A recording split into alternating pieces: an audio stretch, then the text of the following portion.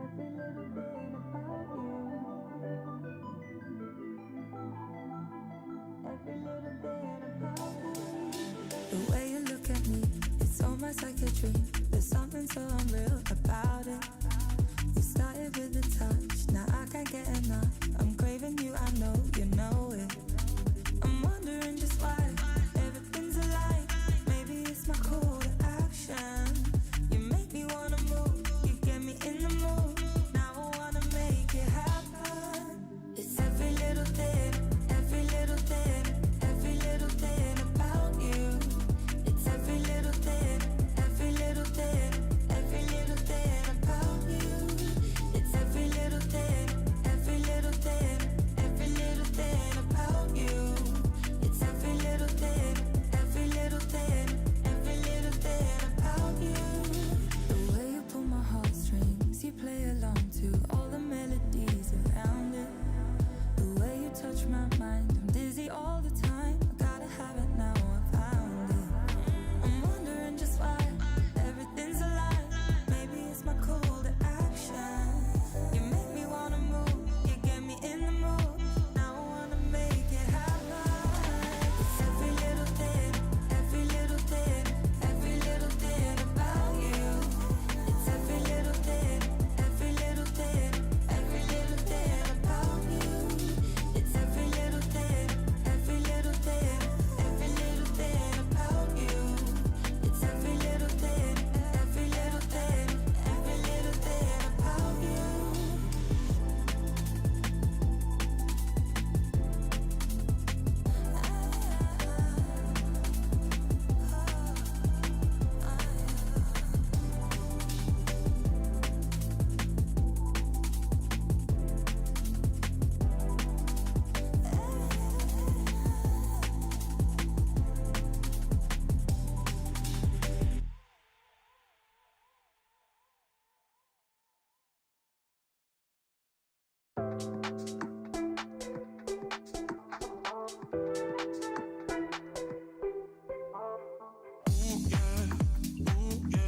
I'm loving what we're doing.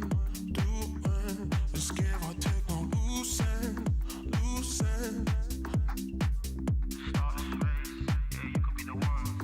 When the sun comes up and the lights go down, got me chasing highs, bouncing off the ground. Got that Midas touch, shining like gold dust. 'Cause I like the way you move. I'm running away with you. Running away with you. Running away with you. I like the way you move. I'm loving what we're doing. Let's give or take, no losing.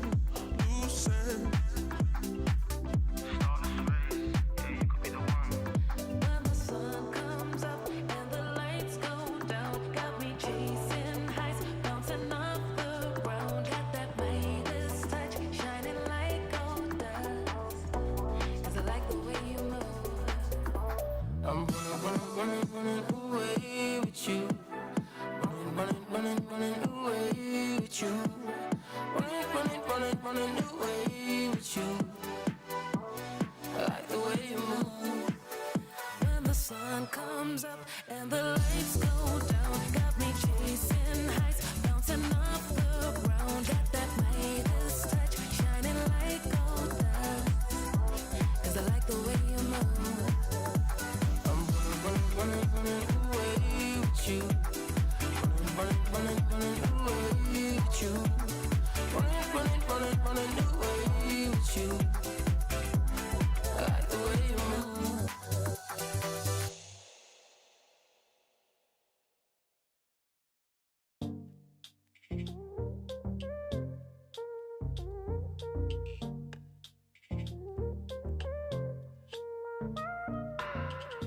Play it down, play it cool.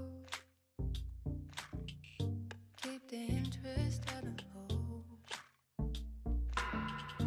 I can't show all my cards, but if they shuffle your heart, So I take a step back, further from the edge, trying to stay on track. The voice inside my head saying let yourself go, time to risk it all. So I close my eyes and fall. Feel the rush in my face, lose my breath, can't explain. Beating hearts, breaking chains, I can't stay away. You don't feel the same.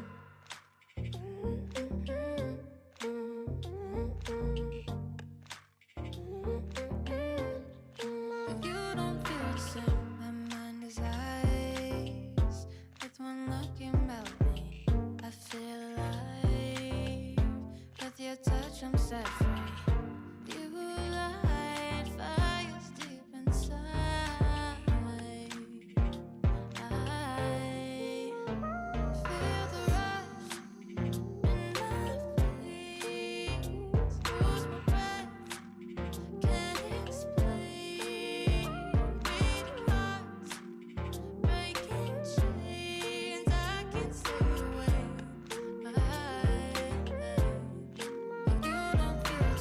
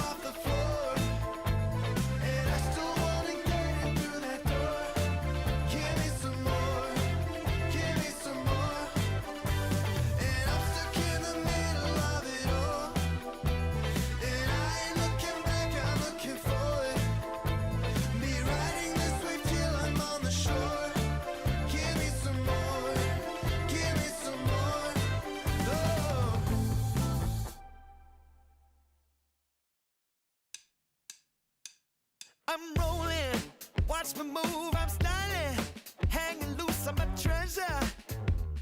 Go get her. I'm shiny, made of gold, I'm flowing like French cologne, no pressure. Trendsetter. No one does it quite like I do, baby. Got the feeling, can you feel it? Watch me now.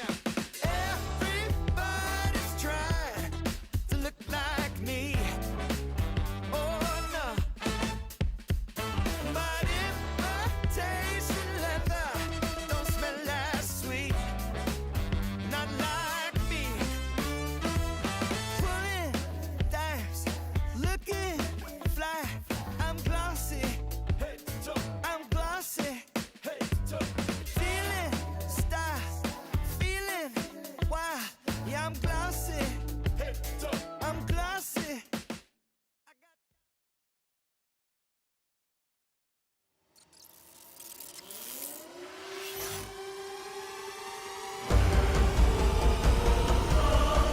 Who said it? Who we gotta knock off? Cause you mixing with me is like keys in a sock drawer. I'm on target like 30 from half court. Your 15 minutes of fame for more than a half short. Going off stage with down, eating that end light, coming back on, but that's a side stick on the wrong opponent, but it does not matter. Hideaway! Are you kidding me? Hideaway!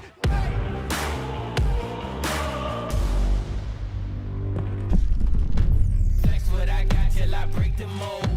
Weight on my shoulders, don't ever fold. We can't break even, no, I bet it all on me.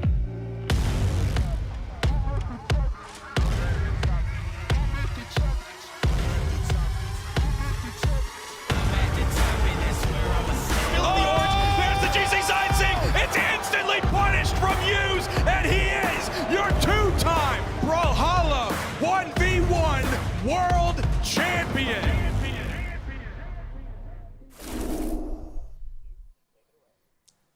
Hi, how's it going? I don't know why he told me to take it away when we said that PJ was going to do it, but hi.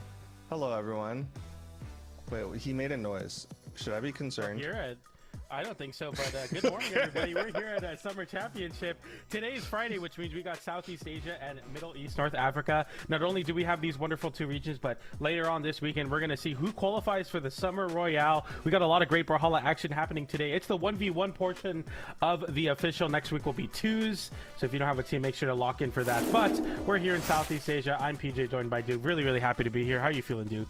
Yeah, I'm feeling good. It's been a hot minute since I've sat down and watched Southeast Asia tournament, but I'm happy to see that like some of my familiar faces are still here. We still got Keith the Poo Poo on top, Tax Evasion still doing great. I even see Tiger Brawlhalla, who is an old head as far as I'm concerned, still doing well. So I'm kind of excited in that regard, and that I'm not just like, who are all these people? No, yeah, for sure. You know, you got Keith, Tax Evasion, kind of number 1 and 2 right now in Southeast Asia. I'm interested on who was seed 2 of the bracket, because I'm looking at It looks like Sphinx. this. Okay, Sphinx. Okay, interesting. Yeah. But yeah, like in my head, the number 1 and 2 in South America or Southeast Asia for me is definitely Keith and Tax Evasion. So it's really cool to see them once again making it to top 8. Also in the winners final side of things, so they're also going to be making it into a guaranteed top 3 here. On the elimination side, I got my favorite player, Plum the Great, Plum, depending on where you are in the world. They're my favorite player because they're Thai and I'm Thai. I love Southeast Asia. Okay, I was gonna say like, Yeah. what's the lore here? What did they do to earn your trust? Yeah, also, I've been calling them Plum like incorrectly for so long, like an entire year almost, and I finally like fixed it with Vilgax at a NSIG event. So shout out to Vilgax for helping me with that. But yeah, Plum in the bracket, as well as Norris, Tiger, and Bagus. We got really, really great players in Southeast Asia, and I'm really excited to see who's going to be taking it today. I feel like this is a region that's super slept on, and if they were somehow able to make it to lands, I feel like they could be really successful. But I'm really excited for this bracket. Yeah, it's kind of interesting in the sense that, like, I think out of all the regions that we see competitively, like, Southeast Asia is the one that seems to be the most, like, removed from standard competitive Brawlhalla. Like, they don't make it out to events as much. So in a way, they're kind of like this weird time capsule thing where like, okay, this is our Darwin's Islands where we get to see all this evolution happen and see like what comes out of it, and maybe it'll do really well if it ever makes it out to an event with all the other international players. But right now, we're going into the winter finals with Keith the Poo Poo and Tax Evasion, two familiar names. Yeah, it should be very exciting. I think what I'm looking for here is kind of like how Southeast Asia is competing in terms of like where they are in the meta. I think the only times I see Southeast Asia play like super hyper meta picks is when they're like super strong. But even in Southeast Asia, we don't even see like Taros here. We don't see a lot of picks of like really high strength hammer. But we are going to be seeing a Bodvar pick from Keith, as well as Tact Division on the level 100 Chun-Li, 1v1 Winter Champion, and then on the other side you got the 2v2 Spring Champion in Keith the Poo Poo. So this should be a very competitive match. Yeah, like you said earlier, these are two that are kind of at the top of Southeast Asia. Obviously, Keith the Poo Poo coming in here as our top seed. No surprise to see him still doing well. Interesting that he's currently locked in on the Bodvar. I don't think that's like his #1 pick as far as competitive goes. Let me pull that up. Yeah, definitely not. I know Keith plays quite a few different legends, but most notably not a lot of the Hammer legends. So we're going to be seeing Keith do that. Last time I kind of egged Keith on to play Thor, so I know his Hammer's pretty good. But we'll get into game #1 here. Tax Evasion versus Keith. We're in winners, finals winner. This moves on to the winner side of Grand Finals. And Keith starts off with first strike there. Or I guess first little bit of damage. First little tap. He does have that hammer that you're talking about. See how well he does against it. On the other side, though, Tax Evasion, obviously no stranger to the Chun-Li, no stranger to these gauntlets. Already starting off pretty strong. Yeah, and Keith fighting back in any way you can, especially versus the gauntlets. It feels like you're either getting hit a lot first as hammer, or you're reacting to the burst options. And Keith hasn't been avoiding them very well, but has been getting nice damage in. Nice little spear damage as well with the down airs from Tax Evasion. Keith getting the down airs of his own, though, and the damage slowly building up for both players here as we get towards that KO color, and eventually it gets quite scary. Side air off the wall. Now Keith with an opportunity. Doesn't go for it with the recovery. Tax Evasion gets back. Side air into Nair. Not going for recovery, but that ground pound will find the reversal, and Keith takes first strike. Yeah, in a way, Keith was kind of just looking for that singular moment, that opportunity. You saw him dodge down to avoid that side air from Tax Evasion, and then just sat on that wall waiting for Tax Evasion to come in. But nice gravity cancel side sig, and it looks like Tax Evasion going to start emoting a little bit, feeling some sort of way already. Yeah, absolutely. Shout out to Tax Evasion. He's a very like energy and vibes player, I find. So if he's not feeling it, he's definitely not going to win. So trying to get his mojo back as the game evens out here. Nice down sig covering the cross up, dodge through. And now the juggle continues as Keith lands down with a down air, gets a side light there, but doesn't go for the end like Tax Evasion with the down air into side air, sends Keith off stage. Keith reversal recovery, and Keith in this game with the juggle stayed alone on the sword. Been good at keeping Tax Evasion in the air. The down air sent him off stage once again, but Tax Evasion also fighting back pretty well in the gauntlets. Yeah, not overly surprised to see Keith currently locked in with that sword. I looked at some of the past character picks. Looks like it's predominantly been like Val and Asuri for the most part. So sword's definitely going to be that kind of common denominator across his three.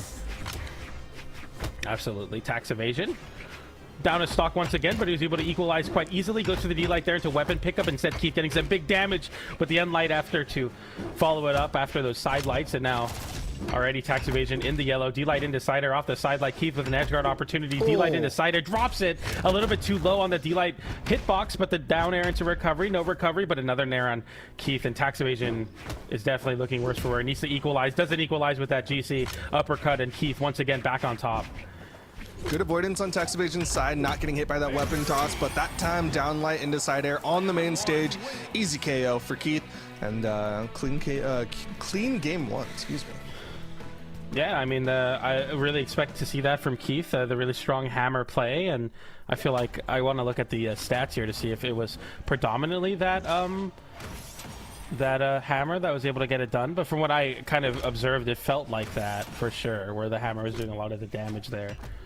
I don't know, I feel like it was a little bit split, because like the second stock I felt was pretty sword heavy, and then that final stock was pretty hammer heavy, so I almost want to say like, yeah, it was kind of a decent balance. Obviously, we're both kind of being speculative because we don't have the stats here right now. Mm-hmm. Nonetheless, Keith looked pretty dominant in that game, no matter what combination of weapons Tax Evasion had. I feel like what I noticed a lot on the sword was that it looked really, really solid on the side of Keith as well, where he was able to deal with the gauntlets as well as the spear, which I think can definitely be like a troublesome matchup for sword. And sometimes, especially when Keith is playing like super juggle heavy, you can get reversaled a lot with downers. You can get hit with a lot of those like very heavy spacing moves. So all things considered, I'm like, yeah, Keith looks like this Bovar pick. Very smart decision versus the Chun-Li. 3, 2, Yeah, it's been working well. We'll see how well it does as we get into game number 2 on to Miami Dome, starting off again with that hammer against tax evasion. Nair side air already starting off with so much damage on the side of Keith. A side light as well with an immediate weapon starve angle for Keith as tax evasion is fighting to get into this game. He'll do so on the spear. Nice dodge away read with the Nair, but it's not a hard commitment read, so you don't get much damage, and Keith gets right back to his business, just the Nairs and the juggles on the sword. Ooh, but bad dodge there as he gets caught by 2 neutral lights from tax evasion, and tax evasion kind of bringing this one back by the 20 damage difference right now, as actually tax evasion up by 3 damage right now. Hits that side air, doesn't get the weapon toss. Opportunity here for tax evasion because he's got that stage control and weapon advantage, but can't get that finishing blow. D-Light side air, and that's going to be the difference of Vodvar versus the Chun-Li. You have much easier confirms into actual KOs. Right now, tax evasion winning neutral a lot, but not converting into anything. In a GC side sig from Keith and a little celebration of a cake. No better time to have some cake than when you're up a game in winners finals of SCA Summer Champs. But Keith is going to continue to hold on to a lead here in this set. Nice recovery from tax evasion, evens it up immediately. Dude, that's a bad taunt. Not a bad taunt, but that's a bad taunt to do in response to cake. Like, he hit you with cake, and you're like, yeah, I'm going to do the same cape taunt that I did earlier. Like, you got to level up the taunt game. Yeah, bro's trying to aura farm, and it's not working. You know what I'm saying? It's like, we've already seen that one. Show us what else you got. Side light into recovery, doesn't connect. Keith fighting right back with the sword, the side air, and a lot of recoveries trying to cover tax evasion, trying to stack on top of him. A ground pound comes out, and a ground pound from tax evasion a little bit too early there, or a little bit too late, I should say. Side air, ground pound, side air, tax evasion. Bonks his head on the ceiling, but it makes it back. Keith, another ground pound. We're getting a little bit funny on the right side of the stage, but we both make it back, and no one takes any damage from it. So all things considered, it really didn't happen. Yeah, a little slop there. Tax evasion took a little bit of damage, but top of the map, Keith gonna get that recovery. Another cake in the face of tax evasion. Keith looking solid. D-Light into side air, tax evasion, holding on as much as he can. Side light there, looking for the pop-up, doesn't find the side air either, and an end light from Keith gets him back into the action, but a side air out of the corner from tax evasion makes it not so easy for Keith to rack on this extra credit. Yeah, we end light the wrong way, there was no one there, but Keith happy to take that drop from tax evasion as the end sig comes out as well, and Keith continues to hold on to this big lead. I am a little surprised to see tax evasion not signaturing a little bit more, as he takes a huge chunk of damage. This is bad, and that is worse. Keith the Poo-Poo gonna win game number 2, 2-0. The hammer drop, the side signature. Keith using the signature kit as you were trying to, allude to before the game ended so abruptly. Somehow Keith is getting more value out of his signatures than tax evasion, playing the Chun-Li, which has very, very strong signatures. And yeah, like you were saying, like kind of a question mark on why we're not seeing more of it. Yeah, it is interesting because, like you said, and like I said, the signature kit of Wushang can be really strong. That's one of the things that people actually really like about Wushang is like spear side signature comes out really quick, catches a lot of people off guard, and then both of his neutral sigs are really good at catching out jumps, and tax evasion is not really using any of that. He also had a really good read with the down signature, like you said, in game 1 where he got that cross up on Keith the Poo-Poo, and again, you saw it once and he's like, I'm done with it. Absolutely. I feel like you definitely have to lean into the strengths of your legend, even if it doesn't work a couple times in the set. And hopefully we're going to see that from tax evasion here as he tries to win some mojo back. But Keith feels really, really confident here for sure. So we're going to see how he's able to disrupt this. I feel like it's going to be quite a difficult task for tax evasion. But tax evasion is PR number 3 in Southeast Asia. So somebody that can definitely do it. Won Winter Championship over the likes of Keith in Southeast Asia. We'll see how he's able to do it here. As we get into game number 3, Keith the Poo-Poo up 2 games to 0. Tax evasion back against the corner, looking to keep his tournament alive in the winner side of things. But Keith, that's kind of been the motif of the set. Tax evasion opens up with a neutral interaction. Keith immediately reversals it and does more damage. But tax evasion, I like this little lead as he's built up here with the gauntlets. Yeah, I like the attempt there. Wanted to keep that pressure going. Tried to go for the off stage, but was attacking it from a different angle than straight vertical. Because as many people know, that hammer vertical can be really dangerous. Tax evasion. That time he's gonna throw out the sig, but Keith Poo Poo already on the other side. It just goes for the simple D-light into side air as we get a downer off stage. Keith fighting back in this game as tax evasion has been slowly slipping away this lead. The weapon toss goes up, the sword in hand now. Side light, wait, looking for recovery. Can he find it? No, but a ground pound from Keith gets punished by an end light and another end light from tax evasion. Keith, one option, doesn't make it back. Side air from tax evasion confirms that stock, and for the first time in the set, tax evasion first strike and a lead here. Yeah, really clean play coming out from tax evasion. You saw him be a little bit more particular about how he went on that attack on Keith the Poo Poo. You saw him hit that side light and then kind of just wait and then come back down, neutral light into that side air. So he's a lot more patient with his attacks. D-light into side light into recovery, getting the nair into the downer on the soft platform extension there. A lot of damage for tax evasion on this extra stock he has here. He didn't touch! Oh, so unfortunate. I mean, I feel like that's a pretty common thing where players will go for the weapon toss and they'll try to do too much before they even make it back to the stage. You got to catch the ball before you run it in for a touchdown, and unfortunately tax evasion doesn't do either there. As Keith now looking for a way to get back in this game in terms of the damage. D-light into downer, looking for this juggle now as tax evasion throws his weapon away, forfeits it for the favor of the gauntlets here. Yeah, definitely feeling his gauntlets a little bit more right now. Hits that down light into the side light, into the recovery, getting some good damage here. But he needs to start looking for that KO onto Keith because Keith is adding up damage in response. Side light recovery, no dodge from Keith. Nice mix up there from tax evasion as he just immediately waits a little bit on the recovery. Keith trying to anticipate something to dodge through, and instead tax evasion comes out on top there. Really, really smart stuff. Recovery from Keith. A side air as well on the soft platform. Doesn't find it. Downer waits, goes for the nair. Nice dodge from Keith as Keith gets back in this game, but tax evasion so up a stock looking for that extra credit right now. Side air, dodge through recovery. Doesn't find the recovery, but tax evasion is kind of running laps around Keith right now. Side air off the weapon toss, going for the deep ground pound. Has to hold it so he doesn't get hit by the weapon toss, but a recovery from Keith. The tax evasion still happy to go for risky plays like that as you can end the game out, but so unfortunate. We'll see if tax evasion can get back in this game. Oh no! What a tragic way to lose a game and a set. Unfortunate, but tax evasion gonna throw away that final two stocks, and that's gonna be Keith the Poo Poo with a clean 3-0 now. He's going into the grand finals winner's side. Yeah, sometimes, you know, things go that way, but unfortunately, for tax evasion, he's not going to be able to win that game. We go into our next set in the elimination side of things. But before that, I mean, Keith, congratulations. He's made it comfortably into grand finals through the winner's side. PR #1 of Southeast Asia currently, and looking to be poised to take it in grand finals through the winner's side. We'll see if he can capitalize on that great positioning here as we see some of the damage charts as well, but yeah, it looks like we're going to be moving on over into the elimination side of things. I opened up the in-game chat because apparently Southeast Asia is very verbose region, and Keith says that's why you play on your own setup. So I don't know if tax evasion's not at home right now or he's playing on a different setup, but apparently it's not his usual setup, and that might be why he struggled a little bit more in that set. Yeah, quite unfortunate, and definitely you know. I like Southeast Asia because they're very animated in the sense that they type a lot.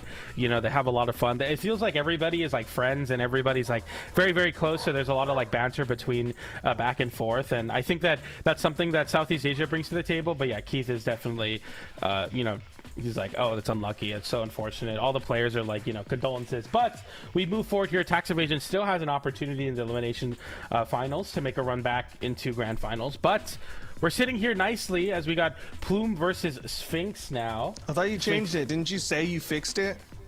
I said Plum. I said Plum, didn't I? No, you just said Plume. Oh, my bad. Plum versus Sphinx here.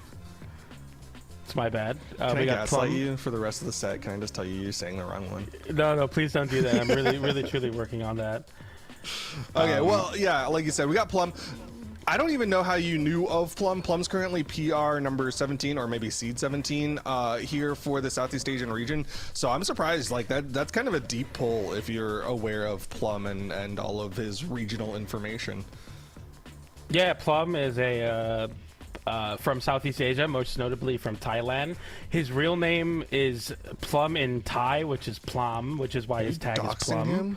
No, this is like very known, and that's why his tag is that, because it's Okay. his name. It's just the English translation of it. He goes by Plum. He used to play a lot of not Val. He used to play a lot of Fate a year ago, but now is going to be sporting the Chun-Li and is the 2v2 spring champion, I believe, with Keith, if I'm not mistaken. It might be with Keith or Tax Evasion, but nonetheless, Plum versus Sphinx here. Sphinx is a very known player as well in Southeast Asia. Somebody who's been around for a while, and seed number 2 of the bracket, locking in the Val pick. Yep. And kind of like we said earlier, right? Like Southeast Asia, it's got its own meta right now, and it seems to be pretty like fast attacky and gauntlet based right now. Plum with a great start with his spear, got that double downlight into the side air. That's some good extra damage there with that spear. Yeah, I feel like Plum is very, very comfortable on picks like this, especially with the spear. You're going to find a lot of difficulty dealing with a lot of these weapons that build up a lot of space. Plum is really good at conditioning bad dodges and stuff like that. Sphinx also, though, as we saw very early on, very bursty player, looking to get his way into the things. But with the sword online, looking to get smothered a little bit here. Nice GC side light from Plum, a nice attempt side air. Send it to the stage where it doesn't set up into anything crazy, but a down air into side sig. And Plum now gets for game. You make it back, go for the side sig, miss the side sig. But very, very close game. Not in terms of damage, but in terms of vibes. I feel like both of them have definitely taken shots to take the KO early here. None have really landed, though. Yeah, it's been pretty back and forth between the two of them. Like you said, Sphinx has those burst out moments. He is a little bit behind here in the damage department, as Plum definitely one good hit away from knocking Sphinx down to that second stock. But right now, Sphinx in the driver's seat here. He's got that stage control. Nice dodge on that down air, knowing that Plum is going to look for the reversal there. The side air is deep, but that recovery will find its mark as Plum is able to take the first stock here and first strike.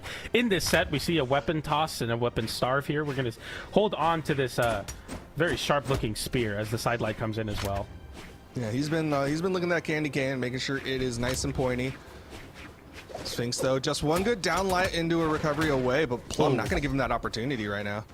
Big side air reversal, another side stick comes out, but Plum dips underneath the stage as deep as possible so you don't get hit by that kind of horizontal diagonal range that side sig on the Val can definitely hit. As a down air comes in, and Sphinx going for the very exhausted recovery, but still makes it back. GC side light into Nair, doesn't find the Nair, but Sphinx is definitely struggling right now as an end-sig comes out from Plum. And Sphinx is yet to find any KO option. The D-lights are obvious. Like, that's obviously what you want. You finally find one there, but Plum was really good at jumping over them. But that time, not quite enough height on the Chun-Li for Sphinx to take that stock. Yeah, that took him a while there. Ended up getting a lot of damage put out onto him, 120 damage on the side of Plum. So this is a really good advantage. Oh, what a big read attempt there with a gravity cancel down sig towards the stage. It's just a little off the mark. Yeah, absolutely. Definitely trying to catch Sphinx, dodging through and getting back to the stage with a quickness. I mean, I feel like that's kind of the spot that Sphinx has found a lot of success in, is reversaling Plum, setting himself off stage, and then going for like the Val stuff. We see the down air attempt there onto the wall, but a recovery from Plum. Weapon toss, flashbang, doesn't find the unarmed recovery though. Gets him with the down air and immediate dash away. This is a good spot for him. Plum's recovery was burned, but good fastfall there on Plum's side. Gets him that recovery on the Sphinx. Just more good damage. Just one hit away on the side of Plum to take another stock up of Sphinx. And now Sphinx with the sword in hand is going to be able to find a lot of confirmed damage here. Plum definitely knowing that, and you see Plum expending a lot of resources to not land right in front of Sphinx. And he actually gets a mix-up there as he dodges in place and then lands, turns around, and lights the other way. He's just definitely the name of the game is to avoid the downlights, because that's what Sphinx basically has only found on the sword besides sidelights as well. And sidelights definitely don't really mean that much in terms of the damage, but definitely do on the gauntlets, going for the exhausted recovery into the Nair for Plum as he tries to reversal that and find a cheesy way to take game number one, but Sphinx won't fall that easily. Yeah, like, I don't want to be too disrespectful to Sphinx, obviously coming in here as a second seed, a fantastic player on the side of Southeast Asia, but I feel like his decision making has been pretty, like, obvious in a way. Like, Plum's like, okay, I know that you're looking for sword downlight, so I'm going to just play a little bit more aerial. I know you're looking for recovery off your side air, so I'm just going to make sure that I'm not in position to get caught by that. Like, I feel like Plum already knows what Sphinx wants to do. And the really great benefit of playing Val is that when you're, like, playing somebody that's very, very jump heavy because they're trying to avoid downlight, you have gauntlets and you have like really great options at covering those jumps. Like dash jump Nair, like we saw Sphinx already start off this stock with, is really, really solid into options like that. Going for the ground pound there, kind of risking it all in a sense, but Plum doesn't get a reversal, and Sphinx fighting back into this game. The side air misses, but Sphinx gets a whip punish. No dodge now from Plum, and the side stick comes out and Sphinx steals the game away as Plum had such a big lead, but no dodge leads into a side stick that KOs so early on Demon Island. That's wild, man. Sphinx is so good at kind of throwing in that weird option just at that last minute. Like we saw those burst outs, we saw the sword side zigs on the corner, and then that right there, that side zig with the gauntlets in that moment. It's just like, I know I was being critical earlier, but I think that almost played to his advantage, where it's like, oh, he's so obvious with what he wants to do until he's not, and then he throws out that one sig that actually gets him a game.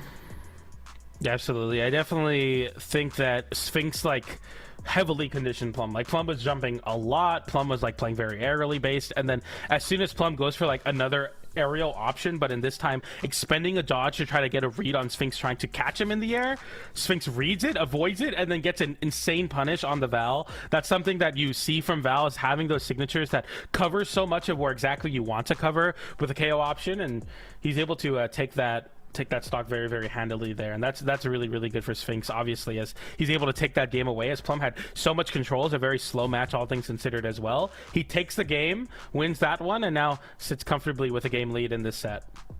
Dude, you talked about the energy coming out from Southeast Asia. I love the banter that's happening between Plum and Sphinx right now, because before the set started, Plum was like talking all this stuff, saying like, you know, sorry for what I'm about to do to you, and then first thing that happens after Sphinx wins the game, he says, sorry back.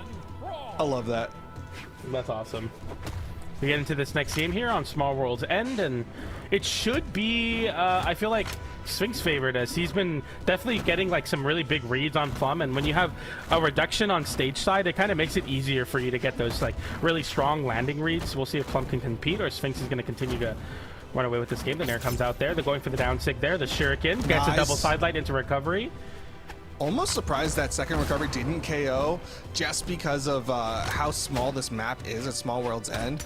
But right now, Plum with that spear, this is what you want against Gauntlets, just to have such a huge range advantage. But Sphinx gets in, gets that sidelight into the recovery. Nice lead for Sphinx.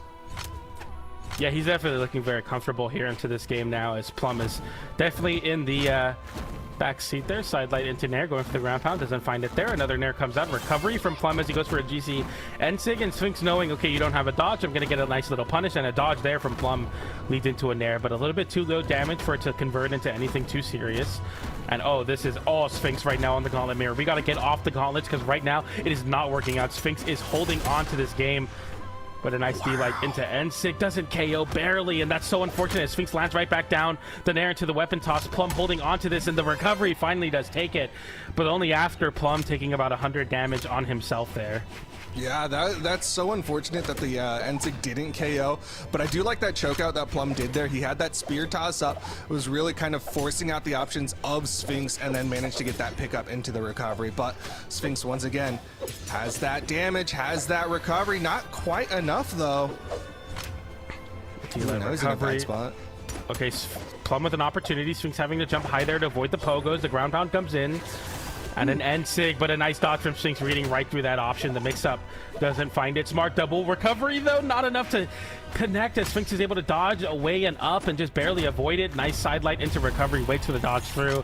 As Sphinx has fully leaned on the gauntlets play, and that's kind of what I expected on this smaller stage, and he's running away with it right now. Yeah, his gauntlets have been looking immaculate here. I gotta respect, though, he's been so good at calling out the options of Plum. Wow. Plum hits that N-Sig. Yeah, that's a big read, and that's what Plum's been going for basically all set long.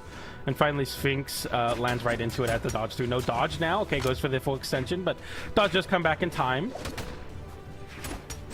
Oh, big pickup. Another N-Sig, though. It's very scary versus Gauntlets. Easy to flip with the side air. Another sidelight into Nair. Doesn't find the connection, but he's still happy to take that extra damage. And he's winning a lot of neutral, but we got to stop putting ourselves in spots like that. That is so scary, to put yourself right above a Gauntlets player that has a Nair that can easily send you downwards and combo into ground pound or downer. But Plum's happy to take those risks as he has a damage lead now. Yeah, I mean, he's looking healthy right now. Sphinx has been starting to look more and more awkward as this game has progressed. One pogo. Throws away the weapon, though. Now Sphinx has a chance. Throws away his weapon. Now he has less of a chance, as the next weapon's going to be a sword, and he has not looked good with a sword in this game. I mean, if it's any time to do it, it's going to be right now. You can find, like, cheesy Val side six here, maybe even, to take it off the bottom. Nice juggle there with an air. He's looking to keep the damage relatively close. You also have to worry about end sig and side sig, but a side air will just be able to do it outright from center stage in the early red even. But yeah, like you were talking about earlier, that just tends to happen on a stage like that with such small blast zones. Good attempt there on the side of, I mean, I guess both of them technically. Like, Sphinx had such a good start to that one. His gauntlets were looking really, really good, but when he had the sword, started looking really awful, unfortunately. And then that final stock, it just felt like Plum figured out what he needed to do specifically against the gauntlets of Keith. I'm curious, maybe a different map might be needed. Yeah, Plum in the chat saying he's done, like, analyze. Like, he says that he has the read. He's talking like a cartoon villain right now from another planet that can like scan bioforms. I feel like this is definitely very scary if you're Sphinx, but maybe you can do it. But it looks like we're going to be swapping from his pick previously over to the John Cena, which is quite a funny crossover because it is, in fact, Hattori. So Hattori is one of the legends that gets a lot of crossovers that change their gender outright, like Zuko as well as John Cena. So you have to be very ready for that. I'm sure Sphinx knows that, but like I know when I started playing Brawlhalla, it really tripped me up sometimes. Really? Yeah, for sure. Because I'm like, oh, that's not Hattori, that's John Cena. You know, John Cena is like probably like Taros or something. You know, but nope, just the Hattori pick for Plum as we get into game number 3. Yep, the Hattori pick, swapping out those gauntlets for a sword. Right now, again, Sphinx looking good with his gauntlets to start this one off, but we already saw Plum having a good response to it. Ooh, eats that down sig, though. I like that discipline for Plum, not going for the recovery there. That can easily be dodged through with the side light, but oftentimes it's not enough. That's the side air into the weapon toss is enough for Sphinx to close out that stock. And once again, lean heavily into these gauntlets, which has worked out really well for him. And Plum yet to get in this game. I want to see the analysis that we found. Is this John Cena's sword? No, surely not, right? Yeah, I'm that's sorry. a sword. Oh, wow, that's so sick. Okay, I've never really seen this with like their full the weapon kit, but nonetheless, the nairs come out now. The juggles from Plum. Looking to stop the fire of Sphinx there, if you will, with the fire extinguisher sword. The nairs continuing to try to find Sphinx's landing, but Sphinx is getting right back down, and then he's once again going to his game where he's trying to anti-air Plum, and it's working out really well. Yeah, man, Plum saying he's figured it out, but it looks even less figured out than it was at the end of the last one, because Plum's been getting caught. Nice end sig there. Sphinx still has the movement. That ground pound will cut it off, and that'll be a stock in favor of Plum. We get the spear cycling right through to the ladder here. The nair comes out, and Sphinx now getting sent all the way up. The nair comes out off the side light, but doesn't find the connection. Down light into down air, and right now, Plum with an opportunity to really bring the damage back. As you know, Sphinx has definitely struggled on this sword to find a lot of success, but I feel like if Sphinx just finds like an end sig off of Plum jumping, it could really turn the pace of the match, where Sphinx will start having like a really easy option to anti-air. But we go for a weapon toss into unarmed recovery, and the juggle continues here. The ladder going almost all the way off the top. He has a ladder for a reason. The side air comes out in the weapon toss to stop all of that, but Plum had some really crazy plays. Almost was able to steal a stock away there. Yo, I respect the attempt, really wanted that top of the map quick KO, but Sphinx did a really good job moving far wide to the outside and then got that one hit because Plum burned all of his movement there. You saw him sweat beating. He had no way to come back once that side air connected. Side air comes out once again, looking for a way to scoop. The side light is a great scoop for Sphinx to start the anti-air game, but Plum is also expending a lot of double jumps to put himself just above side light and jump nair range so that he can get down airs. There's a lot of rock, paper, scissors going on in terms of like Plum jumping. I feel like he's really been able to keep the pace of the match going in his favor, as Sphinx has to react a lot. D-Light into recovery will take it off the top, and Plum fights right back, taking very little damage, only in yellow here. So we see a hold on to the sword. Wow, he's, you know, I feel like the spear was what definitely found a lot of success in the previous games, but he feels differently here as he holds on to the sword. Yeah, I think he had a game plan coming in with this sword because, I mean, that was one of the key reasons why he made the swap from that Wu Shang. I guess it's like the sword hitbox and that sword range, and you know, it's been kind of working out. He's been playing the aerial game, like you said, those double jumps into the down air, but also like that sword side light has been helping him out a lot. Yeah, absolutely. A great way to cover a lot of space, as well as almost work as a pseudo anti-air. It has quite a bit of vertical. As I say that, D-Light into side light going for the recovery there. Looking for a vertical way to KO off the top as Plum forfeits his weapon to give himself time to land back down, but the side light into recovery from Sphinx will be able to take that as the Hattori doesn't quite find the mark there. Yeah, a little less figured out than I think he thought he had it. Yeah, for sure. Dude, I just want, like, we need a Plum's chat on the screen type. Like, he's got his whole like anime narration going on. He's like, this is not it. Do I bet? Keith, I'm taking a bet. Like, he's having his whole anime moment right now, and I don't know how old he is, but it's amazing and I love it. Yeah, absolutely. And it's interesting to swap off the John Cena, because it's hard to fight a character you really can't see. So we're going to see him swap over to Chun-Li. That's, I mean, something on the side of Sphinx is like pretty impressive. He's hitting a floating ladder a lot of the times. Quite hard to find exactly where to hit the hitboxes, but Sphinx seeing right through it somehow as Plum swaps over to the Chun-Li here. Back against the wall, game number 4. We swap back to the pick that I am curious why we swapped in the first place. Maybe having like a read that I don't have, but we go right back to the Chun-Li. Happy to see this pick for sure for Le Plum. Did you play the dual queue? Because there was a lot of Ghost Brawl in that dual queue, and a lot of opportunities to practice against an opponent that you can't quite see, but you got their smoke clouds, you know generally where they are. And maybe Sphinx played a lot of that, because he looked really solid in that last game. And now we are here in game number 4. Sphinx already up 2-1. And I like what Plum is employing here, as Mr. 33rd said himself. If you're kind of struggling with someone on stage, the best thing to do is hold on to the wall very consistently and wait for them to go off stage. If you're confident you can win the offstage game, it's a way you can beat a lot of players that are supposedly better than you. And I think Plum was definitely happy to like hold on to the wall to start the game and then get action going. And Plum is like holding on to the corner really well here. I like this start from Plum, but Sphinx gets right back in the game as Plum swings away all that advantage with an N-sig, as well as a ground pound from Sphinx to down sig connects, sends upwards. Scary spot to be in. Yep, Sphinx stealing that damage advantage now. Goes for the second recovery, not quite enough, not able to get that connection. Plum with that stage control hits the side sig, and that will be a KO once again. Small World's End, a little too small for people to survive on. Yeah, this is quite interesting. Like, Plum is like really not wanting to hold center stage. I feel like when he's going to center, it's often a bait to try to catch Sphinx, trying to catch him for it. As we go right back in the corner once again. We get a nair there, sending Sphinx downwards, going for another nair into the ground pound, going for the second ground pound, doesn't find it there, but a recovery anyway. And that's nice extra credit for Plum's first stock here, as Sphinx has to equalize with the downlight. I like the attempt there from Plum afterwards as well. Like, he hit that recovery, you saw him throw out the nair, wasn't in position. Great read with the N-sig. Plum, it makes you wonder why he made the swap, because he's looking so good here in game number 4. Maybe Plum like just bought that crossover and was like feeling it, you know, like it's like I just got new shoes, I gotta wear them all the time. But it definitely wasn't the pick there, as they both swing with the side light at the same time. Gauntlet players sharing that one game plan for sure. And yeah, once again Plum is like holding onto the corner. He's like, I'm not gonna leave the corner, you're gonna have to burst in here and I'm gonna avoid it and then reversal you for it. As he once again like goes to center, then immediately dips into the corner. Sphinx having to really find a way through. Plum, nice nair there as an anti-air and an unarmed nair. Quite active hitbox, as we now just need one spear recovery. Sidelight into downlight into recovery with no dodge, and Plum takes the first or the second stock there with that spear. It's like you said earlier, man, Plum really controlling the pace of these games, the pace of this set, and Sphinx in general having to respond. Sometimes it works out for him, but right now it's not working out for him, as with Plum, he's just been running right over Sphinx. Side air, looking for that extended edge guard sequence, but so far I feel like the only one that's found them consistently, I mean not even really consistently, but Sphinx is able to find some edge guards, but Plum really not like playing for that advantage on the gauntlets.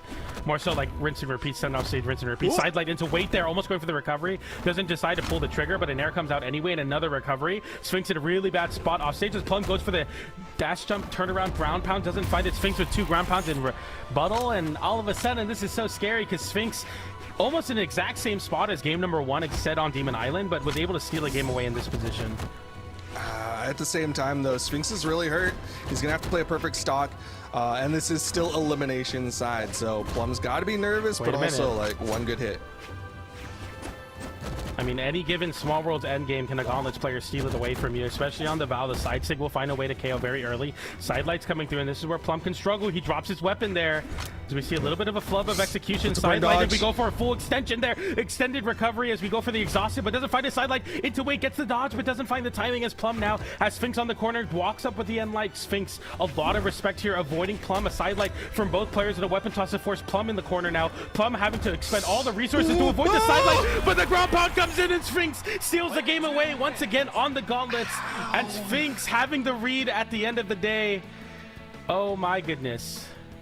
Plum just making wrong call after wrong call in those final moments, burned a little too much. Plum was the one who was more willing to do kind of the riskier plays. You saw those like gravity cancel side lights in that final moment. You saw these like various just like a little bit too risky plays, and Sphinx just took advantage of all those tiny gaps. And just really well done from Sphinx. That is going to give him a 3-1 victory, and he will go on to fight Tiger. Yeah, that's a very, very good win, especially as you are seed number 2 and got tested quite early there, but still was like really, really confident in a lot of spots to make those comebacks. Game number 1 and 4 notably on the Vow, on the Gauntlets, making big comebacks in order to win the games back. Really, really impressive stuff. As we see, once again, Sphinx now fighting down a legend of Southeast Asia and Tiger. This is going to be a very exciting match, I think.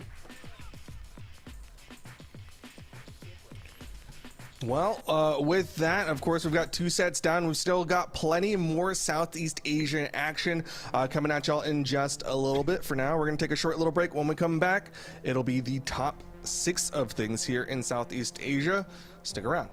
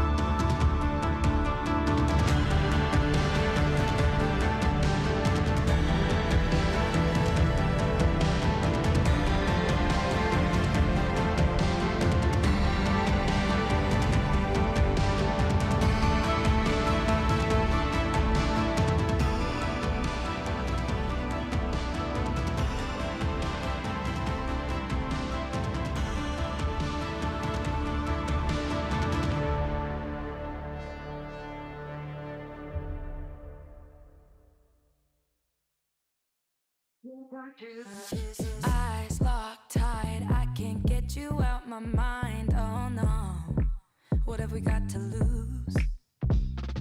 Holding your stare, I feel the lust in the air. Don't you? What if we run with it tonight? Hands all over me. What if we heat it up in time? Just follow my lead. Little bit dangerous, alright, but don't you wanna see? I'm gonna need you to trust me. It's all in the kiss, baby. Let's make a dream come true. Taking a risk, baby. Know what you wanna do. Stay in the zone tonight. Push it to overdrive. It's all in the kiss, baby. It's all in the, it's all in the, it's all in the kiss, kiss. It's all in the kiss. It's all in the kiss, kiss, kiss. It's all in the kiss. Stay in the zone tonight. Push it to overdrive. It's all in the kiss, baby. It's all in the, it's all in the, it's all in the kiss. Now you've had a taste. I'ma need you to engage. Oh yeah, you got something to prove. Is it love or lust? Are you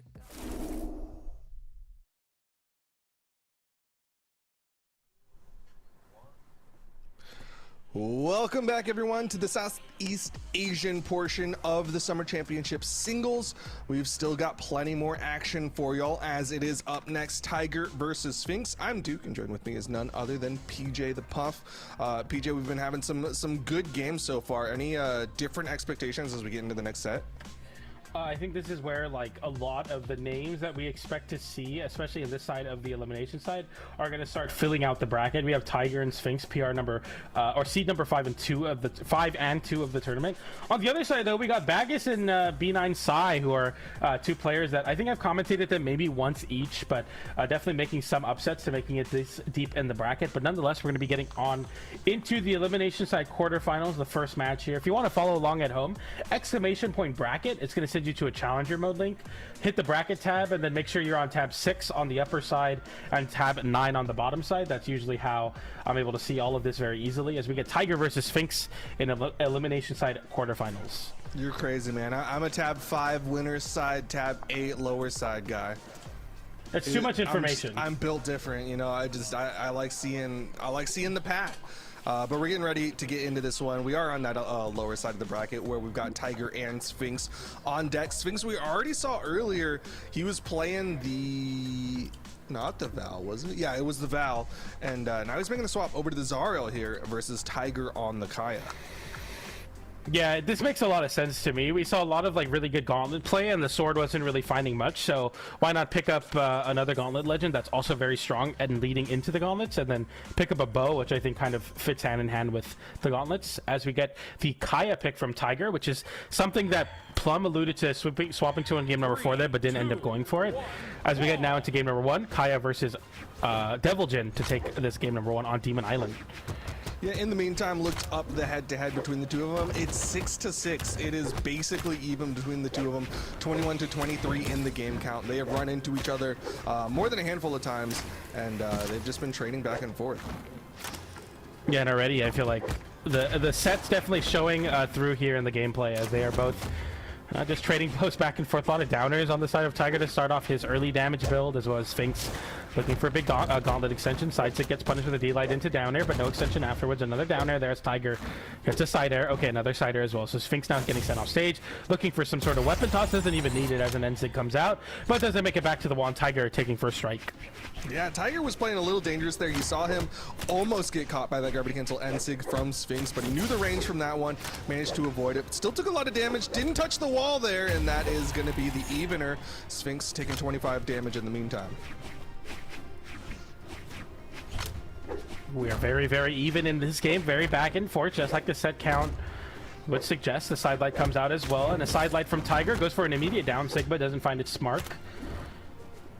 So yeah, a lot of like stacked options here, as they're both stacked on top of each other and neither finding the right option. I feel like, you know, for as much as they played against each other, this feels very like feel out stage for me in this game number 1. You would think that they have like a read on each other already, but a lot of respect from both sides, not really going for much. They're not like putting it all on the table quite yet.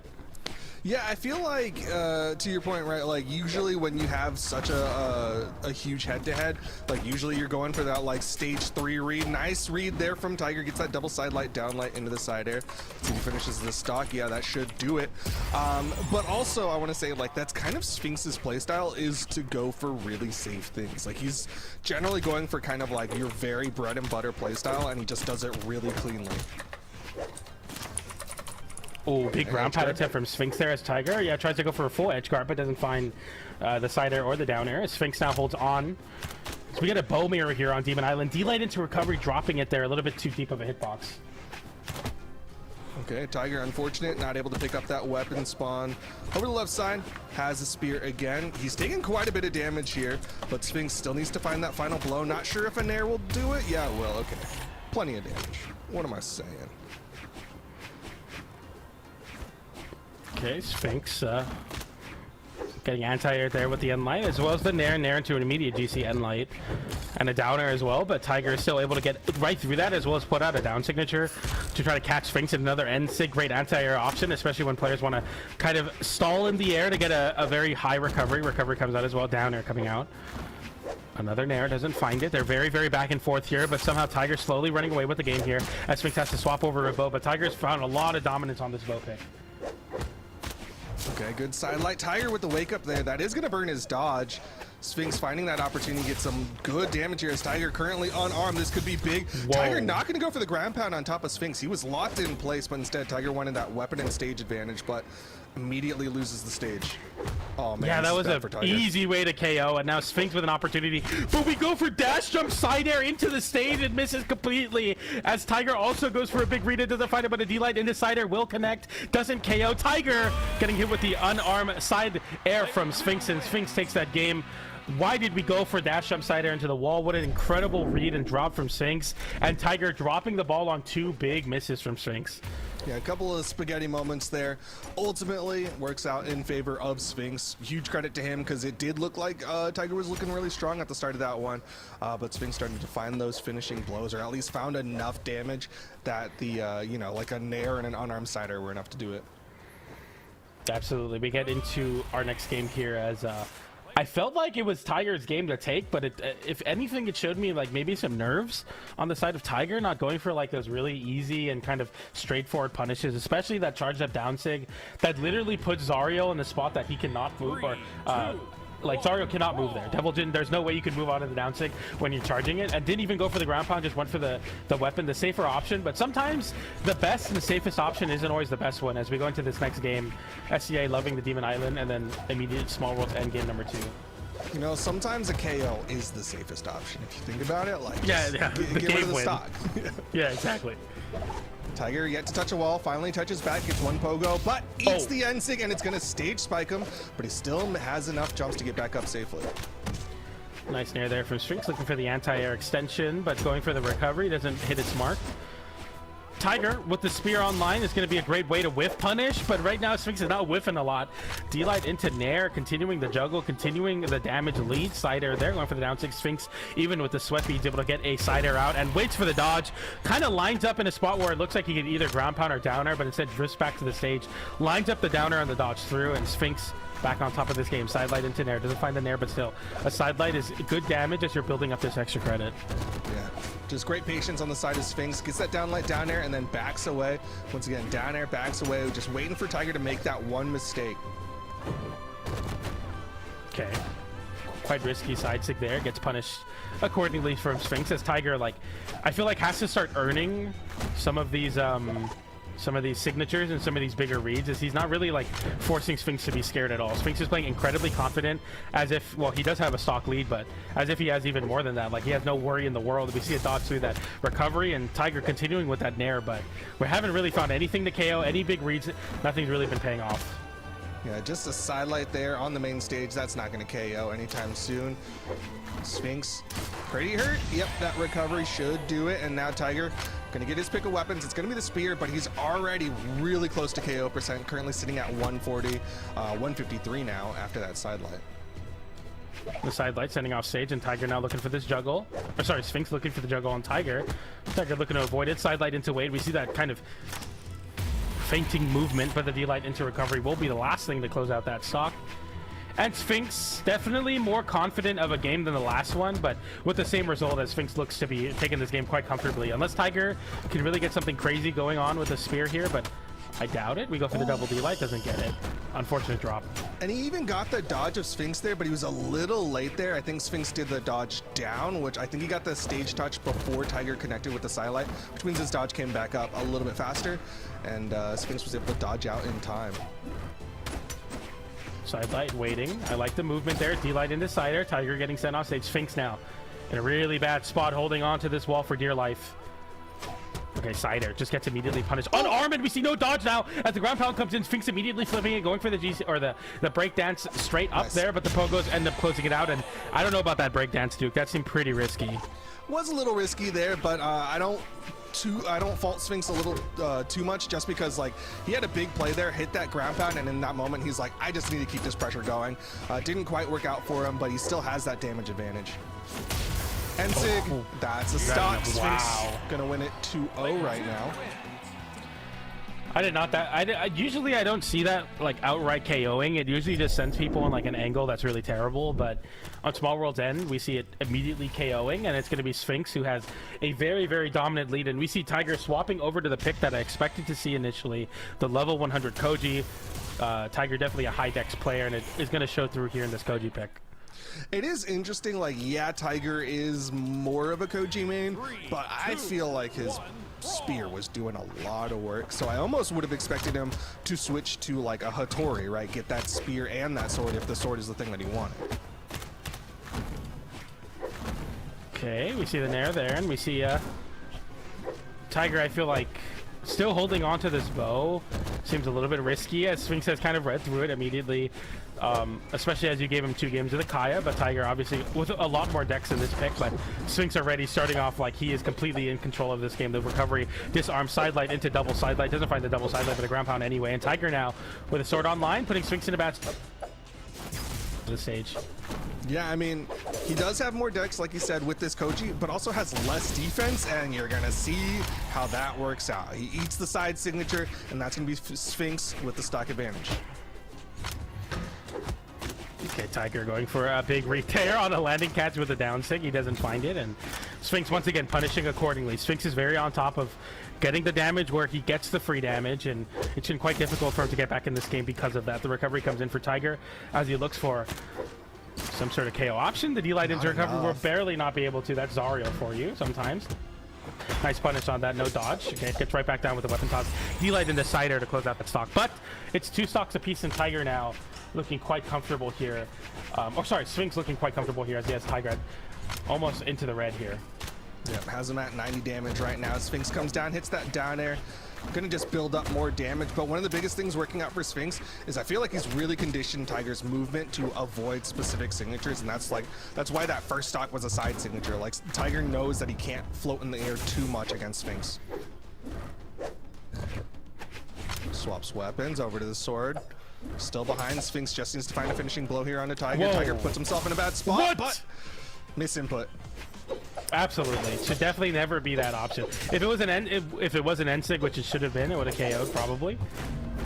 Oh, what a punish there, reading right through that signature. GC downlight into the recovery on the gauntlets. As Sphinx now looks to move on right here with a 3-0. Okay, he was looking for the chase into a recovery. Didn't quite get the inputs on that last one. That time he will. 150 damage. Tiger not going to be able to KO with the downlight recovery. We already saw earlier it wasn't enough, so he's got to add up more damage. He's playing it safe, man. Tiger does not want to give Sphinx any damage here. Oh, what a whiff. Oh, the N-Light. I like that attempt for Sphinx to get that anti-air. Tiger going for the GC N-Sig as well. Looking for really anything he can to try to find this KO earlier than what's been expected in this set. He's looking for the recovery, and it will find the stock as Tiger is still really, really happy here in the very, very, very light yellow as Sphinx now looks to pick up a weapon and hopefully find some sort of way back in this game. Tiger has been flawless on this last stock. N-Light sends off stage. Sphinx getting hit by the Cider with no dodge off stage. Sweat beads come out. N-Light waiting for the dodge through. Goes for a downer. Doesn't find the down air, but Tiger's still very comfortable with his damage lead. Yeah, man, Tiger's played that start of the final stocks so cleanly. Was just cutting out options, just putting all these puzzle pieces in the correct spot. And then Sphinx finally able to pick up some gauntlets, but took a lot of damage there. Tiger, he's in a good position, but once again, he's got to add up extra damage. He was struggling to get those finishing blows.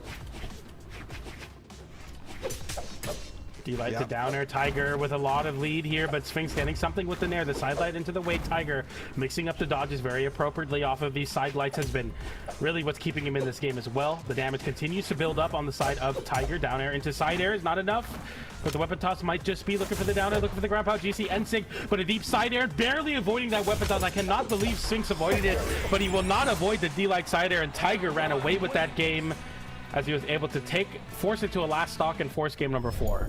I really like how Tiger played that final, the final edge guard moment, right? Where he's like, he sat on the wall there with the bow and he's like basically waving the big old red flag in front of the bull that is Sphinx. And Sphinx like, okay, gravity cancel N-Sig. And by that time, Tiger's back on the stage, punishes him, swaps weapons. Once again, Sphinx goes for that gravity cancel N-Sig and Tiger cleans it up. I really like that he's kind of recognized, you know what, Sphinx is gonna do it. If I put myself here, he's gonna think that he'll catch me, and instead I'll catch him.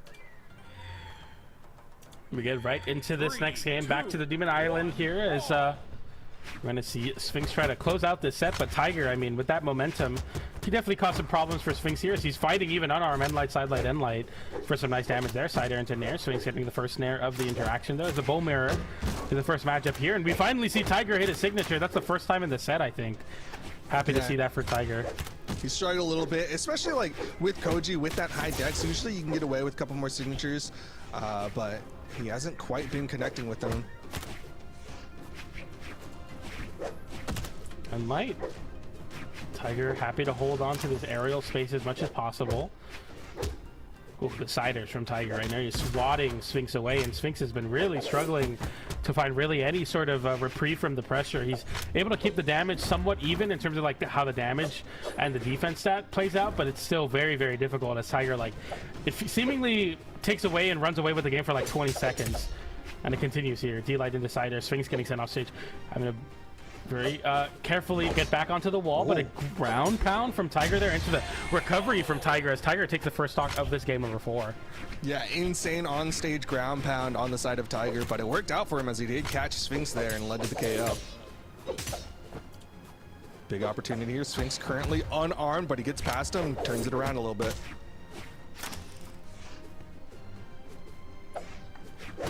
Ooh, what a side air.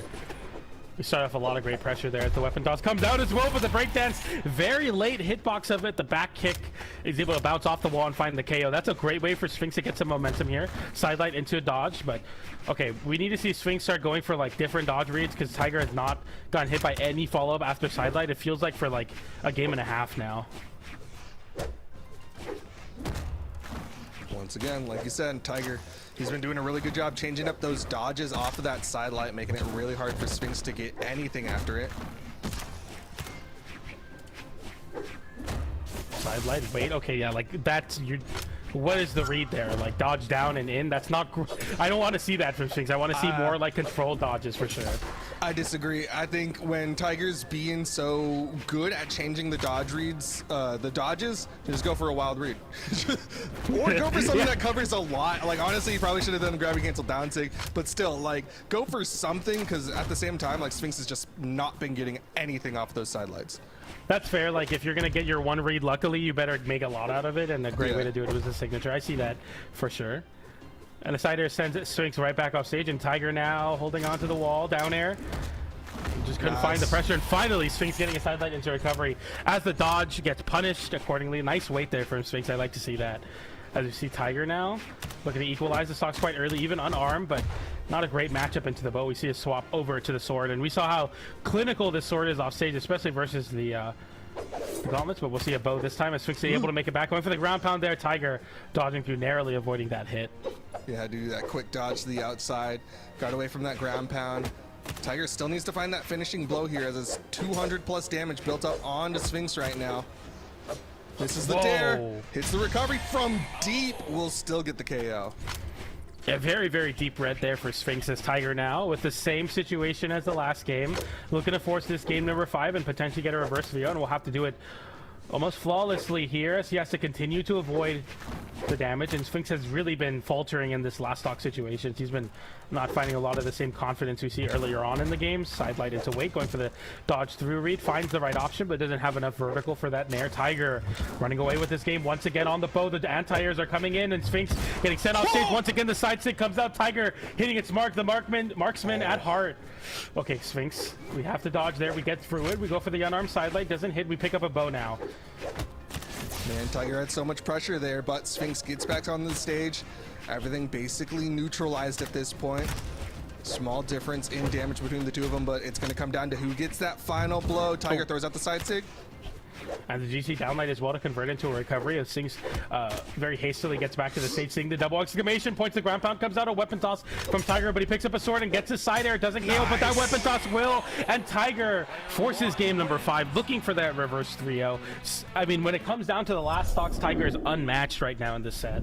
Yeah, I mean, when it comes down to it in Southeast Asia, probably not too many players have been in that last stock situation the way that Tiger has. Like I said it earlier, he's been one of the longest running competitors in Southeast Asia, so it's not too surprised to see him feel comfortable in that final moment, whereas Sphinx, like, yeah, he's a long competitor, but not as long as Tiger. Yeah, exactly. As we see a swap over to the Mordex. If you're struggling versus Bow, I feel like the common wisdom is that Scythe does really well into it, so maybe we're going to see like some Scythe play to lean into here. Sphinx swaps, but keeps the gauntlets at the end of the day. Ooh, okay, Tiger gonna get a little eager there, throws out the side signature. Sphinx able to capitalize off of it. Yeah, great way to get some damage early on in this game. You're definitely gonna want to keep the damage really built up onto Tiger, as you have very low defense on the Koji. Any damage really is really great. Down air again, side light into weight. Doesn't even go for an option that time, just waits for Tiger to land. And appropriately goes for side light in the corner, but Tiger holding onto the options really well. Down air into recovery on the sword. Sweat beads, but no punish from Sphinx, as Sphinx gets a punish on that end. Down air sends off stage, D-light sends off stage once again, and Sphinx now with a bit of an edge guard of his own. Tiger makes it back to the wall though, and still very confident in this game with a damage lead here. Nice read there from Tiger, got the grab against the downlight, but it does burn his dodge, and so Sphinx is able to lead into that end sig. The weapon toss still connects onto Tiger. Not able to get the stock though.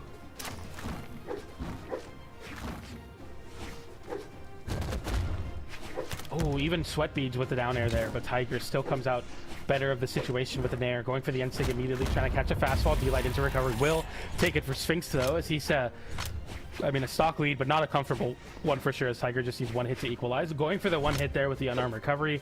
Doesn't find it, we see a sword pickup.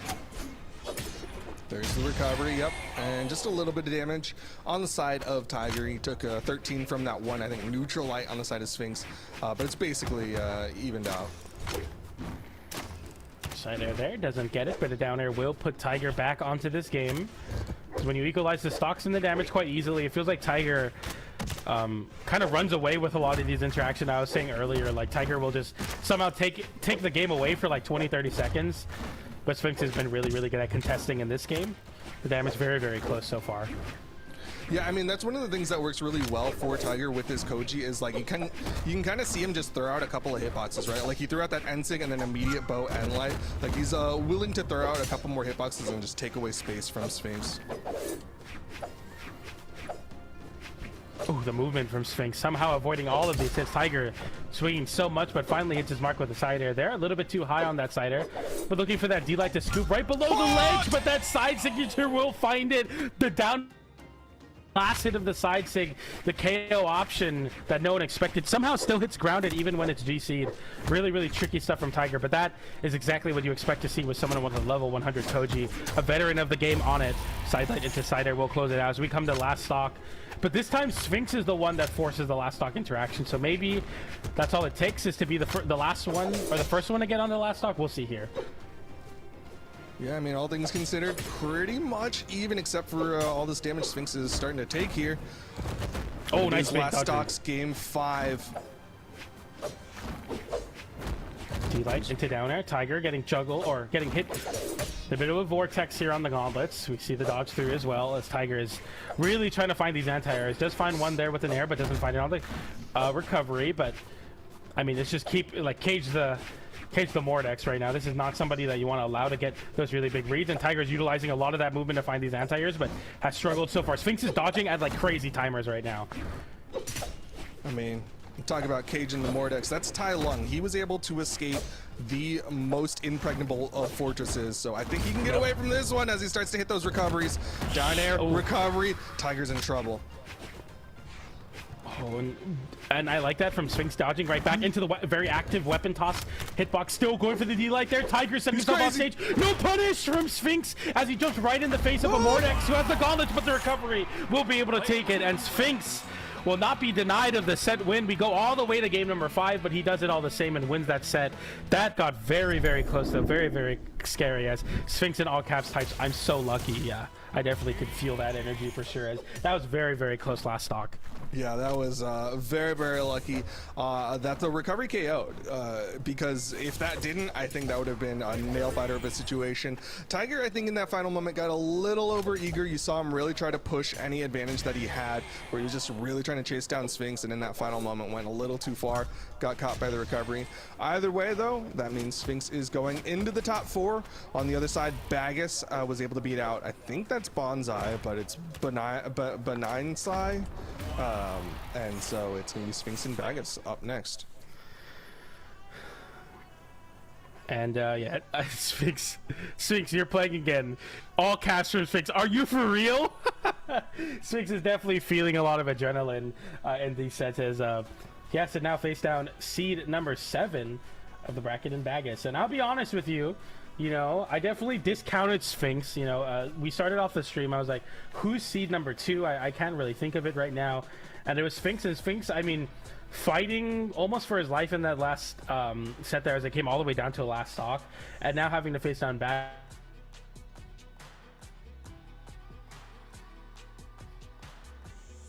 I guess definitely feeling a lot of those nerves and adrenaline up here. You cut out for me, so I don't fully know what those final moments were. I don't know if you cut out for stream, because sometimes I can't hear you when they can. But either way, Sphinx is kind of in that hot seat right now. He went 3-1 against Plum, and then immediately has to go 3-2 against Tiger. Now up next, he's going up against Bagus. If he wants to win this, he's still in the hot seat, would have to go into tax evasion. If he wins that one, still in the hot seat, would have to go up against Keith the Poo Poo. So I hope Sphinx is ready for the marathon if he wants to do well today. You know, I like said one of the smartest things I maybe ever said, and I cut out, and no one will ever hear it. And sometimes that's just how it goes. But that's how it be. Sphinx is looking to lock right back into the lobby here as he took a little second to get a breather there. I wasn't really saying much. I was just talking about like the adrenaline and the nerves from Sphinx as he's been fighting for his life. And I might have discounted him as a player, but at the end of the day, who really needs anybody but yourself, you know? So Sphinx is like self-motivating all the way through, but I can definitely feel him being quite, I mean, high adrenaline, as that last set was very, very close. Yeah, I mean, guy like Sphinx, he likes to take his time, he likes to breathe, likes to be a lot more patient, I think, than a lot of the other players in Southeast Asia, and that works to his advantage. But obviously, part of that patience is you're trying to keep yourself calm. You want to keep your heart rate low and relaxed because you want to be in that control state. And when you're in a nail biter situation, your heart rate's going to go up, and it's going to be a lot harder to have that control. So obviously, I think he needed a breather there as we get ready to get in the next one. Bagus, though, we're going to get some greatsword action as he's currently locked in on the Magyar to go up against Sphinx's Devil Gem. You know, sometimes I gotta recognize when someone's drip game is like elite, and not only does his colors match the podium that he's on, but like when Magyar comes in with the greatsword and pulls the great lightsaber out of the ground, that's like the coolest thing I might have ever seen in Brawlhalla. So I mean, even if Bagus does, well, at this point Bagus has to play Magyar because it looks so cool, but it looks like we will be seeing that here. So I know somebody in the chat was literally like earlier was saying, I really want to see my boy Magyar. Did you cut out for them again? PJ. Here it is. PJ. Okay, hello? Am I back? Yeah, so you were saying someone in chat wanted to see Magyar do well. Well, hopefully they're still watching because they're going to see Magyar play at the very least. As we get into this game, it is going to be Bagus on that Magyar versus Sphinx. I'm curious to see how Bagus does when it comes to Greatsword Legends. Not too many people really liking Magyar in particular, although like most people will say, you know, Hammer's in a good spot, Greatsword not in too terrible of a spot, but at the same time, it's Magyar's signature kit that makes people a little nervous. Yeah, it's definitely like an unorthodox legend in that sense for sure. But right now we're going to be leaning into the Greatsword, which I know like a lot of the Greatsword mains are like, yeah, this is like the worst spot I've ever played Greatsword in, but I feel like Greatsword's still like pretty okay, all things considered here. We see a nice little open up there from Bagus as Sphinx is definitely struggling versus this Greatsword. And kind of the benefit for Greatsword when it's not strong is that no one really plays it, so then you get like somewhat of a matchup check you have to like change up the way you're dodging and playing defensively into it when a lot of like the normal things you're used to just don't exist anymore. Ooh, big read attempt there on the side of Bagus. Thought Sphinx was going to go high, went for that end sig to catch him, but Sphinx right now hits him with the down signature, and that's going to be the first stock in favor of Sphinx. Yeah, as much as I was gassing up Bagus on this Magyar pick, definitely struggling to match the aggression and kind of like the X factor that a legend like Zariel could present to a good player like Sphinx. Well, now Bagus has that hammer. This is one of the reasons why I think Magyar can be good, is like you have a really good damage build weapon with the greatsword, and then you go to the hammer and hit stomp, side air, especially for all the people who used to play Jae Yun and they basically did the same thing with sword. Now you got hammer. You can pretty much do the same thing. He just needs to find that right stomp. now. Yeah, I was gonna say like that's basically all Sphinx is avoiding is those KO options, either a downlight or just a straight up side air. And I mean that was incredible force, not only KOing but KOing off of some of the momentum getting lost by getting bounced in the stage. That's a very strong Magyar for sure. But a down sig immediately as Bagus hits it downwards, and we don't even need to tap it in as he's unable to make it right back. And Sphinx now with a crazy way to land back down and get a very early stock. Yeah, Man's brain got scrambled there. He made the one dodge you should not have done against Sphinx and got caught by that down signature, stock immediately taken out, and that's going to be a huge advantage to Sphinx. Mafia. Okay. Looking for it there. Another D-Light as well. Bagus, I mean, we haven't really seen the hammer be the damage build option that he wants here, so it makes sense that he's somewhat struggling a little bit here.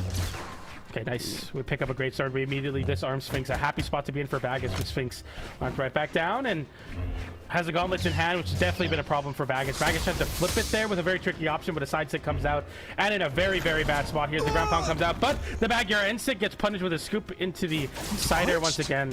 Yeah, that was crazy. I thought for sure that Sphinx caught him out before he could touch, and that would have been a huge KO, but Bagus getting greedy. What? Bagus, he's still up. He's fine.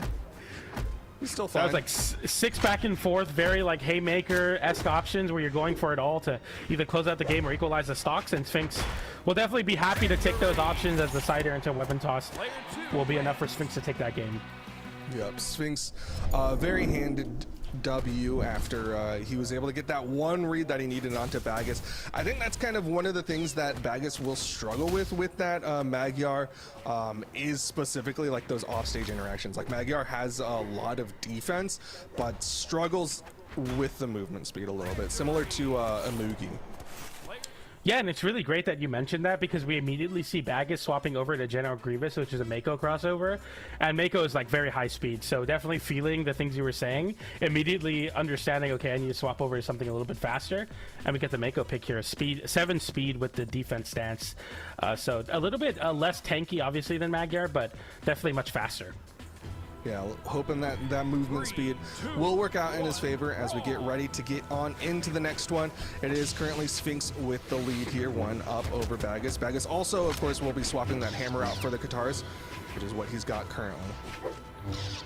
Yeah, much better option. I feel like a little bit more stable than the hammer in terms of the early damage interactions, where you're able to get strings and build up a lot of damage. And Sphinx holding on to the Zariel pick yet again. Really confident. No more Val for sure, as the bow and the gauntlets have done really good stuff for Sphinx so far in this set. Sidelight into downlight, goes for the Nair as well, sitting downwards, but Sphinx gets right back into this game with that nice little bowstring, going for the end sig read immediately. Sphinx is kind of already cashing in the fact that Bagus has been a little bit scared on the disadvantage state.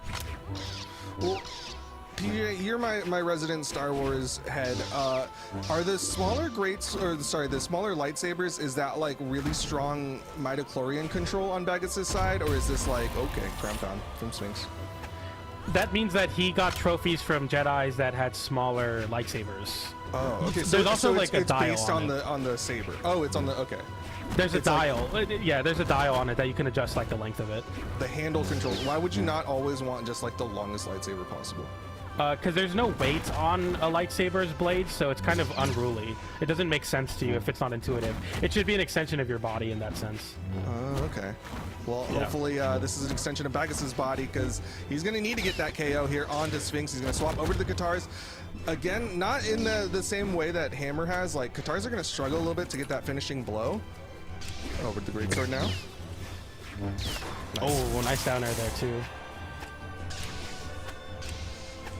Is there a max limit to the length of a lightsaber? You know what? There probably isn't, but at the same time, I don't want to say that because I don't know. But there's been like guys with like the great lightsaber does exist also in canon, but nonetheless, like you can't go too crazy on it. You know what I'm saying? You want to like want to be modest. You could like anime cut the Death Star in half, right? Like with the longest lightsaber ever. I would say probably not, but who knows really? I mean, maybe you can do it, Duke. Maybe that's your destiny. He said there's no weight. Anyways, Bagus, final stock here. He's got the greatsword, gets that opener sidelight, nice read, but Sphinx didn't burn the dodge, so Bagus not able to get too much off of it. The great lightsaber has been working out somewhat for Bagus, but he hasn't found KO options as we go for the spinning lightsabers there, but we don't find its mark, and that side stick will definitely find it out. Oh, okay, it does it. 179. Cannot believe he was still holding on to that stock. Yeah, actually wild that side stick was not enough there. Nice, gets that down air, needs to finish it. Nope, Sphinx not with enough movement. Now, opportunity here for Bagus to bring this one back. We see a pickup here immediately into the gauntlet as Sphinx is looking for this juggle state, and Bagus, I mean, he's definitely like second fiddle right now. Like he's really only getting whatever Sphinx gives him. He's not really forcing any like positive interactions for himself. But we swap over the Katars now, and this is definitely a better weapon to have some initiative and tempo here. There, once again, nice anti-air option, but Sphinx getting a side like that, looking to end the game with that recovery, doesn't find it. Bagus is definitely trying to find anything to start off some damage build. The downer does get punished immediately with the down sig, and Sphinx takes game number 2. I really want Bagus to get a little bit more eager off of his hits. What was happening a lot in that final stock or two was like Bagus would get an opener, he'd get like a neutral light, he'd get a down light, he'd get just like one hit in, and then Sphinx would just jump. And I really want Bagus to just kind of commit a little more, do something after that opener, and force Bagus to okay. King Zuva on the swap from Bagus. But either way, point stands. Do something more after you get that opener, because right now Sphinx is just, he eats the opener and is like, okay, that's just like 8 damage, whatever. Yeah.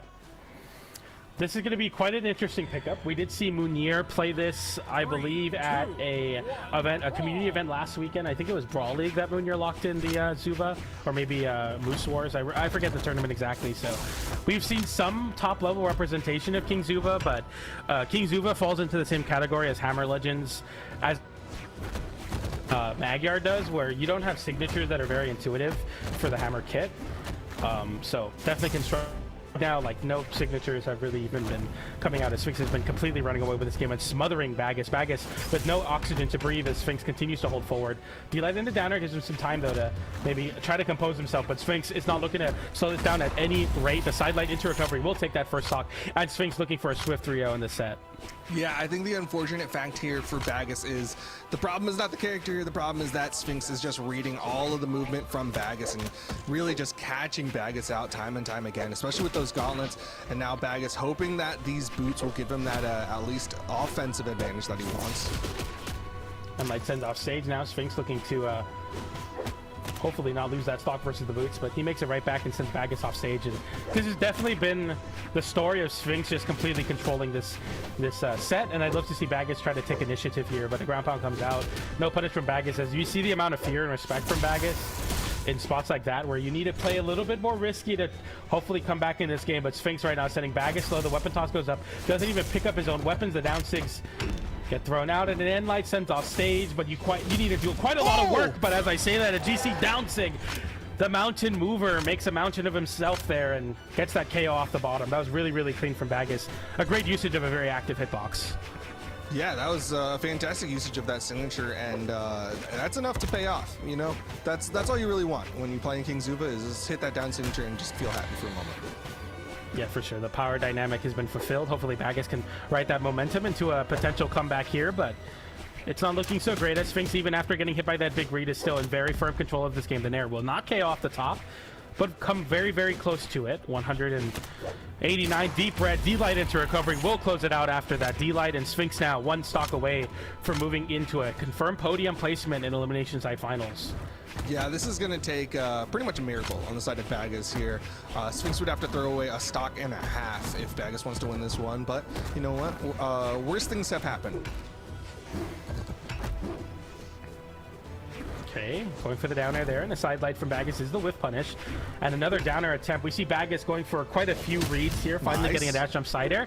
And a great down signature, sends downwards, going for the deep side air, doesn't get it though, as Sphinx is barely able to avoid it by jumping over it in the nick of time. The side light comes out as well, down air into the full Russian. No, does it gets a kind of a weird extension of it with an air.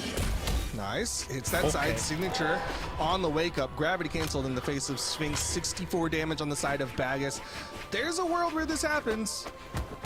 Definitely not over yet, especially if you keep getting hit by these Zuba signatures that I said weren't that great because they're hard to hit. But if you do hit them, they do quite a bit of damage and have not a lot of force, send in weird spots. Sphinx now trying to play very elusive here. Side light into recovery doesn't connect. A side air does connect though.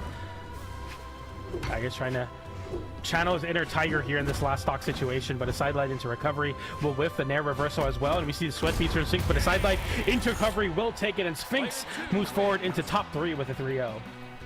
Quite handedly on the side of Sphinx, just doing really well against Bagus and just forcing Bagus to keep digging deeper into the pockets, hoping that something would work out.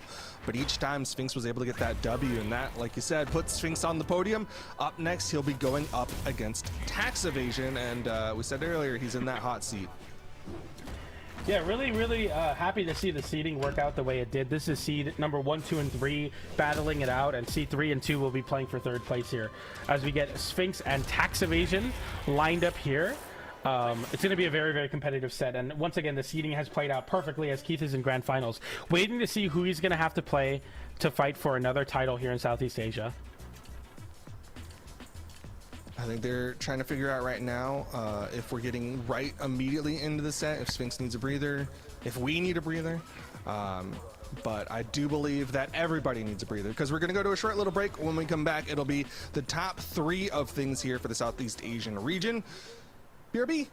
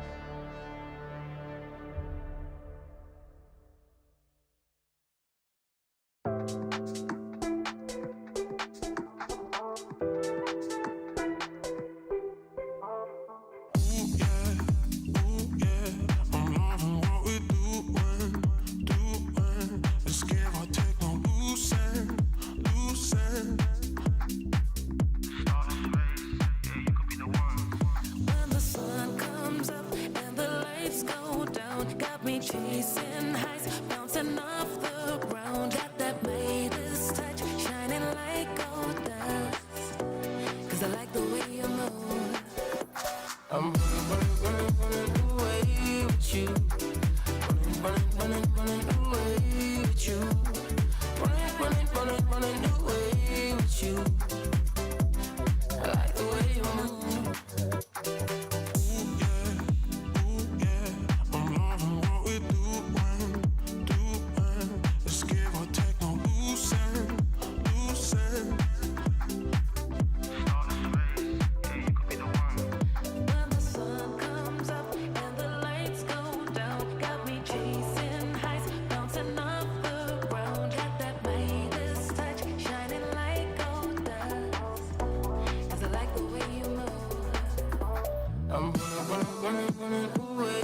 with you. Running away with you. Running away with you. I like the way you move. When the sun comes up and the lights go down, got me chasing heights, bouncing off the ground. Got that Midas touch, shining like gold dust. 'Cause I like the way you move. I'm running away with you. Running away with you. Running away with you. I like the way you move.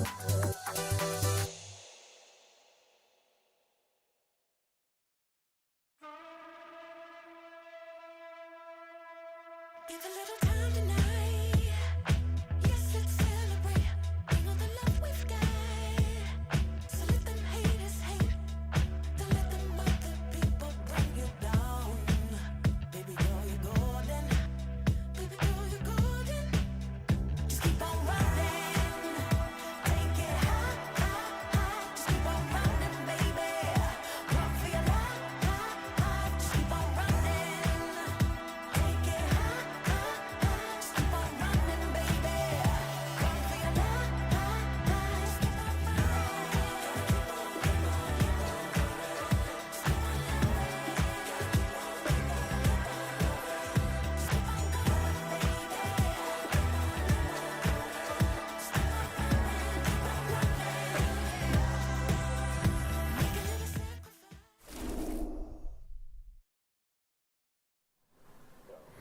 Welcome back, everybody, to Summer Championships. Today's Friday, which means today is Southeast Asia and MENA. We're in the top 3 of the Southeast Asia bracket for 1v1s. I'm really, really excited for this. We got seed number 1, 2, and 3 all in the top 3. It's going to be very, very competitive. The best that the region has to offer. We are in the elimination final side of things. We got Sphinx versus Tax Evasion. I'm PJ, joined by Duke. Duke, how you feeling, man? It's been good. It's been interesting. It's been a little tragic because it's been a lot of gauntlets, but other than that, it's been cool. There's been this storyline of Sphinx making this lower bracket run. He's been going into a player after player. Went up against Plum, went up against Tiger, went up against Bagus, made it all the way here into the top 3 of things. If he wins against Tax Evasion, he'll have to go up against Keith. So like, Sphinx is doing a really good job making this lower bracket run. The flip side of that is that he's playing gauntlets, and I wish there was just more variation and there wasn't just a lot of Wushang, and maybe, you know, somebody played a Taros or something. Just a random name popped in my head. That's all I'm saying. It's interesting that the Taros player mentioned Taros. See, me, myself, as a Thor player, I don't wish people to play my main. You know what I'm saying? I want them to win. So they lock in their gauntlets, and I'm like, hey, so these are competitors right here. As we got the Devil Jin versus Chun-Li, we got a Street Fighter crossover and a Tekken crossover. This is a Street Fighter cross Tekken, what is it, 3? We got it at home right here in Brawlhalla. We got Devil Jin versus Chun-Li. Tekken cross Street Fighter or Street Fighter cross Tekken? It's Brawlhalla cross Street Fighter and Brawlhalla cross Tekken. Oh. We get into game number 1 here on Small Fortress of Lions. We haven't seen Small Fortress of Lions yet in this bracket in the top 6 of things, or top 8 we got, but we will be seeing it here. Yeah, interesting map pick. I don't want to say it favors anyone too much, but if Sphinx does get that Gauntlet and Sig off stage, could see that stage spike come into play. But right now, it's all about that main stage as Tax Evasion gonna get some good damage built up here on himself. Actually, Sphinx is the one with the damage, gets that down Sig. Tax Evasion still manages to get that wall touch. Okay, Tax Evasion fighting right back here. A lot of the people in the chat are thinking Sphinx is going to win this one. I believe like a 70 or 80% lead, and so far they seem to be right as the D-Light into recovery knocks Tax Evasion's weapon off and he gets the gauntlets. Looking for this KO option now is Sphinx. Okay. And light toward the corner, side light into Nair, but doesn't find its mark as the side light does, or side stick does come in and almost KOs. Okay, nice backwards weapon toss there on the side of Sphinx, and it's going to be a neutral light on the main stage to take out Tax Evasion's first stock. I had to go back. I was curious who knocked Sphinx into the elimination side of things. It was, in fact, Bagus, so Sphinx did get that run back and got that W, so at this pace, could get through Tax Evasion as well. I mean, he's looking lights out so far, and this is kind of the benefit of being on the farther path in the elimination side. You get quite a bit of momentum, but Tax Evasion back on his usual business there with the taunt there. Looking to get some mojo back in this set. still behind in the damage department. Sphinx finding some good hits onto tax evasion, gets that nair. Sidelight not able to get the read that he wants. You saw him staying low there, didn't expect Sphinx to go up and to the left. Ooh, nice nair going for the GC side. Like, doesn't find it though. I like that attempt, and we see tax evasion flip it there with the recovery into downer. Sphinx now having to land back on the stage very carefully, and he does make it back comfortably, but a side light comes out after the big read attempt. Tax evasion holding up that ground pound once again, really looking for a way to close out a stock early. Nice wait there, realizing the down tick was gonna be the option. That's tax evasion definitely studying on his opponent, watching the previous sets, realizing Sphinx likes to has an affinity for that down tick for sure. That down tick from tax evasion showing off his ability to find those stacked signatures, going for the nair there. D-Light into recovery will close out that stock, and tax evasion forces last stock onto Sphinx and steals the lead for this game away. Yeah, looking healthy here. See if we can get some more damage here as Sphinx comes down, hits that neutral there. Should be able to finish off this stock here in a minute. Recovery's not going to quite do it, but another one might at this point. 183 damage on tax evasion right now. Nice side light there, looking for a way to potentially find a KO here as the end light is barely not enough on Small Fortress of Lions. Tax evasion looking for a big open up there to rack on some extra credit, gets a side light, but no recovery. A side light into nair, doesn't find it there. Weapon toss, ground pound, maybe a misinput there. Wow, well, look at the movement to get back out stage, but the recovery does find its mark anyway as tax evasion had to get back to the stage somehow. And somehow he lands right back into that recovery. And we go to last stock here, which has been something that Sphinx in the previous set definitely showed he's able to win out those last stocks, but versus that Tiger set, it got very, very scary. We'll see if tax evasion has that similar mojo in him there. Nice nair off that immediate punish on the down air. Okay, sidelight. Able to get a second sidelight after that neutral air. Damage basically even between the two of them. Tax evasion, once again, not wanting that spear. You saw him throw it away, go over to the gauntlets. Once that gauntlet mirror match. Ooh, immediate nair there, and it actually catches Sphinx. Sphinx not dodging after getting hit by that sidelight. Tax evasion looking for it right now. He kind of feels that Sphinx is stuck in the corner, but Sphinx is able to use that soft platform to his advantage, avoiding that down tick just a couple frames too late, or otherwise it could have been the end of this game as tax evasion now forces Sphinx in the corner once again, looking for that D-Light to poke out and find a way to combo into a KO option, but a sidelight into recovery will be barely not enough to take it as we swap over. We don't even hold onto the spear. GC N-Sig the wrong way. N-Light, I should say, D-Light into sidelight into recovery. Sphinx steals the game back with an N-Sig as the florist to finish that game. That came down to the wire. That's so tragic. Tax evasion was making so many correct decisions, recognized Sphinx was not dodging, so he was hitting sidelight recovery, sidelight nair, all this stuff, and then at the very end went for a bit of a gamble there with that downlight into the N-Sig, didn't connect with the N-Sig, and that's going to be Sphinx who ended up getting that finishing blow, and so Sphinx is currently up 1-0. We see tax evasion here, and Sphinx leaving in the Western Air Temples, which is going to be the next venue for this game. But I mean, it was very, very close. Even after Sphinx had like such a sizable lead, I felt like in that first stock. But this is just kind of like the level of play, and it makes sense. This is seed number 2 and 3 for a reason. It's going to come down to the wire, I think, every single game here as we start off on Western Air Temple, and tax evasion looks to find a way to get the spear involved. We didn't see the spear at all in the last game. Happy to see it into the start of this one. Yeah, looking at the head-to-head, perfectly even between the two of them, 2-2 here for 2025. But Sphinx hits that N-Sig, immediate turnaround side air. He knows how to follow up off of that.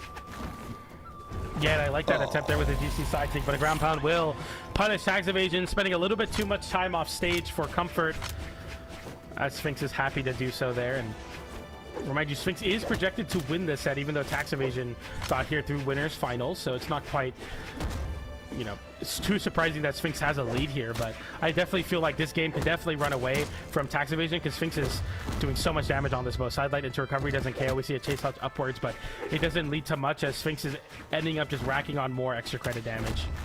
Downlight into the recovery, not gonna quite KO just yet. That's one of the pitfalls of Western Air Temple. High ceiling, but that time it will. Juggling weapons now, likely gonna stay with the gauntlets. Yeah, tax evasion's basically not played spear the entire set. Sidelight there from Sphinx getting something started. Sidelight into nair, but we see a ground pound charge up there. Tax evasion somewhat fighting back in this game. The N-Sig comes out, does punish tax evasion jumping there. And really been struggling to get much, but a nair into the down air and the ground pound, but Sphinx puts himself in a bad spot as he hits his head on the ceiling. Tax evasion barely able to make it back, but the down 6 comes out. D-Light into the D-Light weapon pickup. Cider sends off stage Sphinx in a really bad spot. The Cider sends off stage once again, but Sphinx comes back better of the situation once again. The same spot as previous, where Tags Evasion just gets a little bit too crazy off stage, and Sphinx able to take that stock with a ground pound reversal once again.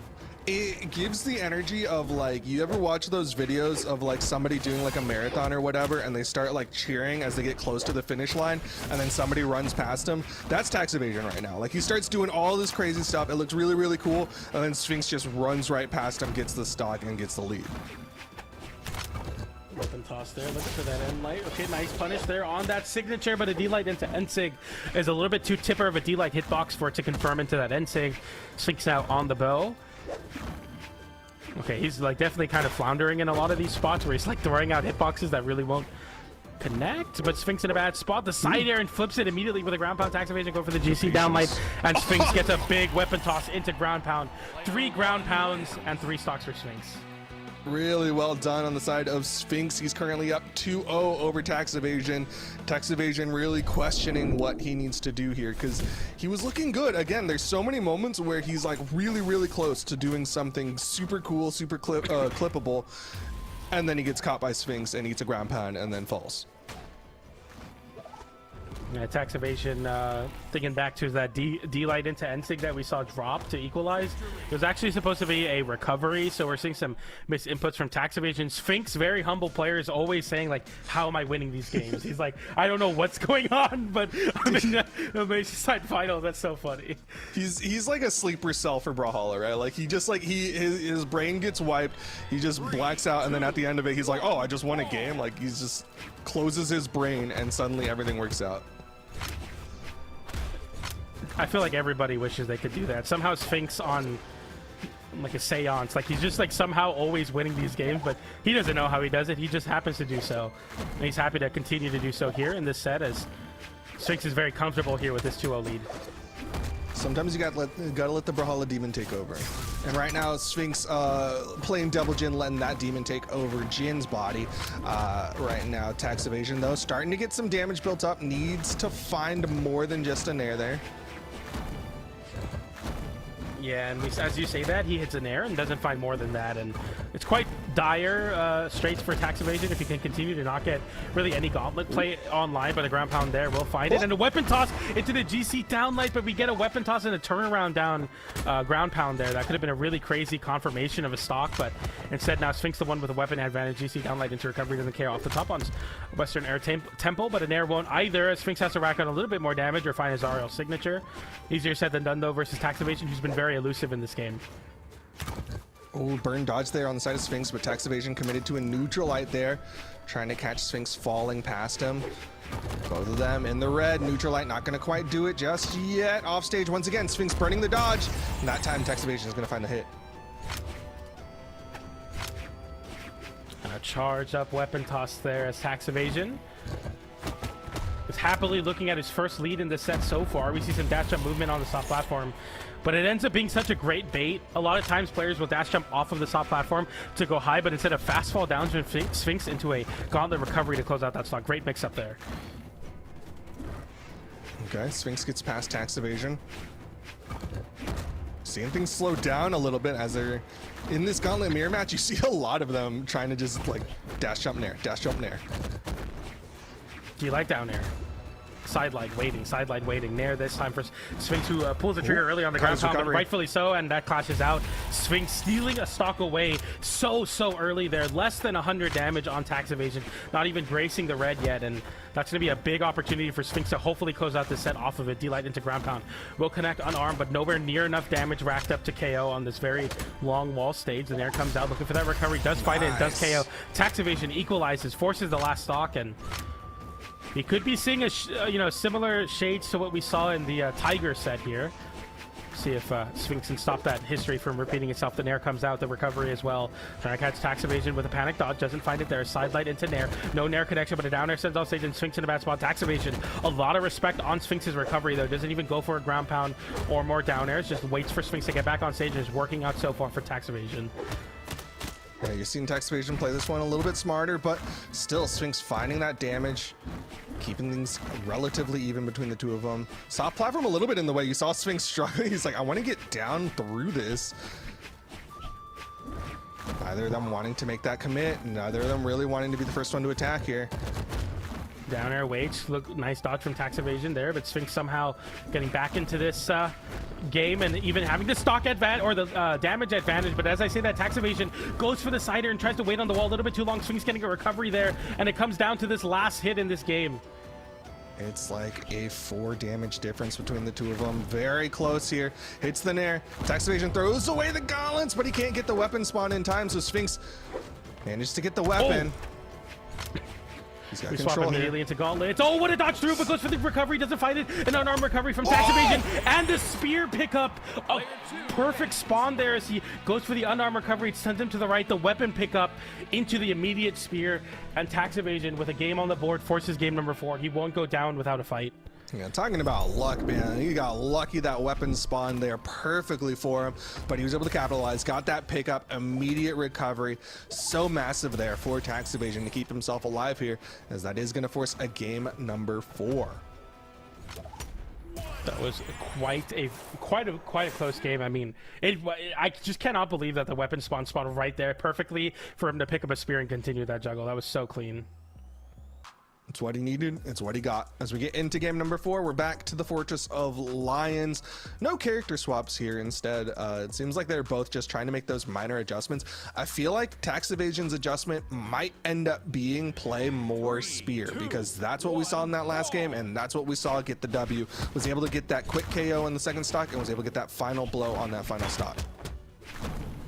We'll go back to Small Fortress of Lions, a venue that Sphinx found a lot of success in early on in this set, and we see a pickup on the gauntlets immediately as tax evasion tries to go for a weapon toss there to get a dash through and then pick up and steal the weapon away from Sphinx.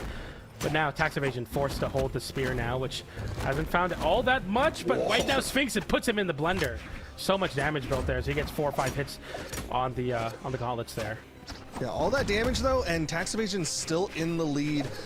Sphinx starting to find some hits. Okay, opens him up, gets that lead now with that side light. Oh, that's big. Going for the side light Didn't there. do Looking for anything. that. Yeah, I thought we were going to see the recovery on that dodge read, but there it is. The instinct comes out once again. The tax evasion classic on this Chun-Li pick. I like that fast fall downwards into the side air, trying to catch Sphinx recovering low. And that ground pound with the same idea in mind, but a D-light into ground pound will be enough for Sphinx to close out that stock and hold this stock lead. Yep, same situation though of tax evasion just getting really over eager, just trying to read. Nice pogo there. Saw that dodge down coming out. Still not enough to finish off Sphinx. But I almost wish tax evasion would just go for some of those classics, those bread and butters. Just get like a downlight into the recovery. And light sends off stage. It will KO as we get to 2 stocks apiece even here. And tax evasion once again looking to hold on to these gauntlets and weapon star Sphinx for a little bit as the invincibility ends up there. But tax evasion like holding forward at that weapon spawn, trying to keep Sphinx off of it, but Sphinx reads right through that. Big N-Sig attempt there, doesn't find the anti-air. Nice punish on the down sig into an N-Sig off the jump. It sends downwards. Down air, side air, scary spot to be in. Side air sends off stage. Tax evasion gets a touch somehow. Sweat beats come out, but he gets a dodge back and lands back down to the main platform. And tax evasion definitely happy to do so, as now he has an opportunity on Sphinx. Nice, dude. The fast fall into down the air, nair. into the recovery, into the nair. Really, really clean gauntlet play from both players here. Southeast Asia, the region of gauntlets right now.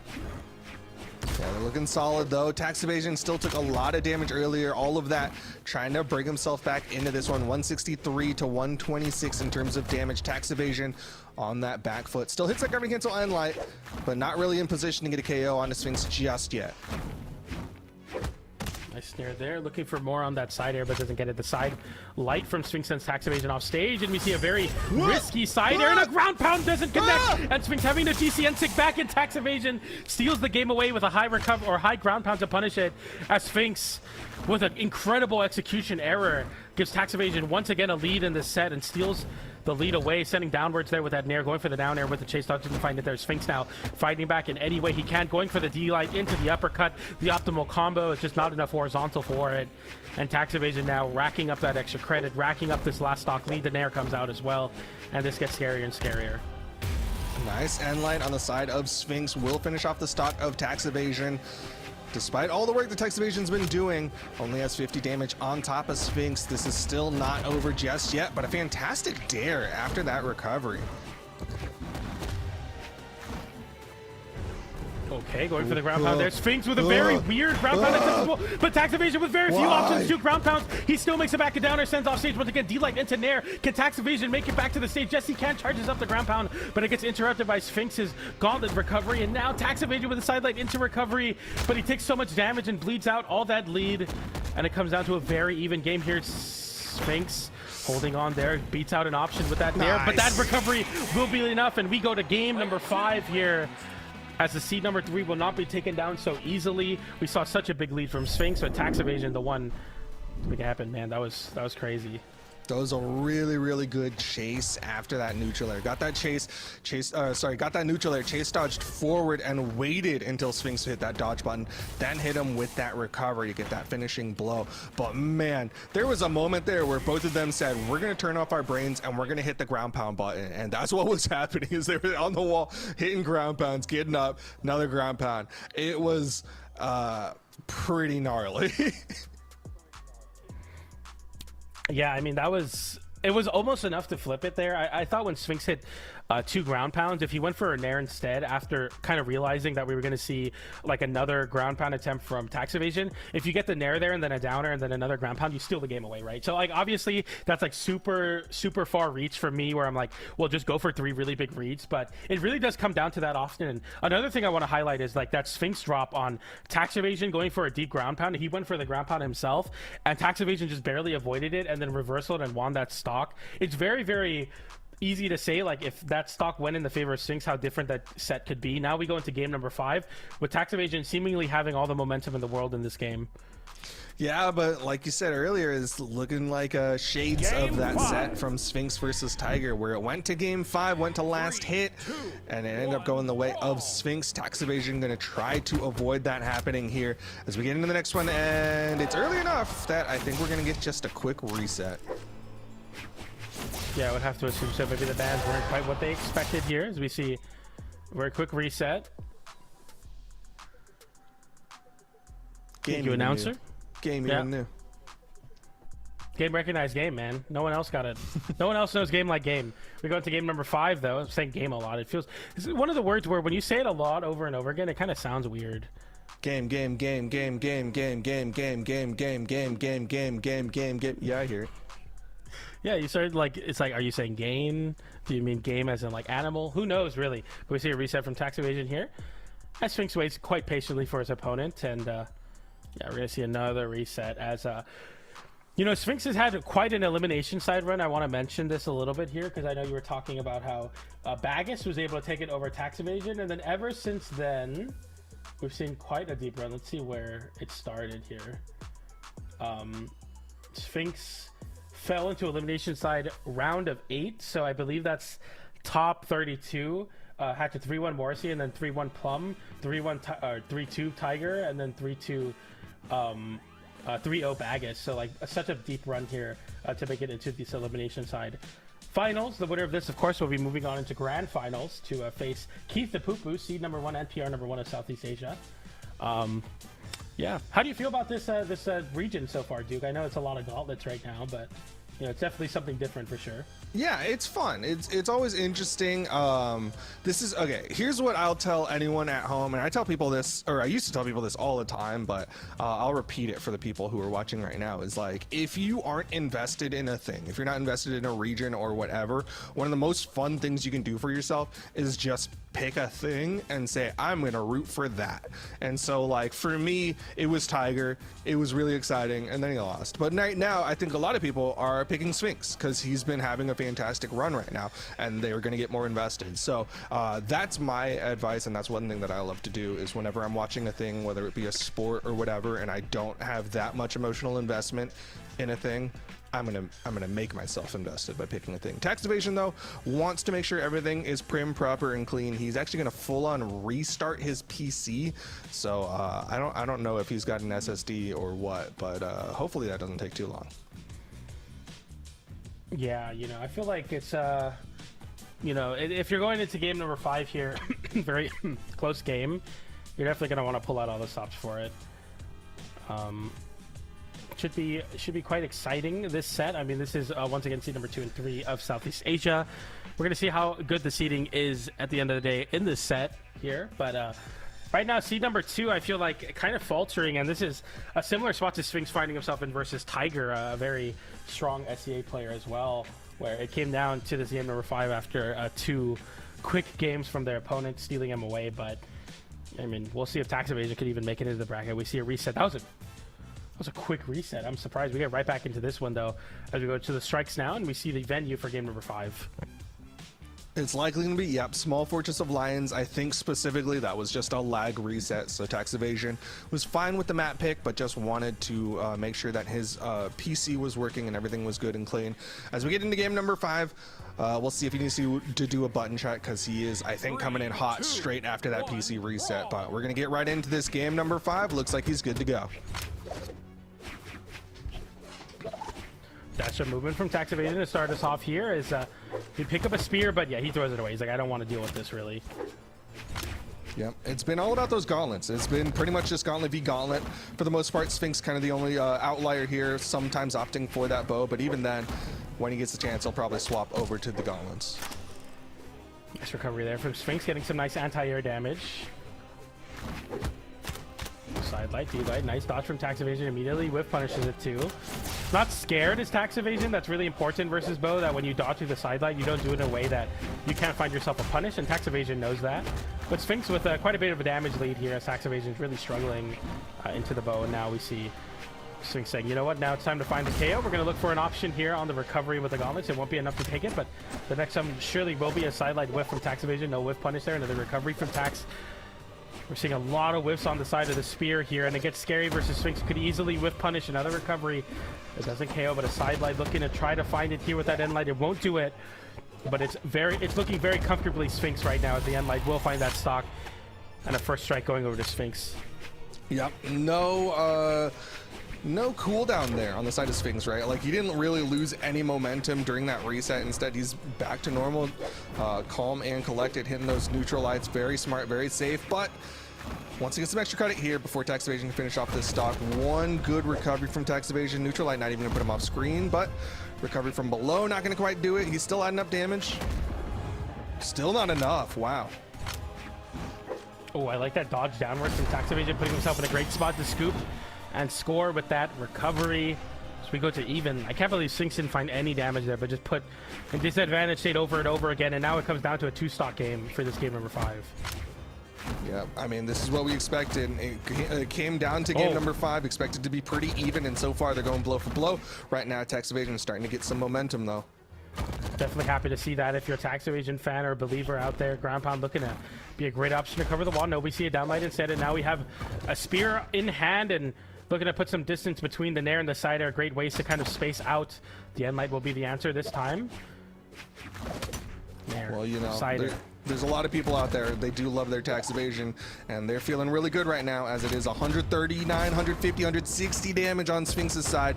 Tax Evasion in a spot to get that finishing blow. Nair. Recovery coming out there. Nair waiting for it, going for the big recovery. Sphinx knowing that, dodging up and away, but an end light was sent off stage again. And I feel like Sphinx hasn't played the game in the last 20 seconds, and Tax Evasion definitely doesn't want to hand the controller back. As Sphinx lands right down with the side air. First damage, but it's just an unanswered stock essentially for Tax Evasion there. He takes a little bit of damage early on, but I feel like that big gauntlet string that started stock 2 made it quite difficult for Sphinx to stay in this game. As the set leads in Tax Evasion's favor, the end light comes off stage. The recovery from Sphinx as a whiff punish tool, but it just looks more difficult for Sphinx to get into this game as Tax Evasion racks on this extra credit. Yeah, I mean, Sphinx has started to lose control here. Hasn't been getting any momentum. Hasn't even really been going blow for blow against Tax Evasion right now. He's kind of just jumping around Tax Evasion. That time threw out a down air, threw out a neutral air, but Tax Evasion is still finding these hits. This is looking about to be done if Sphinx doesn't find his momentum soon. They're trying to find a catch on the jump back to the stage. Tax Evasion dipping below, realizing Sphinx wants to maybe go for a low recovery, but the down sig will almost be enough. We see a taunt. Hopefully Tax Evasion can close out the stock, because if it's a taunt to get bodied, that'd be so unfortunate. 2 weapon tosses away, and Sphinx now feeling that the plot is slowly making it a little bit easier for him to hopefully come back in this game. The sider comes out there, a side light, but an end light from Tax Evasion is all but over. Another taunt comes out, and Tax Evasion looks confident and wants his run back with a quickness. Sphinx sending off stage with a side air. but a side sig will be enough to take it as Tax Evasion moves forward with a reverse 3-0. Game number 5, and the luck runs out for Sphinx as seed number 3 upsets seed number 2 and finds himself in grand finals versus Keith the Poo Poo. Yeah, I mean, the resets definitely helped out Tax Evasion. He was able to play very crisp and clean there as he came in game 5 swinging, ended up winning it out over Sphinx. And that is, in fact, going to be Tax Evasion going into the grand finals. He's going to go back for that rematch against Keith the Poo Poo. But the last time they ran into each other in the winner's side, it was a pretty easy dub for Keith, 3-0.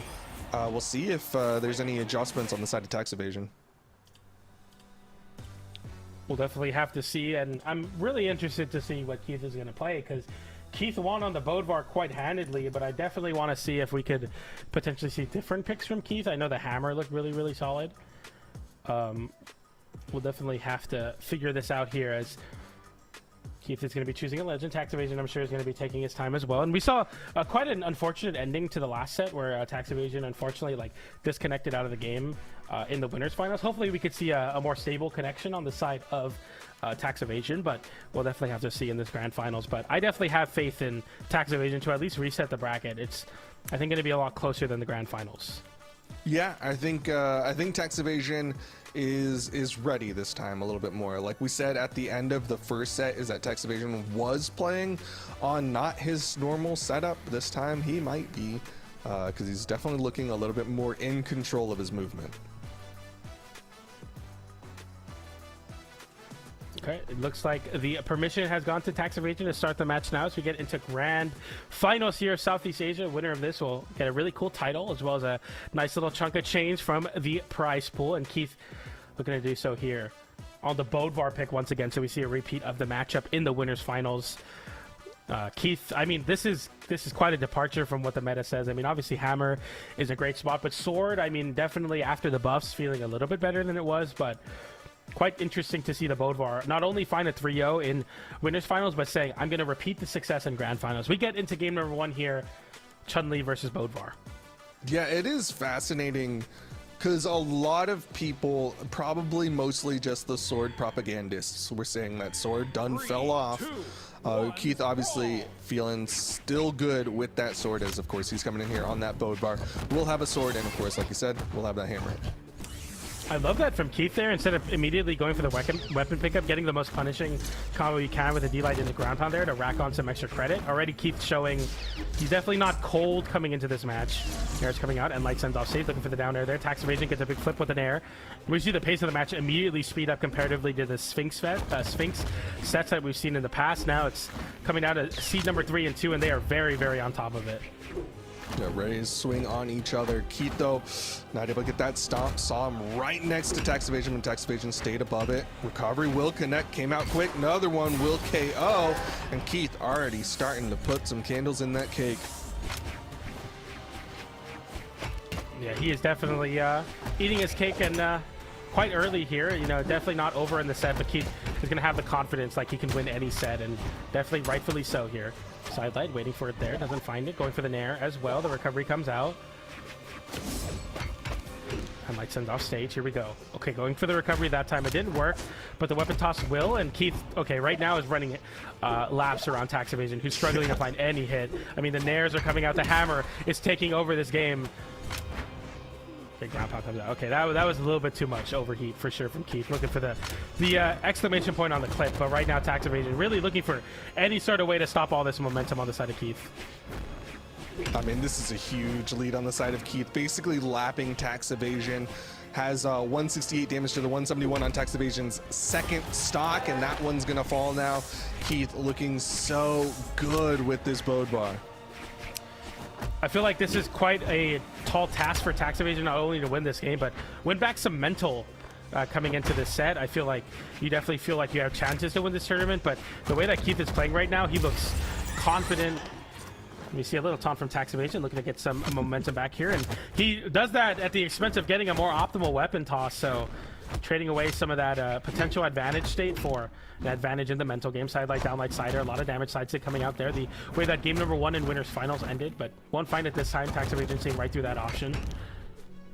Well, it's like you said earlier, Tax Evasion, very emotional based player, right? He needs that momentum emotionally, and right now probably doesn't have it, so he's going to need a lot more emotes if he wants to get it. But right now, Keith definitely feeling the momentum.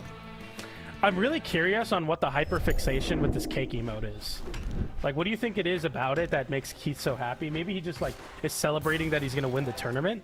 And I guess it matches the Bodvar, like, celebration Bodvar situation here. So, nonetheless, I mean, Keith rightfully earning his cake, and he'll eat it too if he continues to move forward with this dominant win. Looking for this 3-0 grand finals. Tax Evasion definitely going to have something to say about that, though, as we lock right back into game number 2. Hopefully looking to find some momentum and a way to stop this confidence from Keith.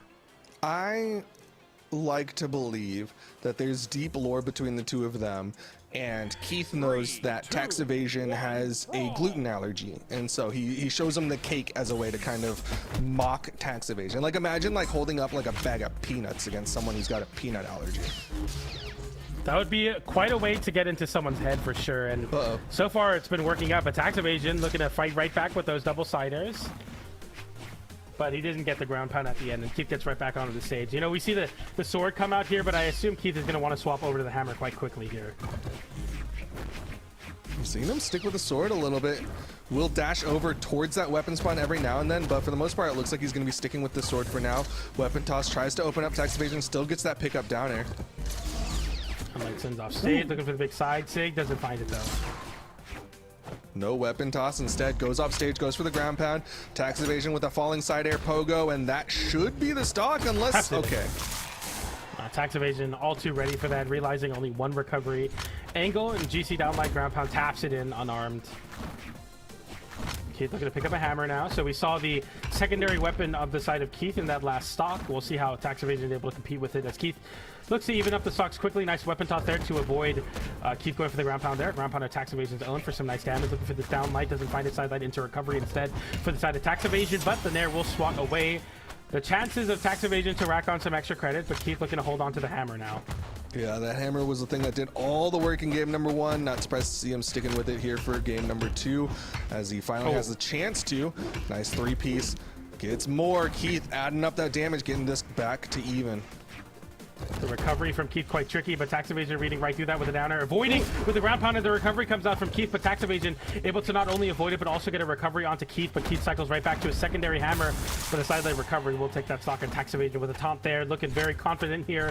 Moving on into this game number 2. He's up 2 stocks to 1. Over to the sword now. Tries to down sig immediately on that corner. Wanted to catch Tax Evasion. It does have that downward spike, but unfortunate that he didn't get that hit. I like the use of the soft platform there. Dip down, get that recovery. I love the weapon tosses there to keep Tax Evasion kind of dribbled in the same spot. The cider will close out that stock, and the lead seemingly evaporating here. That's a nice bit of damage that Keith is able to, or Tax Evasion is able to rack up, but it's not anything to write home about, as Tax Evasion now wants to capitalize on this, but Keith getting a reversal there. Double recovery now. Tax Evasion having to recover quite quickly. The recovery does hit Keith, though, so the damage still in the favor of Tax Evasion, but Keith can easily steal this game away. Tax Evasion down air into the GC sidelight. Doesn't find it. A scoop, a score, not enough to KO. Another scoop now. One nair away. A D-light into cider towards the corner, but Tax Evasion fights right back with the spear online, going for the recovery there. No punish from Keith, but a GC side sig is enough to mix up Keith in a way that puts Tax Evasion in a great spot. A weapon toss away. Tax Evasion going for the big recovery and the GC downlight, but doesn't find any gauntlet recoveries. The KO option. Great dodge away from Keith, but that end light not enough to do it, barely. Yo, but Keith has been behind the neutral light. Finally, we'll get that KO in favor of Tax Evasion, and that will even things up 1-1. Great showing from Tax Evasion to stay in this game, but we see an immediate lock back in, no typing. Just get right back into this one. Tax Evasion actually with little giggle in the chat there, looking to be a little sneaky, a little cheeky to try to maybe get some mental points back in this set, but Keith Popu, I mean, he not only having this set to work with where it's 1-1 apiece, but also the next set as well. If you didn't know already, it's a double elimination bracket, which means the loser side or the elimination side has to reset the bracket once. So Tax Evasion with quite a big journey to potentially win this tournament, but you can't think of that. All you can think of now is game 3, first set here on Small Fortress of Lions. Well, there's the weapon spawn left side. It's going to be that hammer. It's generally been the weapon that's been working the best for Keith the Poo-Poo here. Gets that neutral light to start things off on his side. Nice wake up. Gravity against a downlight into the chase recovery. Not able to get that ground pound. Likely could have led to a KO though. And the down air from Keith now as Tax Evasion is avoiding a lot of these big hitboxes, but right now Keith is getting a lot of these poking tools on the sword and Mike sends away, and we see an immediate attempt to reversal back into the game with that side light, and Keith sees right through it. Right now Tax Evasion definitely swinging in really bad timers as Keith is able to read through all of these right now. D-Light into recovery will be able to take it off the top. Keith running away with game number 3 right now. This looks like the dominance we saw in the previous set in game number 1 already showing for Keith. Yeah, just fantastic plays coming out from Keith. Had that shimmy on the left side that led to the side air, and he's doing such a good job just playing around Tax Evasion's attacks. And light into down air into side air. Wow, great open up there for Keith. Once again, racking all that extra credit and showing, hey, I'm not a one-trick pony. I can definitely still use this sword to great effect. Tax Evasion is struggling to close out this stock. You are still in the damage build step as Tax Evasion is now really struggling to find this KO, and Keith is looking to close out that with a down sig. The very tipper hitbox of it sending straight downwards, and Keith with a 3-stock and a weapon toss. I feel like Tax Evasion misread that message there because Keith did sweat bead for a moment. I think Tax Evasion saw that as an opportunity to get a little bit more aggressive, ended up going off stage, and Keith just turns it around, hits that down sig. Now there's 3 stocks to the 1 of Tax Evasion.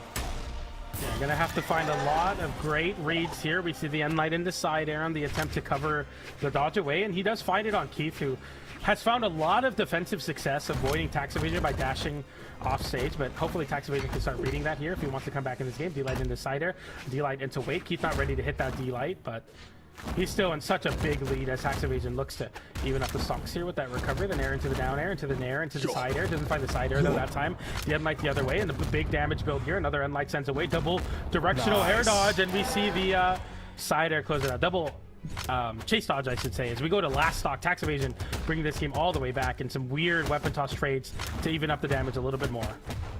Really well done on Tax Evasion's side to get this one back to final stocks, to get this one a little bit closer, but he's still hurting right now. 144 damage on Tax Evasion. Keith the Poo Poo not quite able to get the KO just yet, but could do it from this corner. Recovery once again. Now we see the hammer pickup. No, we hold on to the sword of recovery. Not enough to KO, but any downlight will definitely confirm into a KO now, or side air straight up, and Keith on match point in this grand final set. 1 game away from taking Summer Champs singles for Southeast Asia. We'll see if Tax Evasion has a rebuttal.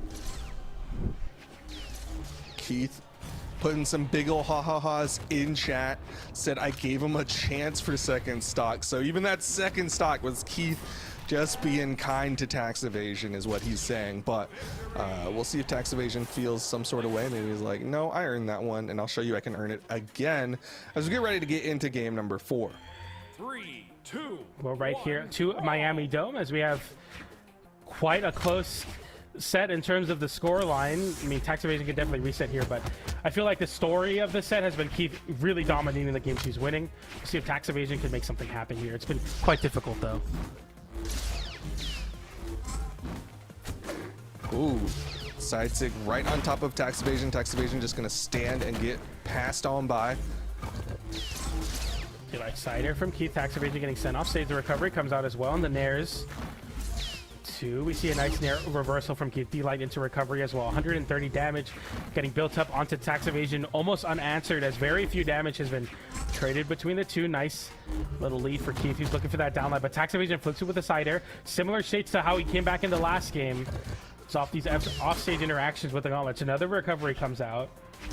And Tax Evasion without a weapon gets hit with a D-Light recovery, still holding onto their sock. Over to the hammer now on the side of Keith. Whoa! Eats the ground pound, and he doesn't have the movement just yet. He needs that nair, but he's not going to find the hit for the chase dodge, and suddenly that's Tax Evasion with the first stock. Yeah, this is a big difference, and you know, the previous game that Tax had a lead, he was able to convert it into a win, so we'll see if it's similar for this game as Keith now with the sword online, looking for the sword recovery. The D-Light might have gotten nerfed in certain ways, but the recovery and the follow-up options haven't. The recovery will just be able to KO off the top straight up. And no extra credit, essentially, for the side of tax evasion as Keith gets the taunt in, looking for that extra mental damage. Sideline into Nair, gets the dodge read there. Secondary Nair as he avoids the ground pound, going for that very high Nair on the spear, but doesn't find a D-light into side air. Recovery, trying to scoop tax evasion upwards if he goes for a very hasty recovery. He doesn't find it there, but he's still continuing to hold forward on this sword. Okay, good spot dodge there from tax evasion. Some in the neutral there, wants to make the swap over to the gauntlets. He sees how much they're stacking up. Gauntlet's going to be a little bit better in that option. GC downlight, but we go for the scoop into the side air, but it doesn't connect the side air. As a ground pound comes out from Keith to get back to the stage quickly, tax evasion with a great read there, going for the weapon toss as well, but sweat beads make it so he can't find a KO option, and Keith landing right back down. Still unarmed though, has to pick up a sword once again and try to contend with the gauntlets that have caused quite a bit of problems. D-light into Ensig, that could have been a recovery. We've heard that tax evasion miss inputs that often, but Keith with a big slide off with the signature, and now Keith one stock away from taking this tournament.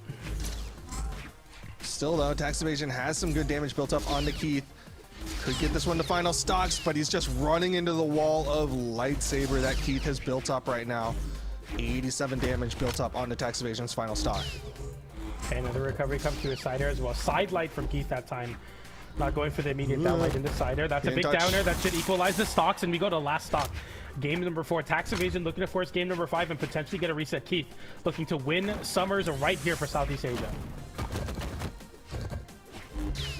It's going to take some fantastic gauntlet plays on tax evasion's side. Hits him with the side air, hits him with the recovery. Side light comes through there as well, looking for that downlight. The recovery, is it enough to take it off the top? Not quite. A side stick to try to cover a fastball from tax evasion, but tax evasion flips it with a side. If he risks it all on the ground pound, it doesn't cash in that gambit, but that recovery not enough to do it. Keith one hit away. D-light into recovery will be enough, and Keith is your summer champion for Southeast Asia singles. Keith, seed number 1 of the bracket, is undeniable, losing 1 game in the grand finals, but honestly it didn't feel that close as Keith is your champion once again. Yeah, Keith just looking so strong, looking like he runs Southeast Asia because he has just been doing work in that region. Was able to win the spring championship, got 3rd in the winter championship, 2nd at the SEA showdown, 1st in the trial of Freya, 2nd in the trial of Skold, 1st in the summer championships for Brawlhalla in SEA. Like, he has been on top of SEA for a while now, and it shows as he, like you said, is the summer champion for the Southeast Asian region. We'll see some highlights of this game, but not only is he winning these tournaments confidently, but he's also doing it on picks like Bodvar, picks that you don't really get to see all that often. And something that is really fun to watch about Southeast Asia is the fact that they just have their own little microbiome of a meta. You know, we saw a lot of gauntlets today, something that we don't see a lot in the other regions that are leaning more towards heavy weapons or scythe or blasters. Southeast Asia is showing up and once again being unique in their own sense, and a very unique winner in Keith the Poo-Poo, your 2025 Southeast Asia Summer Champion. Very, very excited for him. Congratulations to Keith once again for taking it. Yeah, huge congrats. Played incredibly well there. Like you said, playing on it's weird to say unorthodox pick because it's Bodvar who's like the face of the game, but not really seeing that too often anymore. And Keith Poo-Poo's still looking really good with it. So huge congratulations to him. Congratulations to Tax Evasion on that 2nd place finish as well. Yeah, and of course Sphinx bowing out at 3rd place, but still everything kind of lining up how the seeding predicted. The top 3 was the top 3 seeds, and once again want to give my shout out to Keith the Poo-Poo. It's my dad's favorite Brawlhalla player, so I know my dad's definitely excited for that one. It's always good to see him win officials for him as well. You're 2025 Southeast Asia Summer Champion. Did your dad say why? He really likes his tag. He thinks his tag is really, really funny, and he's always rooting for Keith. Whenever like the family group chat talks about me casting, they're always like rooting for Keith. So my family's like really big Keith fans. So happy to see that for him for sure. We got to see Keith at BCX, man. That way your family can really pop off for him. But again, congratulations. I think that's going to do it here for the Southeast Asian portion. But like you said earlier, we've still got Middle East and North Africa coming at y'all in just a little bit. I'm going to wait for them to say that we can go to break. But okay, he's yelling go. Thanks for watching. Stick around. We've got more coming at y'all after the break. Bye. What?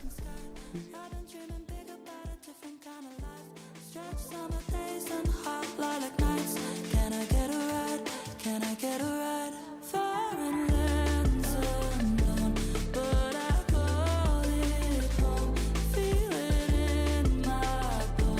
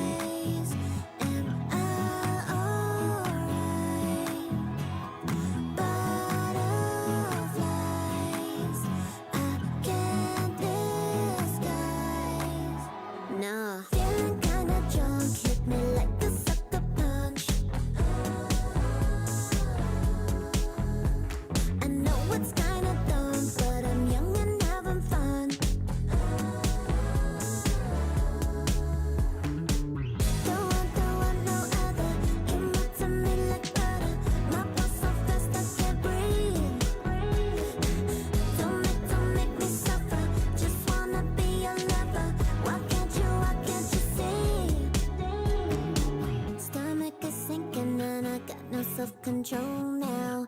It left me out the window. Running so fast, you know, I think I need to slow down. My body telling me no. Butterflies, am I alright?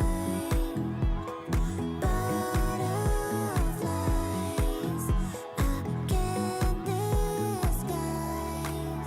No, feeling kinda drunk, hit me like a sucker punch.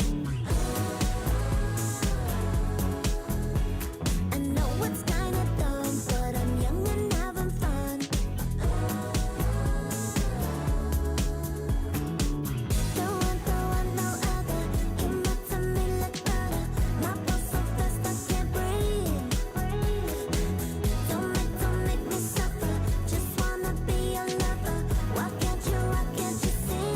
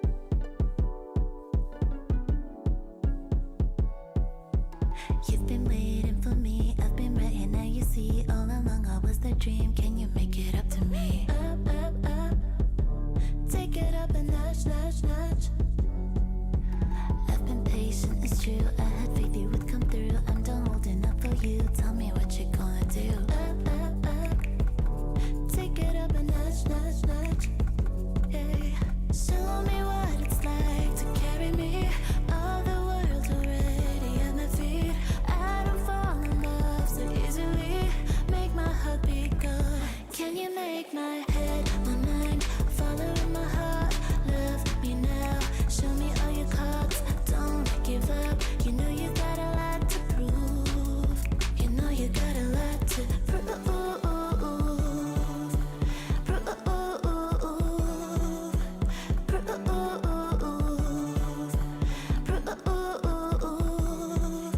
to go, go, go. Player mode just stuck at level 4, 4, 4. Final levels, boss battles galore, law, law. Now you're feeling all uncomfortable, bro. Uncomfortable, bro. Show me what it's like to carry me. All the world already at my feet. I don't fall in love so easily. Make my heart beat cold. Can you make my head my mind? Follow my heart, love me now. Show me all your cards, don't give up. You know you got a lot to prove. Can you make my head my mind? Follow my heart, love me now. Show me all your cards, don't give up. You know you got a lot to prove. You know you got a lot to prove. You know you got a lot to prove. You know you got a lot to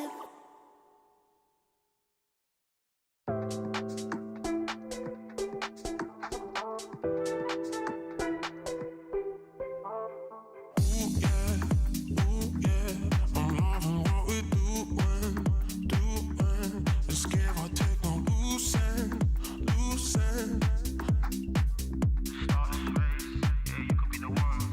When the sun comes up and the lights go down, got me chasing highs, bouncing off the ground. Got that Midas touch, shining like gold dust. 'Cause I like the way you move. I'm running away with you. Running away with you. Running away with you. I like the way you move. I'm loving what we doing. Let's give or take, no losing.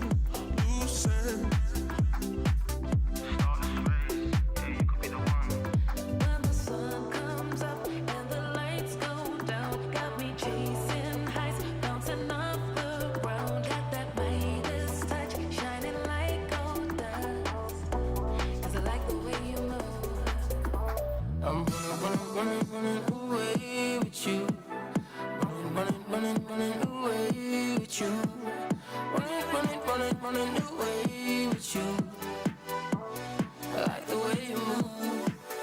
When the sun comes up and the lights go down, got me chasing highs, bouncing off the ground. Got that Midas touch, shining like gold dust. 'Cause I like the way you move. I'm running away with you. Running away with you. Running away with you. I like the way you move.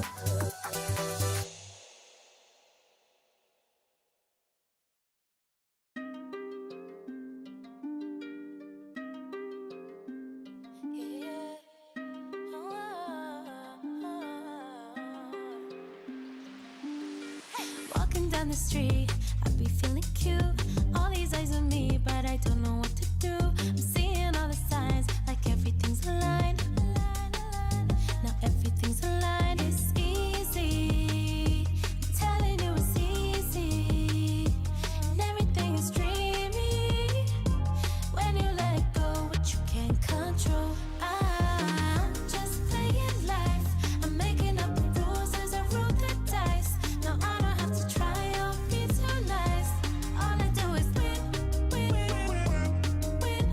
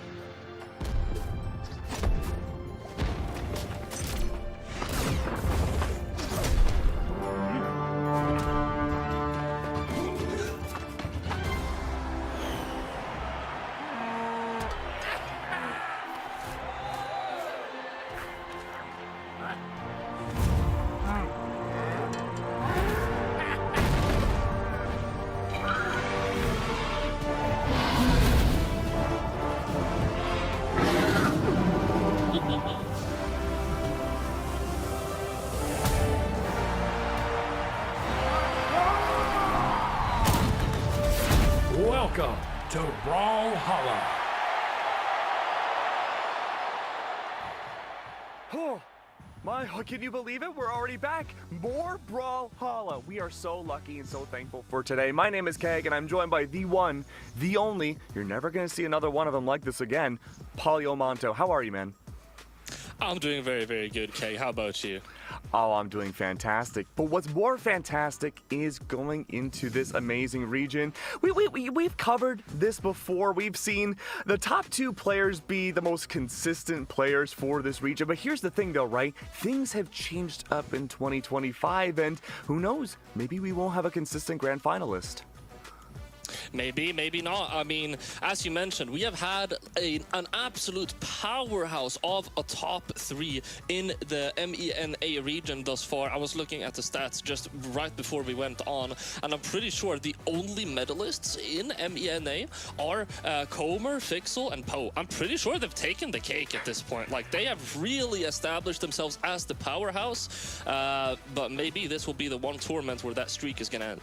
It could very well end. And we have a lot more new layers going into this. And we're pretty deep into the tournament already, but things are going to continue to get more and more wild. But it's usually Fixel and Poe that are in that grand finalist spot. Yeah. We see Comer maybe sometimes dance around second place, usually that third place slide. I mean, I think we're thankful it's not 2v2s because it's always Fixel and Poe that have never dropped. Remember when we last casted MENA? They had never dropped a single game, let alone a set in their 2v2 careers.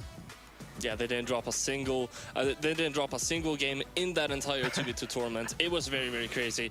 Now, as we talked about, top 3 in this region, very, very well established. Apart from the top 3, like apart from the podium, MENA is the Wild West. I mean, you can really see anyone. I mean, it feels like there's just so much volatility in this region in terms of like lower down into the bracket. We see a lot of names come and go. Of course, one of the players that have popped up many, many times in the MENA tournaments is Introvert Tahir, which is, of course, an OG player. He is not entering top 8 today because he's going down to a player which his name caught our eyes in the before we went live. Yellow Flash 11 is actually not even in top 8. He's in top 6 right now. We're about to fight the loser of Fixel and Itami. We spent at least 4 hours developing our own Yellow Flash lore, talking about where do the other 10 Yellow Flashes go. Unfortunately, what happened to them? Yeah, we might not know, but who knows? Maybe next tournament we'll see Yellow Flash 12.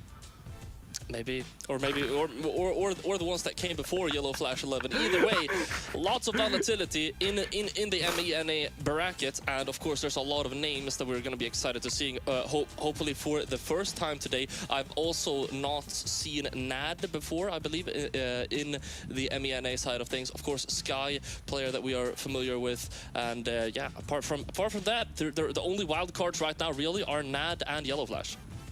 Yeah, I'm really curious to see what Yellow Flash has to the table here. On the upper bracket side, we did have a Tommy that was, more of an odd one out in the mix, especially for that upper bracket side. Fortunately, off stream, as we're talking, it went into Fixel's favor. We're not going to be seeing a Tommy in the upper bracket, but there's a pretty good chance that we will be we're guaranteed to cover him and Yellow Flash in the lower bracket. And so between those two players, they're really the only 2 left in MENA that could have the chance to break apart the usualness that we see from this region. Absolutely. Now we will see what kind of gameplay they will be bringing out here. Of course, it is a fairly new region, so it is definitely still developing, and there's still many things changing in terms of the players, and they're still all developing and getting stronger for every single tournament. Especially when you have such a tight podium, especially when you have such a tight top 3. I mean, all of them grinding hard. What happened? Well, I have some good updates for you, Polly. The bracket just updated in front of my eyes, and we see Atami, unfortunately, lost lower bracket to Yellow Flash 11. Poe is also in the lower bracket, which is a little unusual.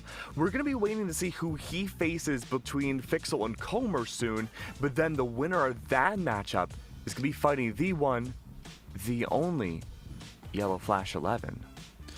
Is that a DQ? Did I see him lose 1-0? You know, I see that too. I'm just going to say, maybe just like a weird they only put in one game. Maybe it's like, No, oh, we okay, won yeah, this that set, could you know? definitely still, yeah, that could definitely happen. Well, either way, I mean, Yellow Flash really moving up. I mean, Itami, Yeah. PR4, one of the strongest MENA players right now. And you have Yellow Flash, some fresh blood here, just destroying him. This is insane.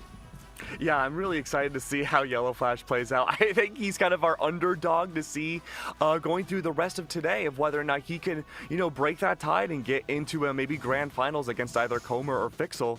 That being said, though, we do have Fixel in the lobby. It looks like we are just about ready to start into our next matchup. I think we're just waiting to see whether we want to cover the upper finalists first or if we want to go into the lower semis to see who that's going to be. Oh, updated again before my eyes. Oh, interesting. So, I think there may have been an issue, Polly, with the Itami Yellow Flash matchup. The scores reset, so I think they're still fighting it out. Okay, the good old bait and switch right here from the MENA. We just briefly saw into the elimination bracket future. Players. Yeah, hey, potentially we could potentially. We'll see if Yellow Flash is able to win that one. Now I wanted to ask you, Keg, how Yeah, are you what's up? doing in the Heatwave event? In the Heatwave event, you know, I'll be honest, I remember when the Heatwave events first started 8,000 years ago. Oh, we're doing the Fixel matchup. Okay, so we're starting off hot in, well, I guess pretty Heatwave heavy here in the matchup. But I remember when Heatwave started 1,000 years ago and I collected every single color. I was one of those OG obsessed cosmetic kids. I got my first job ever right around when I first started playing Brawlhalla. Actually, let me tell you a story. What's today? The 18th? No shot! So, Polly, tomorrow will be my 10-year anniversary of owning Brawlhalla. Wow. That's ridiculous. Wow. 10 years ago, I did not have a single hair strain on my chest. I mean, That is insane. same, but it is a wild, 10 wild years to is see. crazy. But I was one of the OG collectors. I tried getting everything I could in this game, but, you know, Brawlhalla's cosmetics, there's so much of them now, you could fill up the entire Smithsonian with it. But speaking of which, though, one of these two matches will be belonging in a museum from how great they will be. Fixel versus Comer will be our first matchup of the day. Players are locked in. We're going to stage select for our very first game of the day. Double gauntlet. PJ came into our call and warned us that we're going to be seeing a lot of gauntlets today, probably for every region. If I had to guess, we're going to Lions first. I mean, Comer and Fixel going on the mirror, the mirror Mordex here. Not a massive surprise. Both of them, of course. This is a matchup we have seen many times from this region, and they're both very, very strong Mordex players. Currently, one of the strongest Mordex players in the entire Middle Eastern and North African region. So let's see what they're able to do. Yeah, consistently number 1, number 2/3 players here through MENA. Gotta say, a little surprised that we're seeing double gauntlets this early on. Thought maybe we could see a mix-up of an orb, given the gauntlet mirror that it's been so common. That being said, though, different weapons to start things off. Look at Fixel, full stage control, waiting for Comer to go up above. Unfortunately, he's not able to connect against those early hits, but a great way to start off the stocks, though, off of a quick GC sidelight. Very, very strong indeed, and you can definitely tell there's not... I feel like they're not really feeling each other out. They're immediately going into some tried and true Brawlhalla neutral game right here, as they're probably very, very familiar with each other's play styles. Yeah, just a lot of Sares and Dares coming out from the Scythe camp. Comer continuing to hang around the ledge, looking for an easy way to take down Fixel. That could have been devastating for Comer. Let's see. Nice wake up coming out from Comer, trying to keep that edge guard. Very nice to dash away as Fixel tried to get back up with an attack. He will give away stage control, only to be able to find the cross up with the sidelight. That's going to be Comer taking a stock back, but he's taken 127 damage now with that nair. He's quite far behind. Yeah, one simple signature off of Fixel will be enough. We saw how that first stock for Comer ended as well. Fixel just needs to put Comer into the air, but unfortunately, spot dodge off of the nair does not allow that combo to finish. This is good. That's huge. My! Comer not only took the damage lead back, but also the stock lead. Fixel, no place to go. Falls to the breakdance. One stock left game 1. Beautiful turnaround by Comer here in the second stock, and Fixel is going to be able to close out that lead very quickly with a confident side signature as we're moving into the last stock here with both of them pretty much white here. That's going to be even damage now as well. Finds that neutral light. He doesn't have a dodge. He goes for the full-on extension. Fixel wasn't able to jump out of it either. Gets the ground pound, but Fixel is able to get back up with the recovery. Love this control Fixel has onto the stage. Comer, however, once he gets started, it's hard for him to let go. Off the stage, sweat beats, ground pound. Fixel overextends. Gravity cancel, down light does not connect. Fixel back on stage. Spot dodge off of the neutral sig. Unbelievable. Even damage, off by 1. It's down to a single recovery that can end game 1. See who takes the lead. Fixel, the dominant factor, doesn't connect the down air. Nah. Gets the snare. Is he able to commit to the offstage? Gets the hard side light. Side signature comes out. Able to stay clear of the wake up. Will Comer be able to find this neutral, this knockout? D-light comes out, but it's not enough for weapon throw. Oh, but he gets it. He gets it still. Dude, that first game was so interesting. I feel like you could so clearly tell that they fought each other so much. Like 2 times, Fixel had like a super good offstage setup to go for against Comer, but he went for just haymaker ground pound on the side instead, and you can definitely tell, since he also got the stock with it in the first stock, you can definitely tell that Comer knows that's one of his habits, because he perfectly just got out of the way for that ground pound twice in a row. He knows what to expect from this player, but still, Fixel was able to close it out. I'm so glad you mentioned that, Polly, because the number one thing that gave it away for me was, I think it was towards the end of the second stock, we saw 2 very decisive signatures from both players, spot dodged perfectly, reading into the fact that they would go for, I think it was Scythe neutral sig for both players, completely blocked out, and it was just like, there's no other way you would get a read from that unless you were sparring against each other hundreds of times. But hey, we're going back to the double more decks for game 2. At the same time, I feel like we are really just at the first layer of the onion. Like we are just seeing like, okay, it's still the first game. You can adapt, change up your pacing, throw off your opponents. Of course, they don't want to go for any 200 IQ plays. We're seeing some fairly basic, I know you're gonna ground pound because it's a habit of yours, so I'm gonna be a little bit more wary. It's gonna get really excited when you start seeing, counter reads to the reads, and we start seeing mix-ups to them trying to read you. I think this is a good way to change up that pacing early on. We started off on Small World's End. Fixel, very early stock against Comer, just being able to collide gauntlets up above. Comer, though, might not be as lucky as game number 1, is able to get away with it, though. But a change of pace, a much larger stage to work with, much larger blast zones too, Polly. This should go a lot longer. Comer able to find that neutral light. Fixel able to throw a good dare there. Comer now on the edge guard. Fixel is going to be able to get back up, but he gets hit by that Seer. Gauntlets now.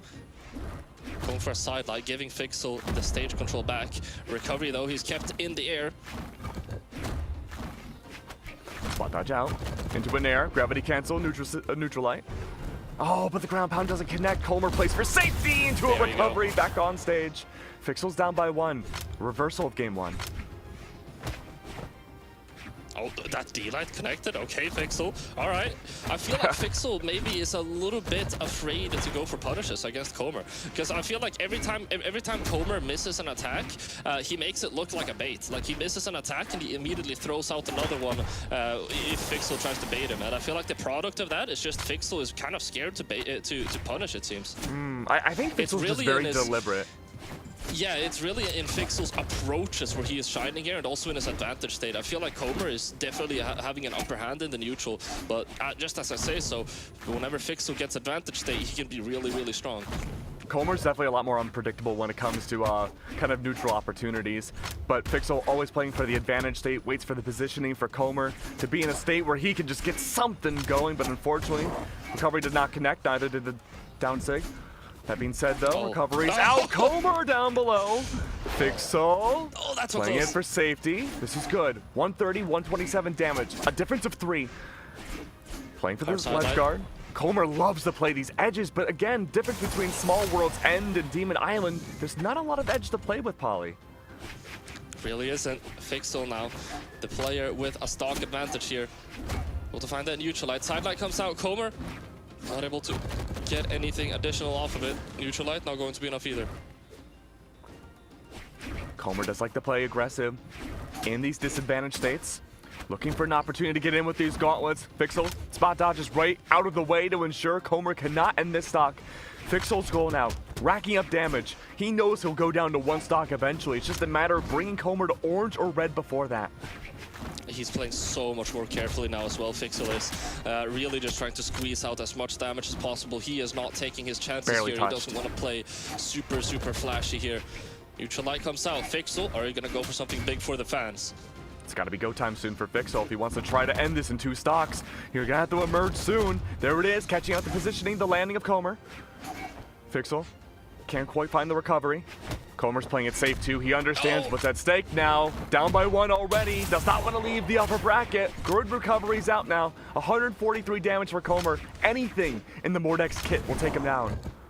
Not able to find the weapon starve though. Fixel spawning right on top of it now.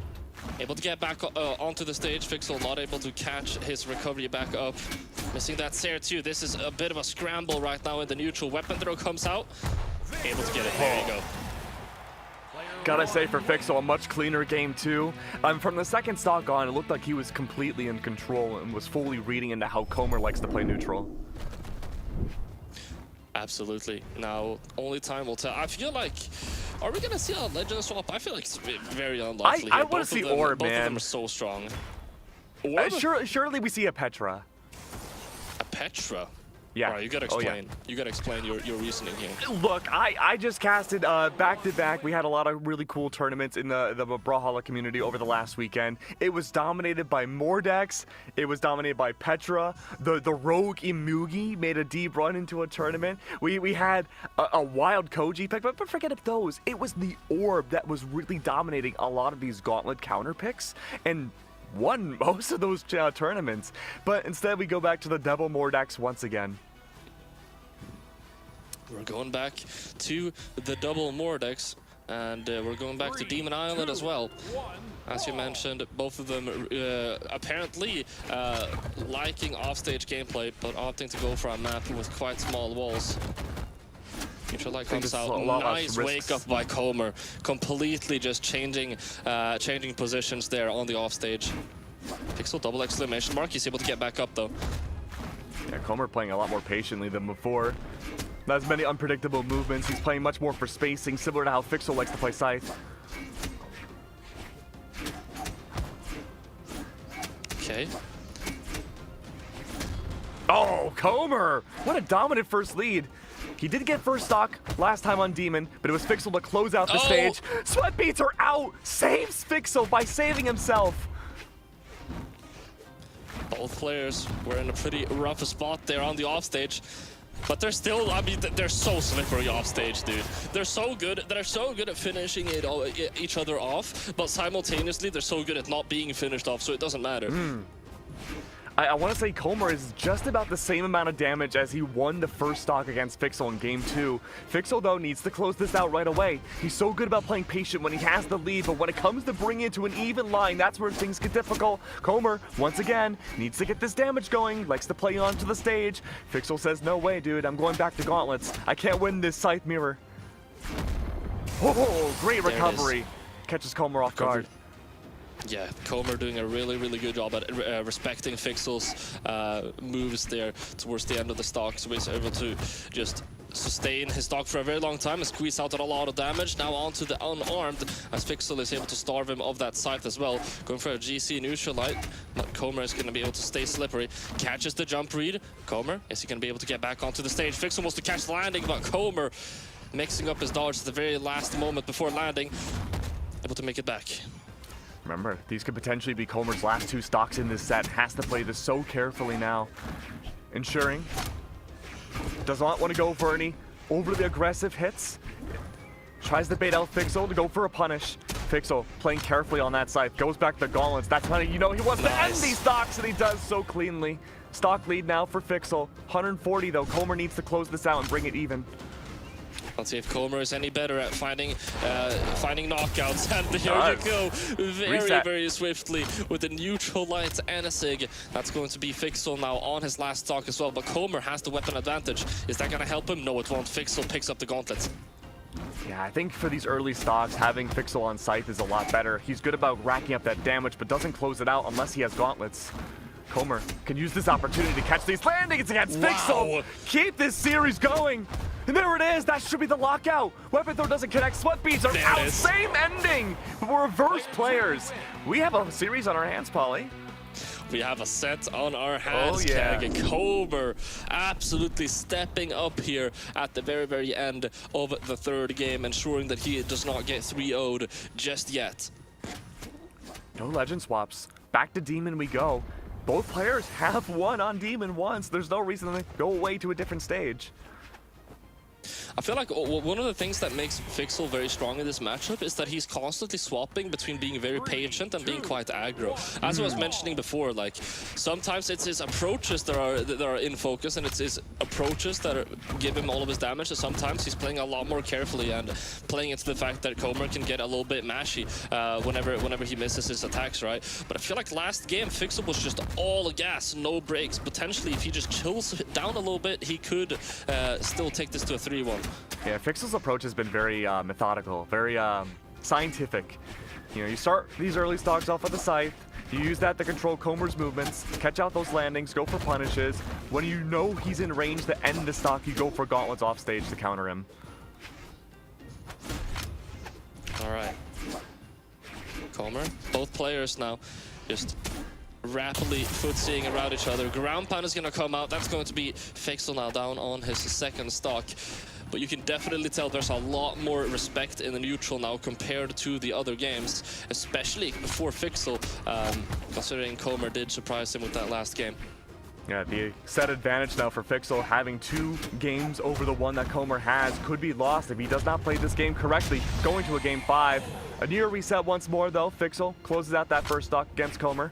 58 damage applied against him now. Back to the Scythe. Everything as methodical as always. Denies the weapon, picks up the Scythe. Comer now without a weapon still engages into Fixel. Missing the punish there. Now, Comer able to get the Sarah to get the stage back. Both of them very afraid to take any more of stage from the other. They don't want to push and pull that so much in this neutral. Whenever someone's moving close to the other, you know that there's something about to go down. There's not a lot of meaningless pressure. There's just fighting. Comer's completely changed it up. He is avoiding edges completely now compared to the first 2 games. He's playing entirely on stage. There it is. Nair misses Comer with the appropriate punish there. Sticking to the recovery. He's going to whiff the recovery though. Fixel able to get back down onto the stage and grab that weapon pickup. Seer comes out. Is he able to find the knockout? He won't. Good denial. Sweat beads are out. Comer gets back on stage. 192 damage now. 207 for Fixel. Anything will take him out. And what was that? Slide charge neutral unarmed. Unbelievable.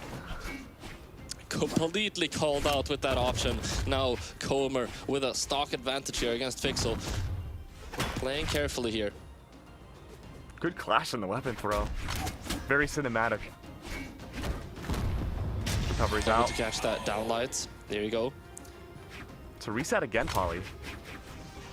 It is indeed a reset. Let's see if Comer is able to take this to game 5. Wants to go for the weapon pickup, but Fixel is keeping the starve going. Weapon throw combo. Comer picks up these gauntlets. We're seeing so many whips. Let's see some punishes. Please and thank you, Comer. Nice sidelights. I was about to lose my mind. Fixel able to pick up that punish. Hard sidelight as well. So patient. Fixel choosing not to engage. Brings Comer to the edge. Tries to get an early denial here on this stock. Comer's choosing to completely play directly on stage. Refuse to go anywhere near it. Scythe versus Scythe though. Fixel winning the neutral. 133, 152 damage. Sweat beads are out. Gravity cancel. Side sig. It's going to be Tai Lung once more to bring it forwards. And that's going to send Comer down into the lower finals. And he's going to be facing the winner of Atami. And I believe we're still waiting to see who Atami's even going to face between Poe and Sky. We'll see, but that is going to be Fixel advancing to the grand finals, as you mentioned. Now, Fixel has had a really good bracket thus far. He's taken down Tommy right before as well. So Fixel is definitely one of the favorites moving into this tournament, Keg. Oh, absolutely. I mean, he won the Spring Middle East 1v1s. He came number 3 in Winter Champs. Even the Trials of Leve, right? Number 97. Just looking through the stats, there's really rarely a time where in major tournaments he's below number 1. Yeah, it's a super strong player, and we are going to be able to see more of his gameplay later in the grand finals. As you mentioned, Comer being knocked down into the elimination side. Speaking of the elimination side, my beloved Yellow Flash 11 has been knocked out of the tournament by Itami. It's a sad day. It's a sad day for us all, but it does mean that we're going to be able to cast Itami later. But before that, I believe we should have Poe and Sky. Yes, this is the matchup we're waiting on to see where all the dominoes fall for the rest of this tournament. Poe, similar to Fixel, a consistent number 2, number 3 placement. Depending on whether or not Sky gets an upset could determine whether Atami or even Ko makes it back into grand finals. It really can be this cascading effect. Yeah, and as far as I can tell, Sky not having much of a competitive background before the launch of the Middle Eastern region. On the other hand, of course, Poe has been active in the European side of things ever since mid-2023, so you definitely have a lot more tournament experience coming out from Poe. I feel like statistics-wise, Poe is definitely a favorite here. Only time will tell if Poe plays Cannon. I would be deeply shocked and offended if Poe did not play Cannon, and I already see the Amethyst locked in. Of course, Poe, my boy, is going to play Cannon, and I'm ready. We're seeing Sky on the Terros as well. We're seeing Giga Chad legend picks here, dude. Absolutely. Look, in those community tournaments I was telling you about Poly, it was a lot of gauntlets, a lot of orbs, some scythe, but not a lot. But let me tell you, there was a lot of Axe, a lot of Terros, and the occasional Zol. But I'll say, we didn't see a ton of Cannon on those Zol picks. Poe, I think, is going to be a very different story. You're going up against the Terros on Demon. There's literally no reason not to play the Cannon here. You have so much groundwork to use for Sayers. Well, we'll see what Poe is able to do here. We'll see how Sky is going to retaliate. So far, he's the only one with a weapon. Poe's going to be able to pick one up relatively quickly, though. Sayer coming out, already taking the stage control, but giving away with that sideline. Able to take it back, though. Sky playing a little bit carefully here, feeling out this matchup, and also just respecting Poe's Cannon. I mean, how can you not? You do not want to give Poe any advantage. It's a great pivot read from Sky, though. After Poe started getting the dare, tried to slide back over to a sider of their own. Sky pivoted, went for a sider to counter Poe, and Poe at this point has had a struggling time to get anything going up until now. Sky does touch back onto the ledge. Great recovery. Does reset things. A single hit from either one of these players will take them down. Poe succeeds in the first stock of the set. However, 167 Poly, nothing to scoff at against Sky. Poe sticking to the Axe here instead now for the damage buildup. Could also be a case, maybe as a true Cannon enjoyer, he wants to get locked out holding the Axe so that he will have more time on the Cannon. Big brain. Stomps here. There it is. That's going to be the knockout. I love having damage numbers because I feel like it also exposes just how much damage Terros does. Like Sky, we can visibly see what impact these hits are having now as of this most recent patch. And, I'm just Sky, happy that we don't have to say Pantones. Oh, okay, Sky. Oh, denial! The Nair shuts down Poe's ground pound. That's huge. Sky gets something going afterwards. Any which way you go, a vicinity of damage, Poe. Once again, on the ledge. There it is. Another Nair sends Sky into the sky. Grabs the Axe. Now or never moment for Sky to take it back. Dude, Sky is kind of flowing right now on this Axe. I don't know what to tell you. I mean, Poe's looking strong, but Sky is flowing a lot harder. Sideline into nothing, and never mind. The flow is over. It's tough, though. Poe has been able to keep toe-to-toe against Sky on this Axe. The Cannon's supposed to be the big mix-up option. Sky's completely shutting it down. playing incredibly strong. Poe with that dare though, that's going to be enough to get that stock off, and it's only it's 100 damage on Poe here. Let's see if he is able to rack up some. That's one dare for 18 damage. Sky extending this lead even further. A true combo coming out from Poe though. This could be the knockout. Oh, nice nair to interrupt the ground pound.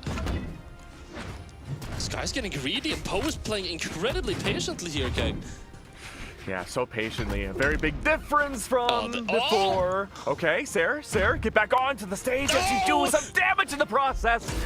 Down sync from Sky. Right a million miles away, but there was no place for Poe to go.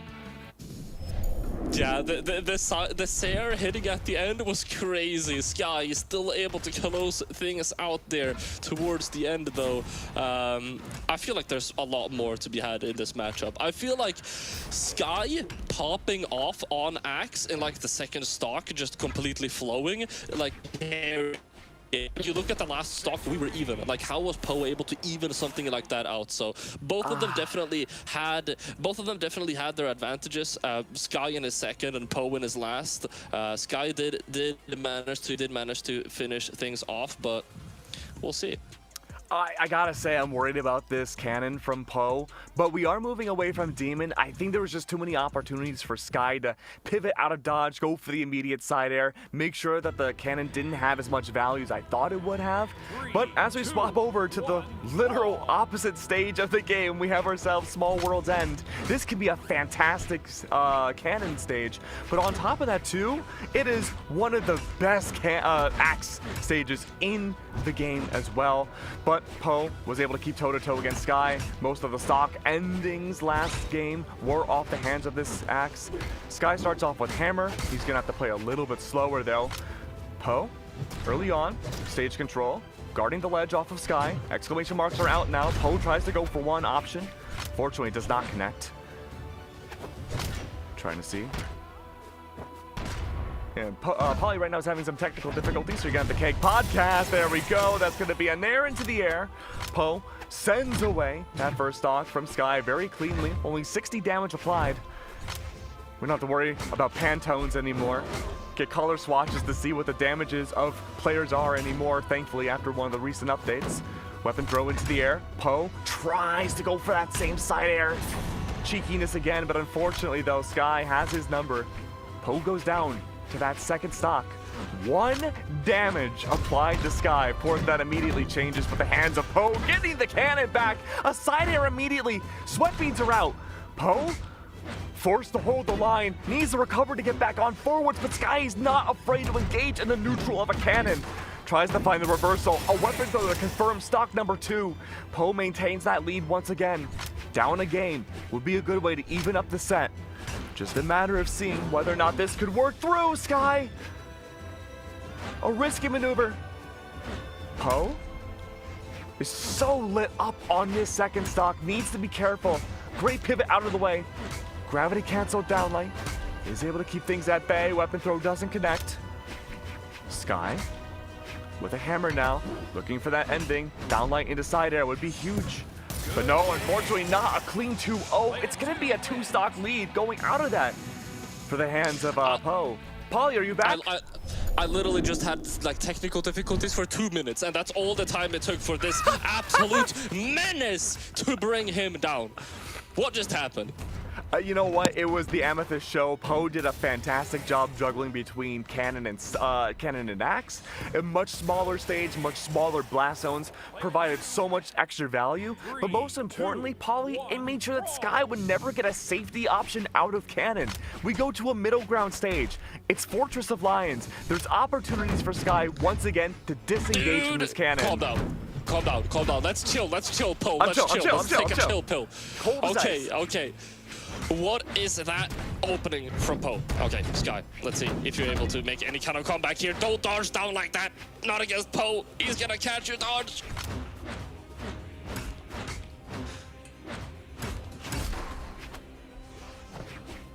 Okay.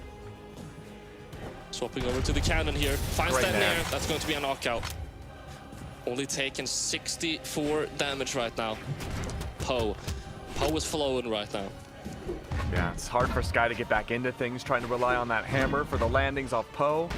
Poe is able to disengage so much and rely on these landings on ledge to get out of dodge. Great down save to keep Sky at bay. Does reset the movement. Okay. Neutralize to push him away. Nair, this is a full stock lead at this point. It's more than a full stock lead, and it finds another read, another dodge read. Sky has to be so careful with his escapes out of Poe. I feel like one of Sky's weaknesses also maybe when he gets hit by that side light, he really wants to always dodge. We're not seeing a lot of jump escapes, we're not seeing a lot of wake ups, a lot of just fast falls or drifting away. We're seeing a lot of dodges, and that's exactly what Poe wants. That's exactly what he can read. It's been so readable. Very similar options. Poe, though, across the world. Spot dodges out of the weapon throw just in case. Sky now back into the game. He's good for one. Throws that hammer away. He has to rely on his axe for the fast movement. Great spot dodge. Very, very close. D-Sig not going to be connecting. Oh, trying to bait him to come up to stage and get that dare punish, but Sky not falling for that one. We're in an off-stage scramble right now. The recovery is going to catch. It's just going to clip the toenails of Sky. It'll be enough to send him out as well. 2-1 on the board. And look, we waste no time. We waste no time, Polly. We're going straight into the next one. One more for Poe. The face out of elimination. Move on forwards. The face against potentially a Tommy if Sky does not change up this strat and figure out how to get past this cannon. He needs to stop. He needs to stop panicking, which is like infinitely easier said than done. Because it like put like I'd be willing to say right now there's probably only a two-digit amount of people that wouldn't panic if they're hit by a Poe sidelight. Absolutely. Now keep in mind, Sky too, not as much victories, not many tournaments on the record as Poe. Could be a difference in just being this deep into a tournament run, having no nerves applied. Sky though, keeping it very competitive, is looking good early on, dodges out of the ground pound. Exclamation marks were out. Sky's looking for a landing to catch out Poe, but it's easier said than done too. Cannon's gone, axe back into the fray. Also, Sky literally adapting in the way I wanted him to, trying to go for a jump after Poe's sidelight. It doesn't matter, he's still able to catch it. Poe's just a menace today. Sky proving to be a bit of a menace too. He is flowing right now on this axe. The GCD light won't connect, but the end light will. He is reading Poe's movements very, very well here. Neutral light coming up though, and Poe swapping over to this cannon. And I mean, you can clearly tell Sky is having a lot more trouble reading Poe's movement than his neutral whenever he's on that cannon. Poe opting to stick to the axe here though. Yeah, we saw how devastating it was back on the last time we were on World's End. He wanted to get knocked out. He wanted to get knocked out on the axe. I'm calling it out. This is me breaking the fourth wall. Oh. Back to cannon. Okay, let's see. What? He's gonna pick up the cannon immediately 0 to KO. Oh, maybe not. Maybe not. Sky able to get the recovery in there as well. Great offstage patience here from Sky, racking up some damage.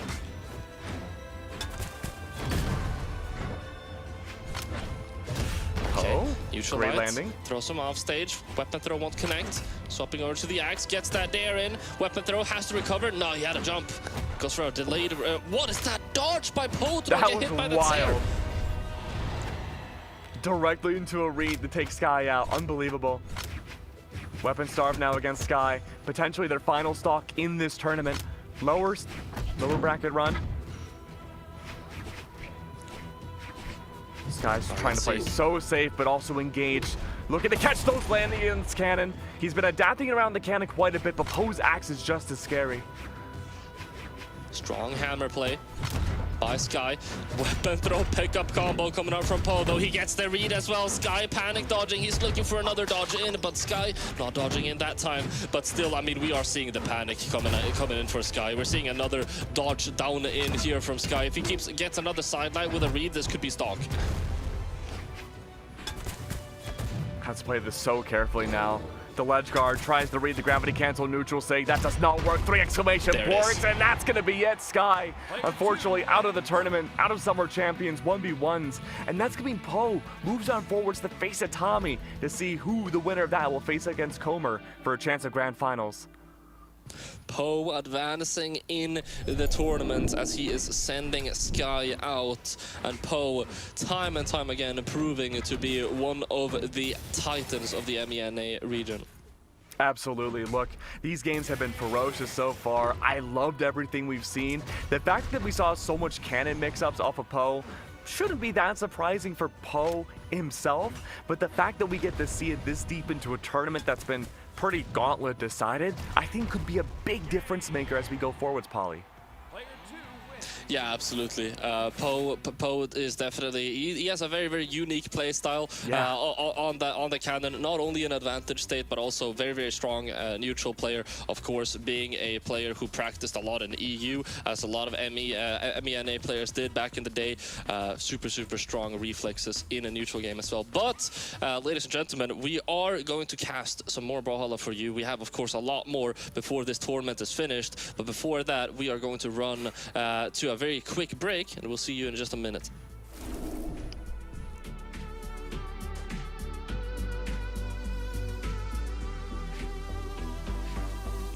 Give me like 5 minutes, we can stay in one place. Taking my time with it, no, it's not a race. I won't be on your mind, baby. Tired of this chase, and I know you feel the same. Time will pass, I can't stand to see. Thought of you and me, grumble so slowly. Understand, what we have is real. Just give me the wheel. I know that we were scared. Butterflies are pushing us into the edge. Let go of what's been said. Heart is racing, but we'll make it to the end. Just take a chance. Take a chance. No regrets. Take a chance.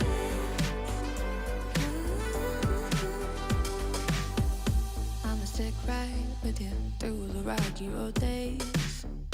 Knowing it's my mission to make it through the haze. I want strawberry smiles on a rainy morning Sunday, with the sunlight on my face. Time will pass, I can't stand to see. Thought of you and me, grumble so slowly. Understand, what we have is real. Just give me the wheel. I know that we were scared. Butterflies are pushing us into the edge. Let go of what's been said. Heart is racing, but we'll make it to the end. Just take a chance. Take a chance. No regrets. Take a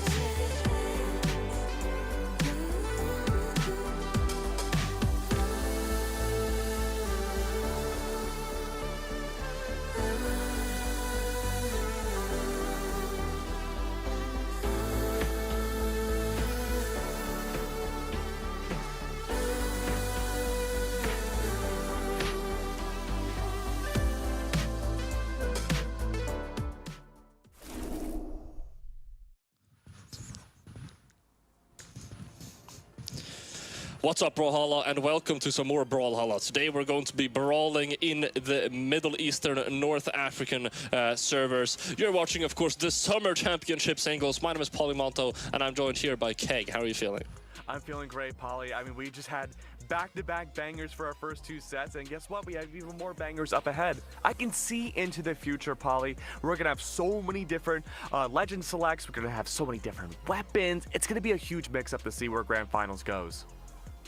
We have an astounding 98% prediction for Itami and Poe. Can you guess who has 98%? I'm gonna be completely honest, guys. Like, Poe is good. I don't think he's 98% good though. Really?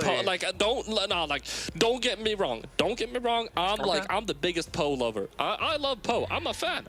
But like, Itami is not bad. Like 98%. I don't know how I'm feeling about this kick. I mean, Poe was warmed up after that first set. Itami hopefully was watching the set too to see how Poe plays. I think it really comes down to how the gauntlets are activated in this set.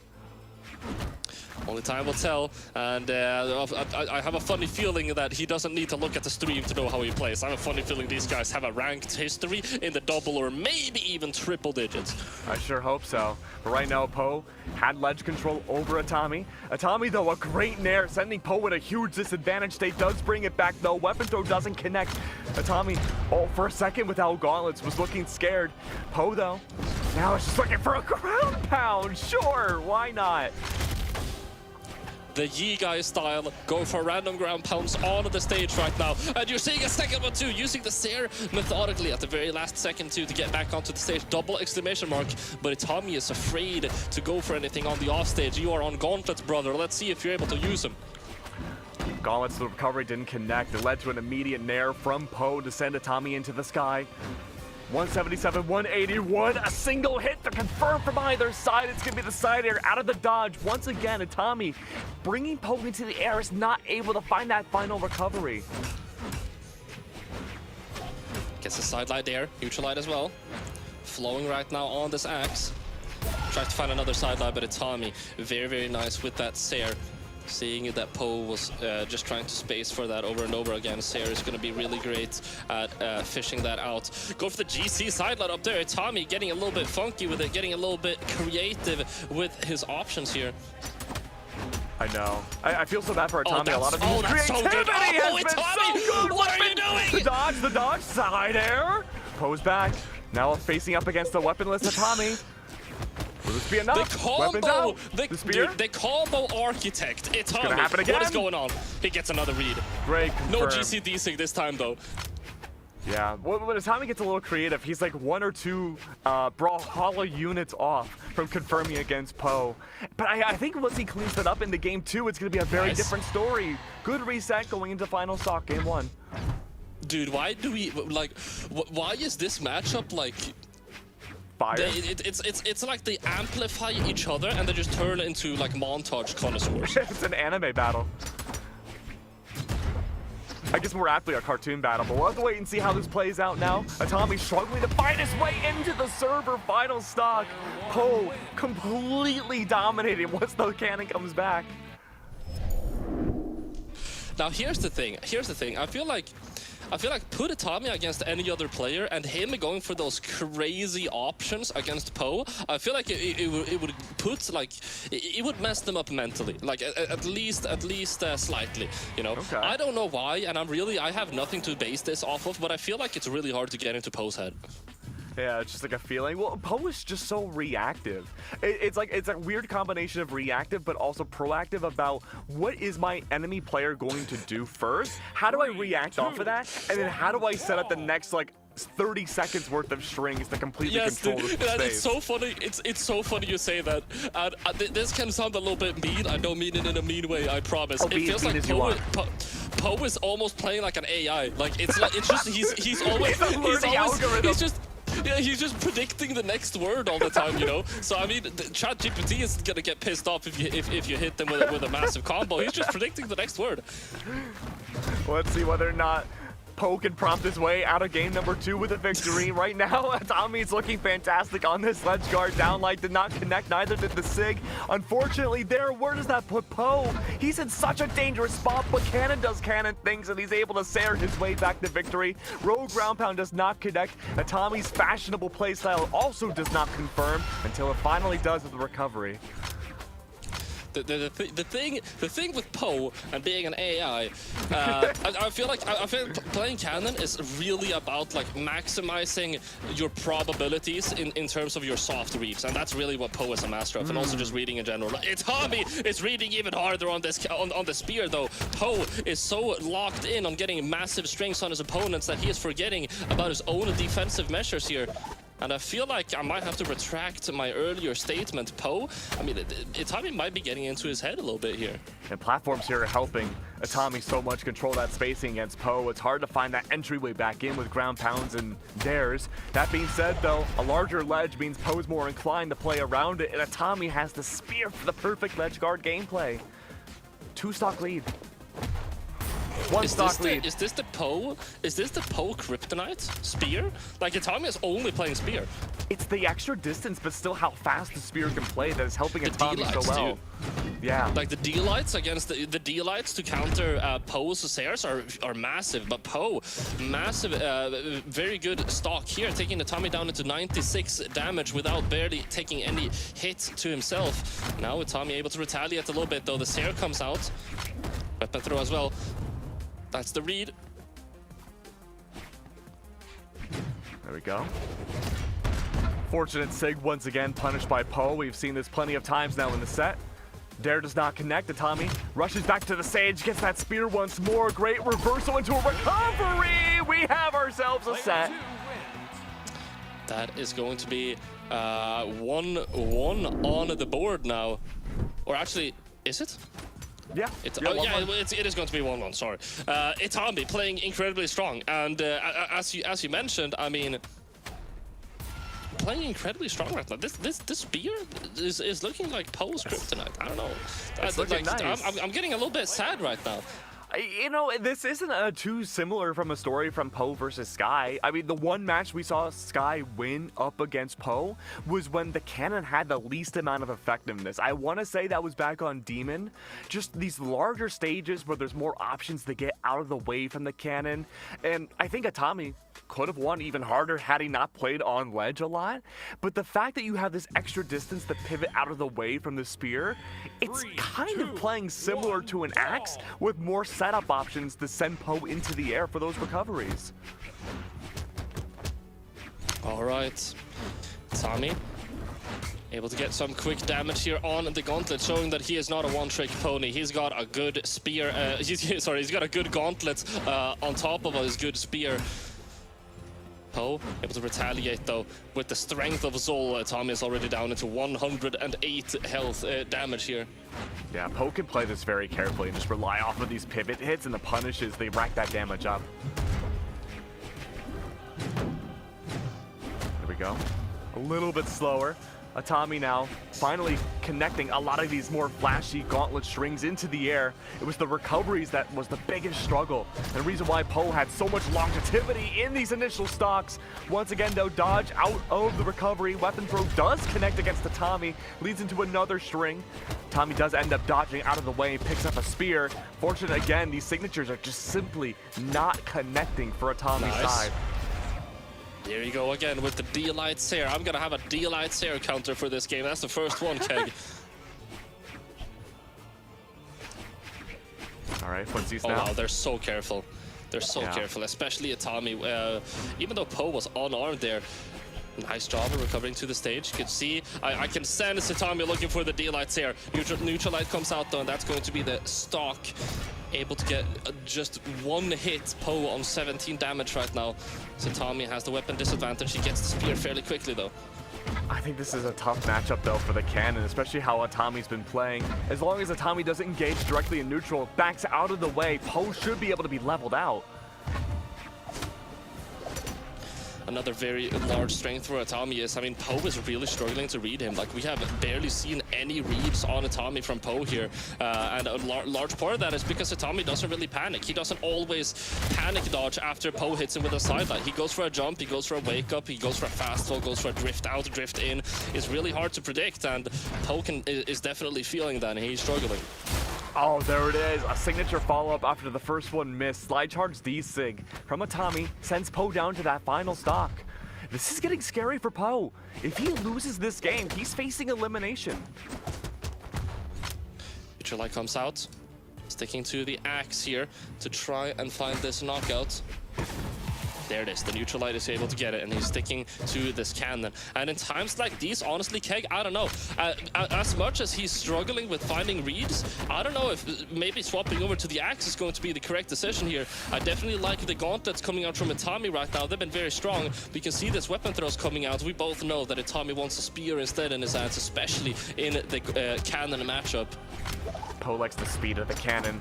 Likes having different options, the different mix-ups. The axe, as strong as it is, doesn't have those options either. The Sair is a great entry tool, but Itami, he's able to dodge out, pivot, strike back immediately. Signature doesn't connect. Poe, back in neutral. Looking for an opportunity to get in, rack up this damage. Keep in mind, Amethyst, so much damage to apply. It's just a matter of finding the way in. Itami from behind, though, doesn't get the GCD light, and there it is! Itami takes it 2-0. And remember, Polly, 2% chance voted by the community that Itami would take this set. 2-1 right now for Itami. As you mentioned, I mean, whoever went for Itami, they might be one rich man. They see the future. They might be one rich man. I told you this is not a 98% to 2% situation. Itami is a very strong player, and Poe is struggling to retaliate here. The main deal breaker for Poe is that Itami is borderline unreadable for Poe. You can see Poe scrambling and desperately trying to get a read off of Itami, Itami's disadvantage state, but it's just not happening. It's just such a good counter to the cannon. Poe is struggling to find that entry point in, and as soon as he does, Itami reads it, backs up, goes for a side light, and just starts up his strings. Dude, it's unbelievable. Good nair. Good recovery from the nair. Poe can't even get close to a weapon, and when he finally does, it's the axe that strikes. I hate to say it, Paulie. I think Poe needs to mix it up completely and go axe only this match. Maybe, I mean, the axe, I think definitely, especially in the spear matchup, the axe is working so much better. In the gauntlets matchup, I feel the cannon still can do things here, but Itami is favoring the spear so heavily, so he is locked on that axe a lot. Oh, I just don't want Poe to get so stubborn to keep playing cannon. I mean, the dare is tantalizing. There it is. Yeah, you have to go axe here. No? Tommy on the respawn. I think it's going to be a pair of gauntlets. It will be able to connect that dare into the D-Sig. Goes for the full aggression as well to extend his combo there. 72 damage thus far. Gets another 2-piece. Side eye won't connect though. This is Itami's stock right now. Let's see if Poe is able to make something happen. Neutral's Industry coming out with that soft read.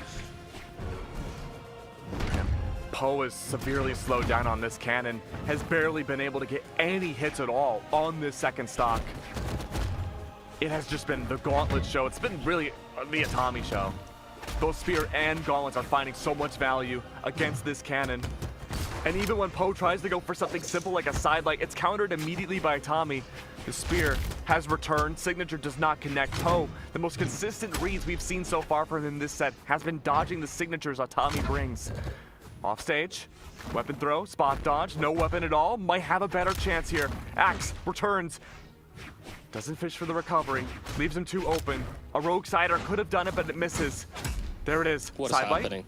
Oh, the damage, dude. They're almost both at 200. Neutral Light coming out, and that is going to be the stock. Poe still can take this to a game 5, and Poe is listening. I don't know how, but he's listening to the stream, Keg. He's sticking to the axe, and it's working. Couple of hits, 53 damage right now onto Itami, and he is following. Itami panicking a little bit, throwing out all of these Sairs, and they're missing. Poe able to hit the punishes. He's in his flow state right now. The Sair won't get a knockout either, and Itami is desperate. The Sair is going to find its mark, but he's 107 damage deep at this point. He's swapping over to the spear, but Poe has his momentum. Yeah, as long as Poe can stay on the axe, this is a competitive set. Poe is on elimination stock from the entire tournament. Has to play this carefully. The axe has worked wonders on Lions. Itami though circles around. Gravity cancel downlight. Sends Itami into the air, but no follow-up. Poe once again fishing for the weapon change over. Itami doesn't fall for it. It's the cannon. No! Side air is out. Itami flies away. 209 damage now, Atami. A breath of air will end this game and bring things to game 5. Find it. Atami is on gauntlets. Poe's back to the axe. This should be it. A ground pound could end this and send Poe home, but it doesn't. Atami, though, plays it safe, goes back to neutral stage, recovers into the air. Poe has to choose this landing perfectly, goes as far away as possible. Poe gets the side air. Game 5 we go. There it is, dude. There it is, dude. It's not over until it's over. Poe is still in. Wow, dude, that weapon throw mix-up in neutral had me flying, bro. The way I don't think we're gonna see it, but him just throwing away his weapon and going for an unarmed attack, only to pick up the axe and go for another attack, like just to throw off Itami. I mean, he was in the Matrix whenever he was throwing that out. Still, though, I feel like both of these players threw so hard. I don't know what's happening. Really, you think Atami threw? I mean, he was looking strong, I bro. think Atami had nerves. I don't think he was playing like that at all. I think it was just the nerves of knowing that, okay, Poe is swapping away from axe more. I haven't adapted around it as much. I need to like take this time to learn it, you know? I mean, that's how it goes. If one player throws, it means the other one is clutching, and I feel like both of them were throwing and clutching at the same time. It's like a symbiotic relationship. Yes, absolutely. Now, I mean, we're already in game 5. I feel like Poe is looking so much stronger on this cannon, and like this puts like apparently very, very deep wounds in Atami's mental. I feel like. Yeah, some scarring after this one. Atami, though, not really having much an appearance in that first stock, needs to bring it back now. These upper platforms worked well for Atami back last time we were on Miami. This time, though, not quite the case. Poe is just guarding this ledge like it's everything in the universe. Atami is just looking for any sort of opportunity to get into this match, but it's been a shutout. Oh. He's panic dodging. He's panic dodging. That's like the #1 sin that you can do against Poe and you can do against the cannon player. He gets what is that? He got the do nothing read into the dodge in read. He's literally doing 2 separate reads in the same combo. He has Atami's number now. It's been 5 games. Knows the movement of Atami. A much larger stage, easier for the cannon to find that movement around. Recovery's out, sends Poe into the air. Not enough to confirm stock 1. But Atami, elimination stock. Dude, D-lines into nothing. There's no way. Poe, stop playing. Stop playing with me, dude. He could make. Okay, dude. I thought we might be getting a 3 stock. Mr. 98% over here. Almost proved why. Still very much good. 123 now, Atami. Any signature in the game will take him out. Side air. And there it is. Confirmed. What a comeback. Poe, what's happened? Poe That's a took years 2-minute game. off of our lives with how scary those games 3 and 4 were, but he brought it back. These were not the same players. Like this game and the game before it, we jumped into a different lobby or something. Because what's going on? He's a learning algorithm. Oh, yes, he got more data to practice on. That's damn right. He was able to get it. Thank you for throwing it back. Of course, I'm correct. The casters are never wrong. Now, I mean, Poe, God, wow. Yeah, I feel like we really just saw, as I mentioned, the one sin that you can commit playing against Poe and they can playing against the cannon. He panicked. He started panicking. He started panicking with his defensive options, and you just can't do that. You're going to be completely done for, because you could very clearly tell Itami had the right idea going and he had the mechanical structure down to execute upon that idea. But as soon as he lost the mental upper hand, there was just no winning against Poe. Yeah, it was a night and day difference between games 3 and 4. That being said, though, Poe is scary right now, Polly, because not only did he just face up against Sky and won, he just faced up against Atami and won. Now he is beyond warmed up. He's fiery hot going into game the 3rd set in a row for him up against Comer now to see who has a chance of going to grand finals. Comer currently this is a rematch too.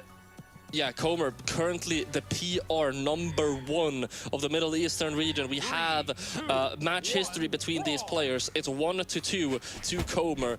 They've played against each other in both Trial of Ymir and the Middle East Winter Championship in every single tournament except for Poe has outperformed and outplaced Comer in 2 tournaments prior. That's good. They have, but on the other hand, Comer has outperformed them in 2, so they are even. Also, This is the difference having maker. 1-2 sets, they have 7-6 games against each other. They're very, very even. Not even in this game, though. Comer with a strong first stock, only 100 damage to his name here. I don't know. Poe just needs to get one good combo going to make things even back up. It's the site that's slowing the game down quite a bit. Poe's looking for an entry point in. He fishes for a dare. He might be looking for a second one leading to a side air. Nope, he gets the nair instead. Side air doesn't connect though. Comer dodges out of the way, and there it is. There you go. 50 damage difference. Okay, sticking to the cannon here. Able to find that Sair. Comer on the gauntlets, patrolling the ground carefully. And Comer, I mean, you saw, we've seen this time and time again from Comer. You know, especially against Fixel, Comer is not a player that really panics that much, and he is very, very adamant about which defensive options he uses. Oh my God! Holy! We're seeing some suspicious dodge-ins though coming out from Comer that are not very characteristic of him, I feel like. Yeah, I mean, this is just gonna be an elevated Poe too, considering the fact that he's faced Elimination 2 sets in a row now. He has that adrenaline pumping. It's gonna be so hard to get into that sphere of influence against Poe. So Comer's attempting to start. Already has 1 stock down. He's been good about evening up the stocks from a lower deficit, but again, you cannot go on a lower deficit forever. And Poe's racking up that damage. Oh, that's crazy! This? Both of those outspacings that Poe did there were so confident. You know, I don't get it. I don't get how you can be that precise and that confident. Poe with a beautiful first game here. Bro is locked in. Bro is locked in, and Comer, I mean, to be fair, Poe has momentum, and you know, I mean, we can all tell Poe is a fairly momentum-based player. Comer doesn't have any of that momentum. He's been in the Elim side for a very long time. We are seeing something that we haven't seen for the entire tournament, though, and that is going to be an Asuri. We're seeing the Qatars coming out. So surely the idea is maybe go fish for Qatar dares, maybe even sidelights for anti-cannon, right? Maybe gravity cancel neutral sig with Qatars, grab Poe on that cannon, throw them down to the blast zone.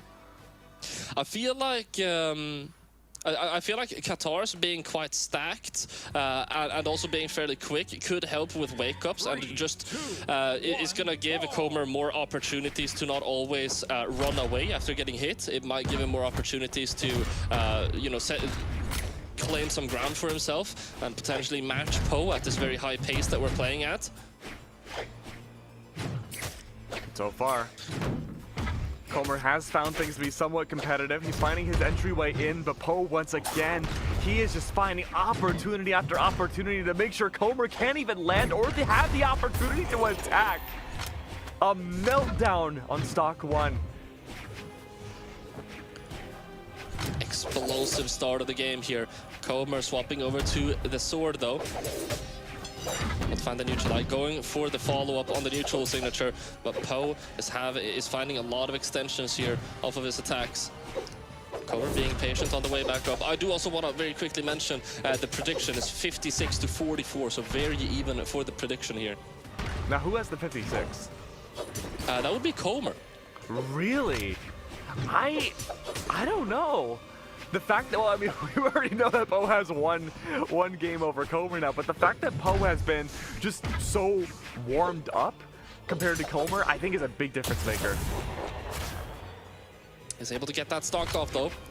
And that's the thing, man. You can't underestimate Comer. If you underestimate Comer, I mean, he is going to be, he's going to rock your world. Looking good so far, Poe. Fishing for that. Oh, ground pound, not once but twice. Perhaps even thrice a ground pound. All right. Full stock lead here. Poe going for a GC sidelight all the way up there. I mean, I'm not gonna question it. I'm not gonna question the cannon goat. Okay, Comer, good stopping option. And light. Oh, that's connecting as well. Comer down into 100 damage now. Poe able to find. Oh, and that's going to be the dodge as well. Wow. That's just game over. 2-0, not only in the stocks, but in the games as well. Poe is on a roll. And don't make this a 3-0. Don't make this a 3-0, Comer. This has been the cleanest set we've seen so far today, and the way things are going, I think a three game might be in our vicinity here, Polly. Only time will tell. Poe definitely has a lot of wind in his sails right now. We're going to Apocalypse, we're going back to small Fortress of Lions here. Comer not swapping off of this Asuri. I feel like this Asuri pick is feeling a little bit questionable to me thus far. However, Yeah. Comer still definitely has time to redeem it. It's not achieving what Comer wants, but I think now that he has a game underway, he can find a way to double down and get more of the Katars in. He is. He's getting It's a good stuff. start. He's doing stuff. Swapping over to the sword here, though. Getting that dare, and you can see Comer a little bit afraid of Poe. All it takes is for Poe to move forward, and Comer is running into the corner. Still not playing that passively in the neutral. He wants to press on. It's just that whenever Poe presses on, he doesn't want to cross up. He doesn't want to face him. He wants to try and run over and run away from him. Good double recovery, sends Poe into the air. Nair almost connected. Quite a bit damage against Poe now. Another recovery sends him out. Comer, for the first time this whole set, has a stock lead. Able to get that Nair in, and he gets a little bit of a string too. Gets another Nair, down into 30 damage here. Baits out a sideline, but not able to get in a punish off of it. Neutralite is going to get that stock, and Poe has the cannon here. Back to sword we go. This is very even right now. Okay, never mind. Comer doing a good job with this sword, down into 97 damage. Good value right now. Poe struggling to find a way to adapt around this sword, at least for now. Looking for the landing off of Comer, unable to do so. Comer sends Poe off stage once again. Cannon now gone. Axe picked up. And again, the spacing and catching the landings off of Poe has been paramount now. Comer once again maintains that lead. A full stock one at that. Here's it again. Poe just, whenever Poe is approaching, Comer pushes him into the very corner of the stage, and that's where he decides to go for a pickup of an attack. Whoa. Nice ground pound though. Wow. What is that? That's going to be a stock. What a beautiful find by Poe, and that's Comer now. Fresh stock on his last, and this is tournament stock for Comer. Huge opportunity, but fatal mistake for Comer now. It's an even game. Again, facing elimination. Comer needs to play this so carefully. He won the revenge match. He won the original match, I should say, against Poe back in the upper semifinals. It was a 5-game endeavor. Comer now, 130 damage on this final stock. A near complete shutout. We'll have to wait and see how this final sword. hit goes. There it is, down air. One more opportunity. Comer struggling to find that spacing. Poe just needs that one final hit, and that's the side air. Sends Comer off stage, potentially for the last time. He does get back to the ledge. Down Sig is out, does not connect. Comer waits for an opportunity to dare. He was trying to shove Poe down to the blast zone if possible. Poe misreads the opportunity. Comer maybe back into this. Double Nair, triple doesn't connect. Sider's back out. That's It's a 3-game streak for Poe. Wow. That's going to be Poe winning, and I'm going to be completely honest, slightly underwhelming win there coming out from Poe. It's a 3-0, but Comer was so very, very close. The sword was working super, super well, and towards the end of the game, gets knocked out incredibly early once and plays a lot of Katars when it was really the sword that was doing him very well. I don't know if we have a stat, if we're going to be able to see the stats for the weapons. We will see, but either way, very strongly played by Poe, but it leaves a slightly sour taste in your mouth when you know that you won because of a lot of unfortunate mistakes that we were seeing from Comer here. That second stock loss we saw Game 5 for Comer was so devastating. I honestly think this could have gone to Game 4, maybe even Game 5, had he not gone off stage like that. But, you know, that's not something we will ever be able to see, unfortunately. It will not be indeed. But we are going to be able to see Poe advance throughout the bracket and go up against, who is that going to be? It's going to be Fixel for Grand Finals. Oh yeah, we're already in Grands, dude. Time flies. Goes by so quick.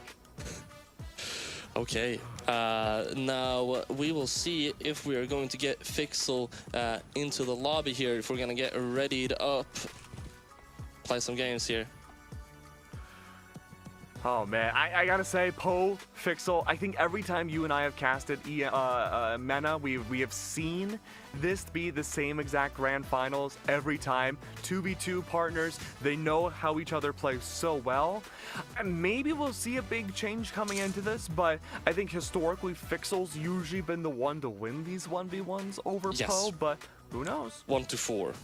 Oh, 1 to 4 in terms of the sets, which is quite a large achievement. Now we say that it's usually these guys in the Grands. We're forgetting Comer's PR #1. That's right. As we mentioned, all 3 of these guys incredibly strong. They are the powerhouse of MENA, and yeah, just because Comer is out. Now we're gonna see it's going to be Poe or Fixel getting in the gold. I feel like they might be rotating. You know, whoever gets to get his chance to get the medals. All right. Well, we are just waiting for Fixel to get into the lobby. Poe locked in. He's had 3 games in a row so far. I cannot stress enough how important it is to just be so warmed up and so ready. I'm sure Fixel's taken this time to play ranked games, you know, play against the bots, whatever it takes, right? But it doesn't beat the experience Poe just had for a wild lower bracket run, Polly. Yeah. Speaking of fighting bots, really funny story. Oh no. The player called Eve, who beat Godly in a tournament and got a top 8 placement. The way that they were practicing or warming up, staying warm for top 8, was by with their friends doing a free-for-all 8-man lobby. And whenever I think about players staying warm, I just envision that they're doing free-for-all with their friends. They're probably not, but it's a very funny thing to imagine. I mean, I'm sure Fixel was just hot off of an 8-man lobby, so we'll have to wait and see, though. Stage select is out. Small World's End. Poe has 9 damage. Keep that in mind, right? The Amethyst Zol pick. You're going up against some Mordex, which I think finds a lot of value off of his kit on Small World's End. You're going up against Axe and Cannon with blast zones that are essentially non-existent. I don't know. Fixel might have his challenge here. It's going to be Fixel versus Poe for the championship title here in the Summer Championship, SEA and ME. This is the ME and NA side of things. So far, Poe with quite a strong start. Fixel is retaliating though, 124 damage here. Such a great start right now. Fixel once more sent up high into the skies. A nair to do it, Poe. First stock lead, a very clean one at that. And there's a lot of baggage going into this 1v1 keg. Poe, with 3 silver medals, has been struggling to win a tournament in the MENA side of things for a long time now, and almost every single one of those medals have been robbed by Fixel in both the Trial of Ymir and the Winter Championship. Sorry, in the Spring Championship. This is Poe's time to shine. But the stars are aligning for him right now. He did lose that first stock. Fixel, however, now fishing for dares off that site, bringing Poe off stage. A ground pound to send Fixel away. Another stock lead for Poe. Huge to maintain. It's just a matter now of waiting for those gauntlets to come back out on Fixel's end. Racking up that damage almost immediately, night and day. Almost 100 damage before Poe can even react. Gets a side light, dodge up and away coming out from Fixel. Beautiful Sair to cover for himself as Fixel went for that dare. The weapon throw should be enough to get the knockout though. Never mind, Poe having a lot of options, and Fixel messing up monumentally on the offstage. He's still able to get the side signature though. That could have been bad.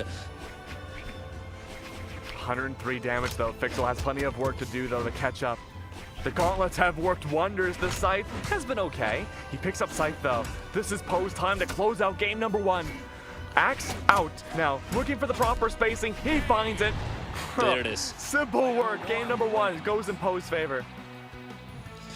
And that is going to be 1-0 for Poe right now. And we're moving into the next game. And I mean, I'm going to give a massive call out right now, Keg. We're not going to see any legend swap. Okay. Like, at all. Like, I think it. if this goes to game 10, I think we're going to be on the same legends. I believe it. I want to keep in mind, too, that Poe winning game 1 here for Grands. He also won 3-0 against Comer in the lower finals. That's 4 games in a row. Plus, he got the winning game against the Tommy. So, at the very least, Poe on a 5-game winning streak between 3 different opponents in the last, I don't know, half hour? Yeah, and now important to mention too, in the trial of Ymir, whenever Fixel took down Poe, that was also a grand final reset where he actually went 6-3 against Poe. So these guys, they are quite even. Now, only thing everyone is wondering is, has Poe gotten better faster than Fixel has? What is that offstage play? No options. That's so smart by Poe, going all the way over to the left. He knew the only way Fixel can survive is by getting a chase dodge. So he knew, even at the expense of potentially him getting knocked out, he had to stay away from Fixel. Unbelievable. Poe is on fire. It's gonna keep going too. These gauntlets are looking to find an entry point in. They're the things that kept Fixel competitive in this set. And Fixel is attempting to run away, looking, fishing for those side airs to get anything off of that cannon, but no, it's not working. Poe is continuing to find his spacing off of Fixel. It's another stop. He just keeps dodging out. He just keeps dodging out. We saw a dodge out and then a dodge up, out. He needs to be more wary of his options. We see a dodge in this time around, and Poe somehow read that, or at least tried to soft read it. Didn't get the hit off of it though. Okay. Stock gotten now for Poe. Fixel has a way back in, still a complete stock lead. He goes back to Scythe. I just don't know, man. I don't think the Scythe is the answer here. Okay, a good start. Poe, ground pound out of dodge. Looks for the landing off of Fixel. Off stage, Fixel, he goes in so deep. He's near the center of the earth, but he brings himself back. He finds an entry point. There we go. Keep Poe competitive, but beads are out now. A 1 stock difference. No, I'm sorry, 100 damage difference. Still Fixel, staying competitive here. Keeping it even against Poe. Poe needs to get a knockout here. Nice way to get back onto the stage by Fixel. Down signature, that's going to be it, buddy. You're not surviving a down signature like that coming from a Zol. Coming from a 9 strength Zol, dude. On a stage like this, there's absolutely no shot, but gotta say, Poe is looking unstoppable. And this could very well be the game for the reset. Very well could be. We will see here what they're able to do. Now, we do have the prediction completed 55 to 45% for Fixel. Fixel has the 55? Yes. All right. I mean, sure.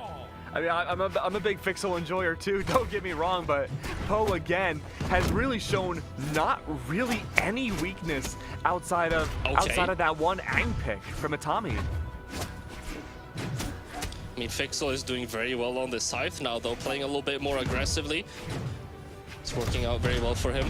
Neutralite gets thrown out, though, and you can see Poe still looking strong on those reads. Fixel going for a wake-up, though, on that second read attempt.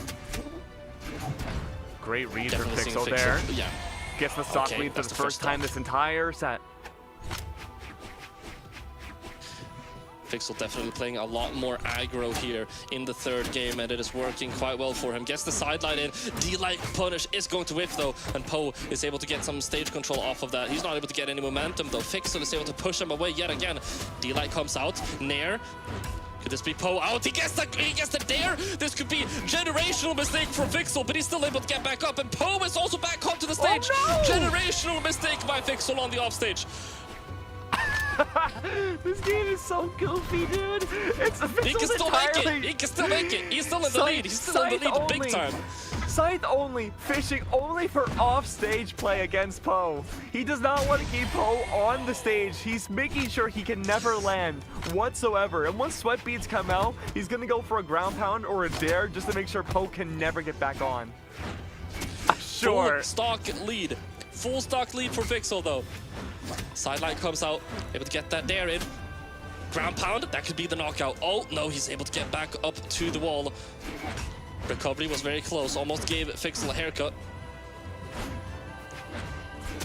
Poe maintaining axe control now, not having to rely off of cannon, going off stage. Vixel, once again, the gatekeeper of Small Worlds End itself. The gates have been breached. Poe's back onto the stage. Things become competitive again against Vixel. It's the cannon back out. The dare does not connect. Again, another miss from Poe, uncharacteristic. And Vixel buys his time, fishes for the dare. Make that not once, but twice back over. Very, very strong. That was another. That was also another dodge up away from Vixel. Vixel doing a really good job at mixing up how he's dodging against Poe, so that he is not really getting anything off of his soft reads. Right? He's always doing something that he's. The dodges that he's alternating between, there's no soft dodge read that is able to catch all of those, right? So yeah. there's never anything that Poe can go and he's basically messing up the language learning model, dude. He's not able to predict the next word. Yeah, I know. Vixel's being unpredictable now with that pure offstage gameplay. We head to a stage where that might be harder to accomplish, though. Demon Island, a much larger stage in terms of the cannon to find value on. It's going to put that scythe to work. All right, sideline there comes out. Vixel going for the offstage, dude. He was ice cold on that offstage. Did you see that? The way he was fishing for the nair. Oh yeah, oh yeah. And Vixel might have to face more towards the stage now, which has been the Poe domain. Vixel once again, side airs out, fishing for yet another one. Has the clash, sweat beads out. Poe has to relegate first stock. Vixel may have found this strat to beat Poe that no other player in his large lower bracket run could do. Is he able to find the knockout here? Dare comes out. This could be scary. Poe, don't get caught in the blender.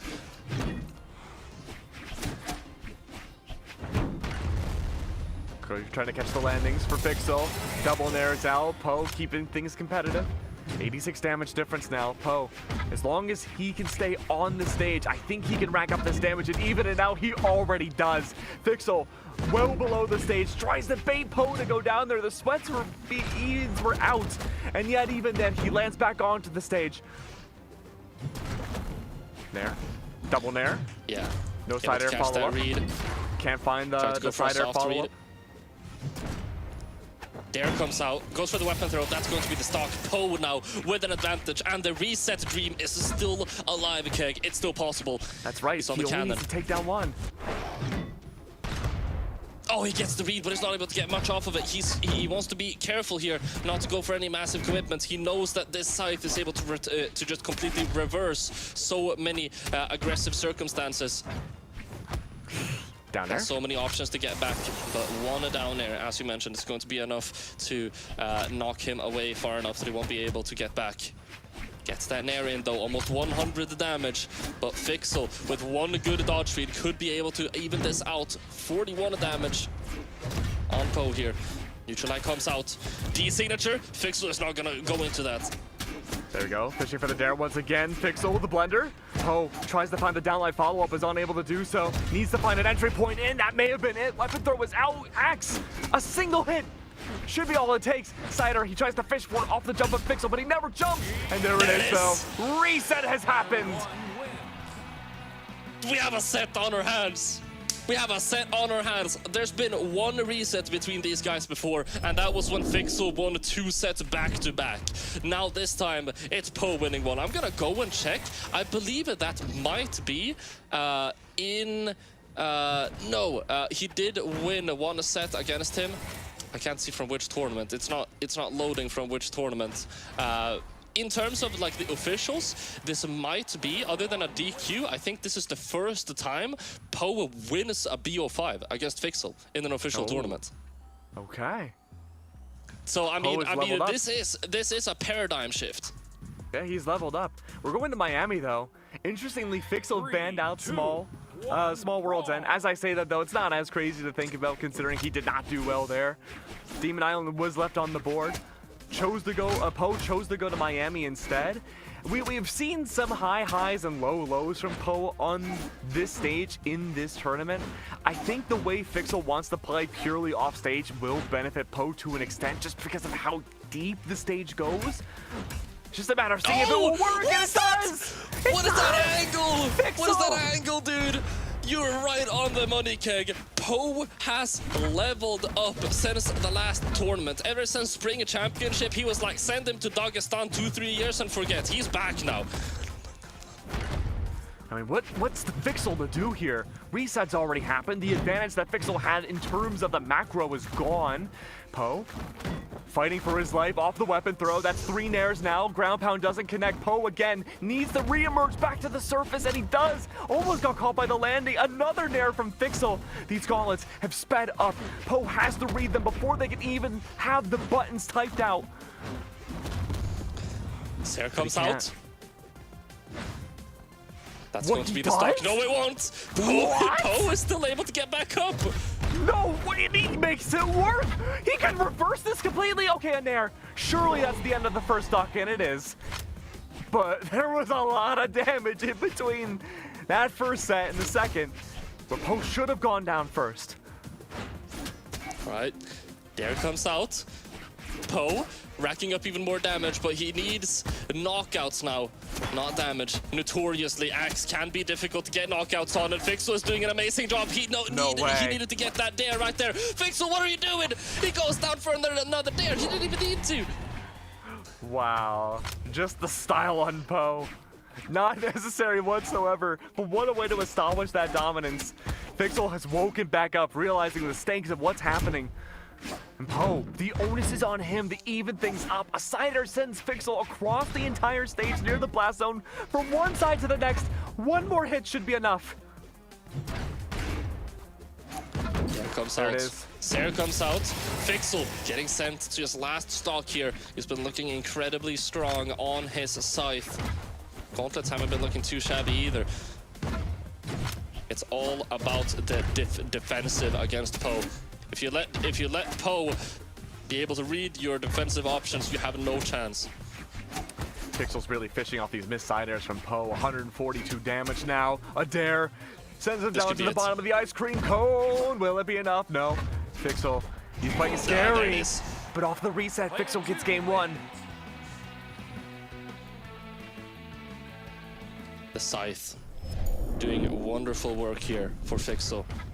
And also just adapting to the neutral very, very well. As you mentioned, punishing the Sayers is one of the major things that Fixel is really doing a good job at, and also reading how Poe is drifting after each of his Sayers. Yeah, I'm really hoping into this next game, Polly, we see more axe play from Poe. I think it's been a little underrated in this matchup.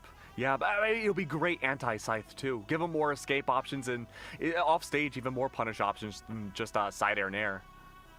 Yeah, and Fixel just needs to keep doing what he's doing, especially on that scythe. His scythe is working out incredibly well. Not even necessarily his reads, his neutral is working super, super well right now. Go to Demon. This will be interesting to see from Poe's end how this can look. 3, 2, 1, brawl! Let's see. Picking up the cannon here. Gets the Sarah off at the very, very start. Fixel on these gauntlets though. We're getting a bit of a read though. He tried to go for the full on 0 to knockout, 0 to hero. He's not able to find it, but he gets another read, and that's Fixel. 160 damage, 20 seconds into the game. But Fixel is retaliating. Yeah, keeping beat for beat now up against Poe. It was a little sleeper in the first half before the reset. This time though, Fixel, he sped everything up. He's looking to catch this land against Poe. Misjudges. Poe back into the air. Side sync does not connect either, Poe. Oh, he overextends. He looks for the down air. Fixel read that like a book. Sweat beads are out. Can he get neck back? Oh no, it's wall ball. Yeah, there it is. Dude. Poe had such a great start of his stock, and then Fixel was just able to completely retaliate. Now Poe still able to get that knockout with that Seer, and he's gonna stick to the cannon as well. It's been working well, but I mean, all I gotta say is if you're even after getting 2 massive reads, he's getting another one, so maybe that's what you gotta do to stay in the game. That's exactly what Fixel wants, though. He's relying on Poe to overheat off stage and use his sight to send him far down to the blast zone. Again, Fixel's strategy has not changed. Poe's reactivity needs to. Sweat beats out Fixel! His own strategy works against him! He didn't get the touch. Poe now with the stock advantage, as Fixel is gonna have to do a lot of work here in order to even this out. He hasn't been hit that much yet though. Gets another neutral light, and he's playing super solidly in neutral. Poe whiffing quite a lot here. Double clash as well. Okay, there it is there. Looking for the landing against Fixel. He'll have to return to the stage at some point. But Poe just can't get that timing down. Fixel, he went for the nair. Great spot dodge off of Poe, but no follow-up, no weapon, no control whatsoever. 230 What is that damage, dude? That is insane. Oh, he's not able to find anything off the sideline. Second time will do it though. And I mean, all things considered, he was very slow at getting that knockout, but his neutral has just been so strong, barely taking any damage. 68 damage taken here from Fixel. Poe is whiffing a lot here.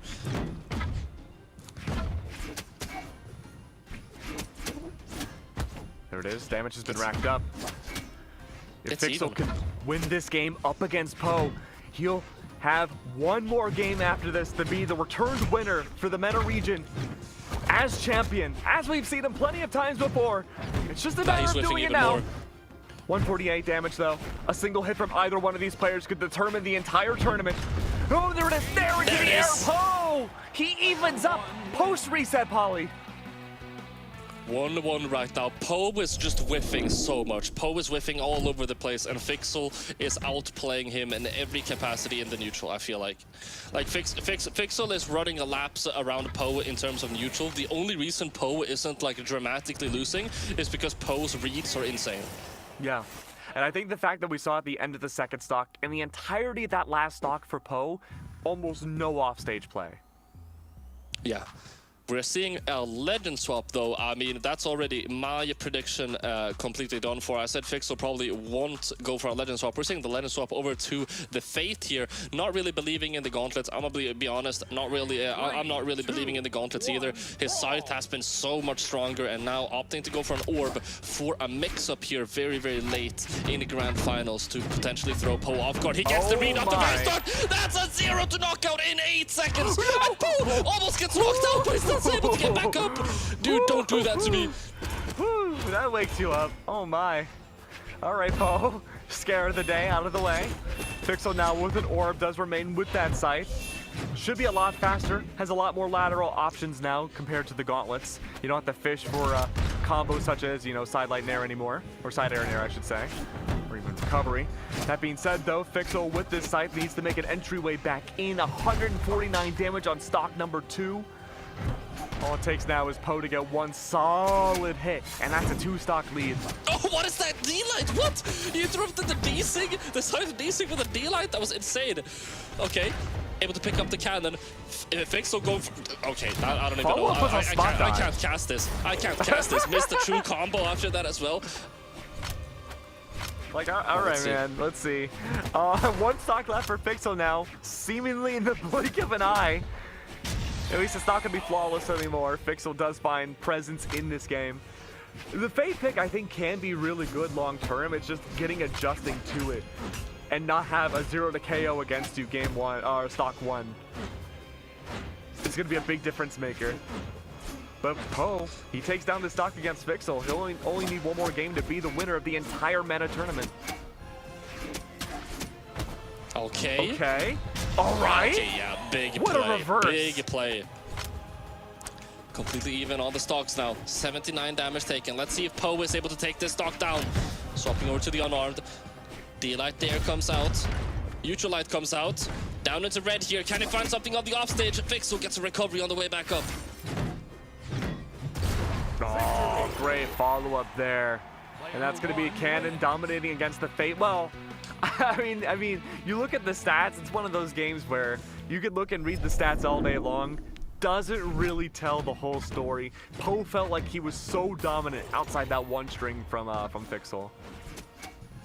This is incredibly back and forth and incredibly tight. Both of the players, you know, a set is good when the players are taking a second to lock in their legend. Like, they need a couple of breaths. They need to chill out between the games. Well, I don't know how these guys are with nerves, but we might even be seeing some handshaking right now. Now, I mean, we started seeing nerves from some of the lower bracket players that Poe was facing up against, so definitely a possibility here for the grand finals. Fixel, at least for us, we haven't really seen him challenged this hard in grand finals in a long time. Yeah, I mean, the only other player that has been able to do it is Comer. As we've said before, Poe has very, very clearly stepped up his game and is playing very, very strongly right now. On the verge of getting, allow me to repeat, his first gold medal in the his first gold medal period. He has 3 silver medals and no gold medal. This could be it for Poe if he's able to make this happen. But we're seeing a legend pick. I don't know how to feel about this one, Keg. We're seeing the Val. It's a complete 180. I said before, I don't believe in Fixel's gauntlets. We haven't seen the sword at all. Yeah, we have seen Comer play Azuri up against this Amethyst pick, and it did provide some value, but it was in the same spot Fixel was in, where it may have just came out a game too late. He started adapting around, well, the sword started adapting around the cannon quite a bit, but the damage had already been done. It was the guitars that were meant to be the entry point, and they simply weren't. Gauntlets, though, this time, having more of those offstage signatures from Val exclusively, might be that added value to bring things to Game 5. Well, let's see. So far, Poe doing a pretty good job on this cannon, taking Fixel down into 108 damage. Going for the offstage. Fixel gets the Sair, though. Tries to go for the Nair. It's not going to connect. The second Sair will, though. And a Nair. That could be Poe completely done for. He wants to get that Sair to get a chase dodge, but Fixel is going to be able to stay clear of his way. Sticking to the sword now, and I'm very interested to see how the sword is going to work in Fixel's hands. Yeah, same macro game plan for Fixel. Nothing there's changed when it comes to small World's End. Just making sure you can bring Poe off stage and deny all chances of jump recoveries. Nice. Just a matter of being on the stage has been the hardest value. Swapping over to the cannon now to try and get that knockout. D-Light, GC D-Light coming up from Fixel. Oh, The great down signature is sig. going to get that stock. 114 damage though, and he's sticking to this cannon as well. Fixel is able to pick up the gauntlets quite quickly. Gauntlets have been the pride and joy of Fixel so far. This entire set, plus the reset. Great side air opportunities up against Poe for catching his landings. Oh, but the neutral sync doesn't find much. Let's see. Dare very, very cleanly with the movement to get that Dare out. 96 damage though. Poe has a lot to work on to be able to win here. Poe, I feel like struggling just a little bit more with finding knockouts than Fixel is. Oh, it is destructive. Fixel is getting a lot of damage though. The Sair is finally going to be the stock. 81 damage to his name though. And I feel like we've been seeing a lot of trades. We've been seeing a very linear progression in both of their damages here. And if we keep moving like that, that's going to be Fixel winning, especially considering he's been looking just ever so slightly more sharp with his confirmations and his knockouts. That's a bit of a mistake on the offstage though. The Dare isn't going to lead into anything though.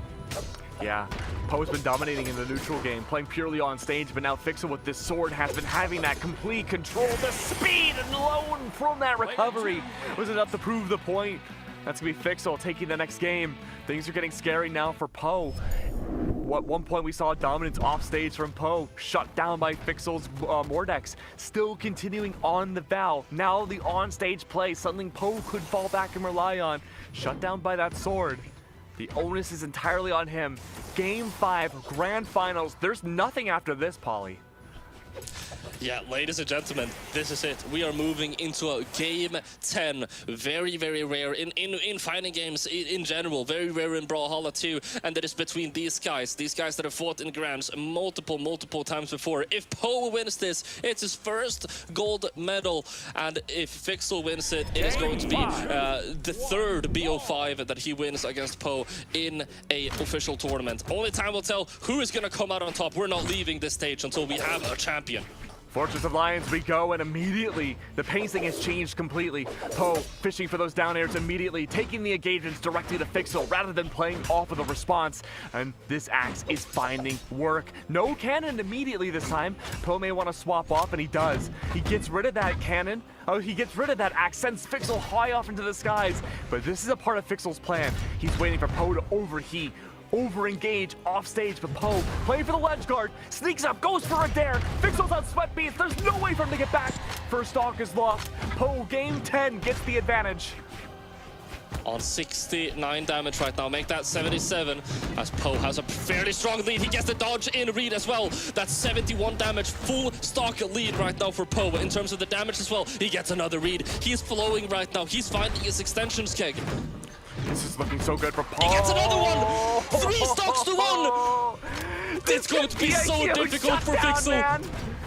He needs to make such a large comeback now. Oh, he gets the D-Light, GC D-Lights there. Is he able to find the stock here? Fixel does not go for the side stick. That would have connected towards the ledge and covered all of Poe's landing.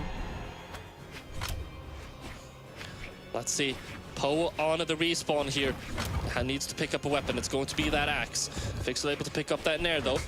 Not able to string it into anything. Poe getting a quick 2-piece. Gets the neutralite to Fixel down into 87 damage. He's knocked away onto the side of the stage. A sidelight read nair. Poe, what are you doing? Is this guy even human? No, the algorithm's learning. He's found a way to get into Fixel's sphere. And now a sword, possibly the last weapon Fixel will have in this tournament. Needs to use the recovery, get back on. Sweat beats were out, barely got back onto the stage. Could react faster than Poe. Sends him high into the sky. Again, a stock difference. Poe's not out of it just yet. Fixel needs to end this stock right here, right now, and play flawlessly after a side air from Poe. Sends Fixel into the sky. Can he get back onto the stage? He does, off of a mistake from Poe. Nair's out. A 2-stock lead. A game 10 win. And Poe takes the tournament. With his first gold medal. It took him 3 silvers in a row to be able to get his first medal, and he does it against one of the GOATs of the Brawlhalla MENA region. He does it against Fixel in his own teammate style. in twos. In style, in the 10th game, for what is one of the most nail-biting sets that I have casted for this entire year. It is going to be the fan favorite finally taking it home with his first piece of gold. 4, 5 sets in a row from a lower bracket run, getting his revenge match of the person that sent him into the elimination bracket, beating him, winning in the grand finals against his own 2v2 partner, whom they have been unstoppable on in 2v2s throughout the entire region. He shows that this is not just the Fixel show, not just the Comer show anymore, but Poe added to the mix shows that he can be a truly scary, one of the best in the world 1v1 competitors.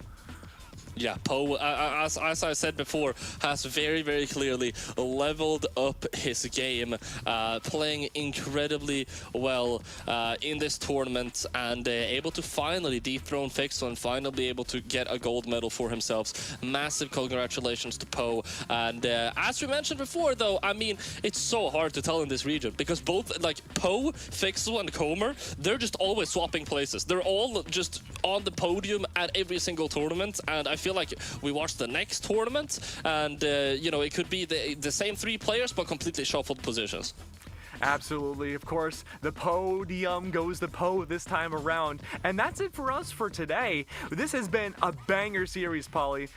I mean, how do we even close out a set like that?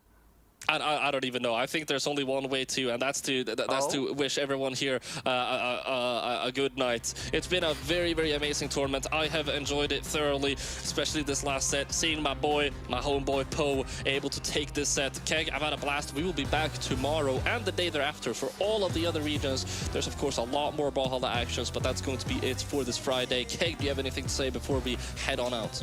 No, I just can't wait for tomorrow. Let's fast track up ahead. You guys can fall asleep before us, and we'll catch up with you tomorrow. So don't go anywhere. We'll be back, let's say pretty soon. Air does not allow that combo to finish. This is good. That's huge. My! Kohler not only took the damage lead back, but also the stock. Refused to go anywhere near it. Scythe versus Scythe though. Pixel winning the neutral. 133, 152 damage. Sun beats are out. Gravity can't. So patiently. Very big difference from before. Okay, Sarah, get back on the stage. And she doing some damage in the process. Down sync. Plays it safe. Goes back to neutral stage. Recoveries into the air. Oh, has to choose this landing perfectly. Goes as far away as possible. Number one sin that you can do against Poe and you can do against the counter player. He gets what is that? He pushes him into the very corner of the stage, and that's where he decides to go for a pickup of an attack. Whoa. Nice ground pound though. Wow. The thing everyone is wondering is, has Poe gotten better faster than Pixel has? What is that offstage play? No options, that's so smart. What do you mean makes it work? He can reverse this completely. Okay, in there. Surely that's the end of the first. You're very, very late in grand finals to potentially throw Poe off guard. He gets the beat up the very start. That's a zero. Into the side. Can he get back onto the stage? He does. Awesome on the mistake from Poe. Mirrors out. A two-stock lead. A game 10 win. And Poe takes the tournament. With his first gold medal, it took him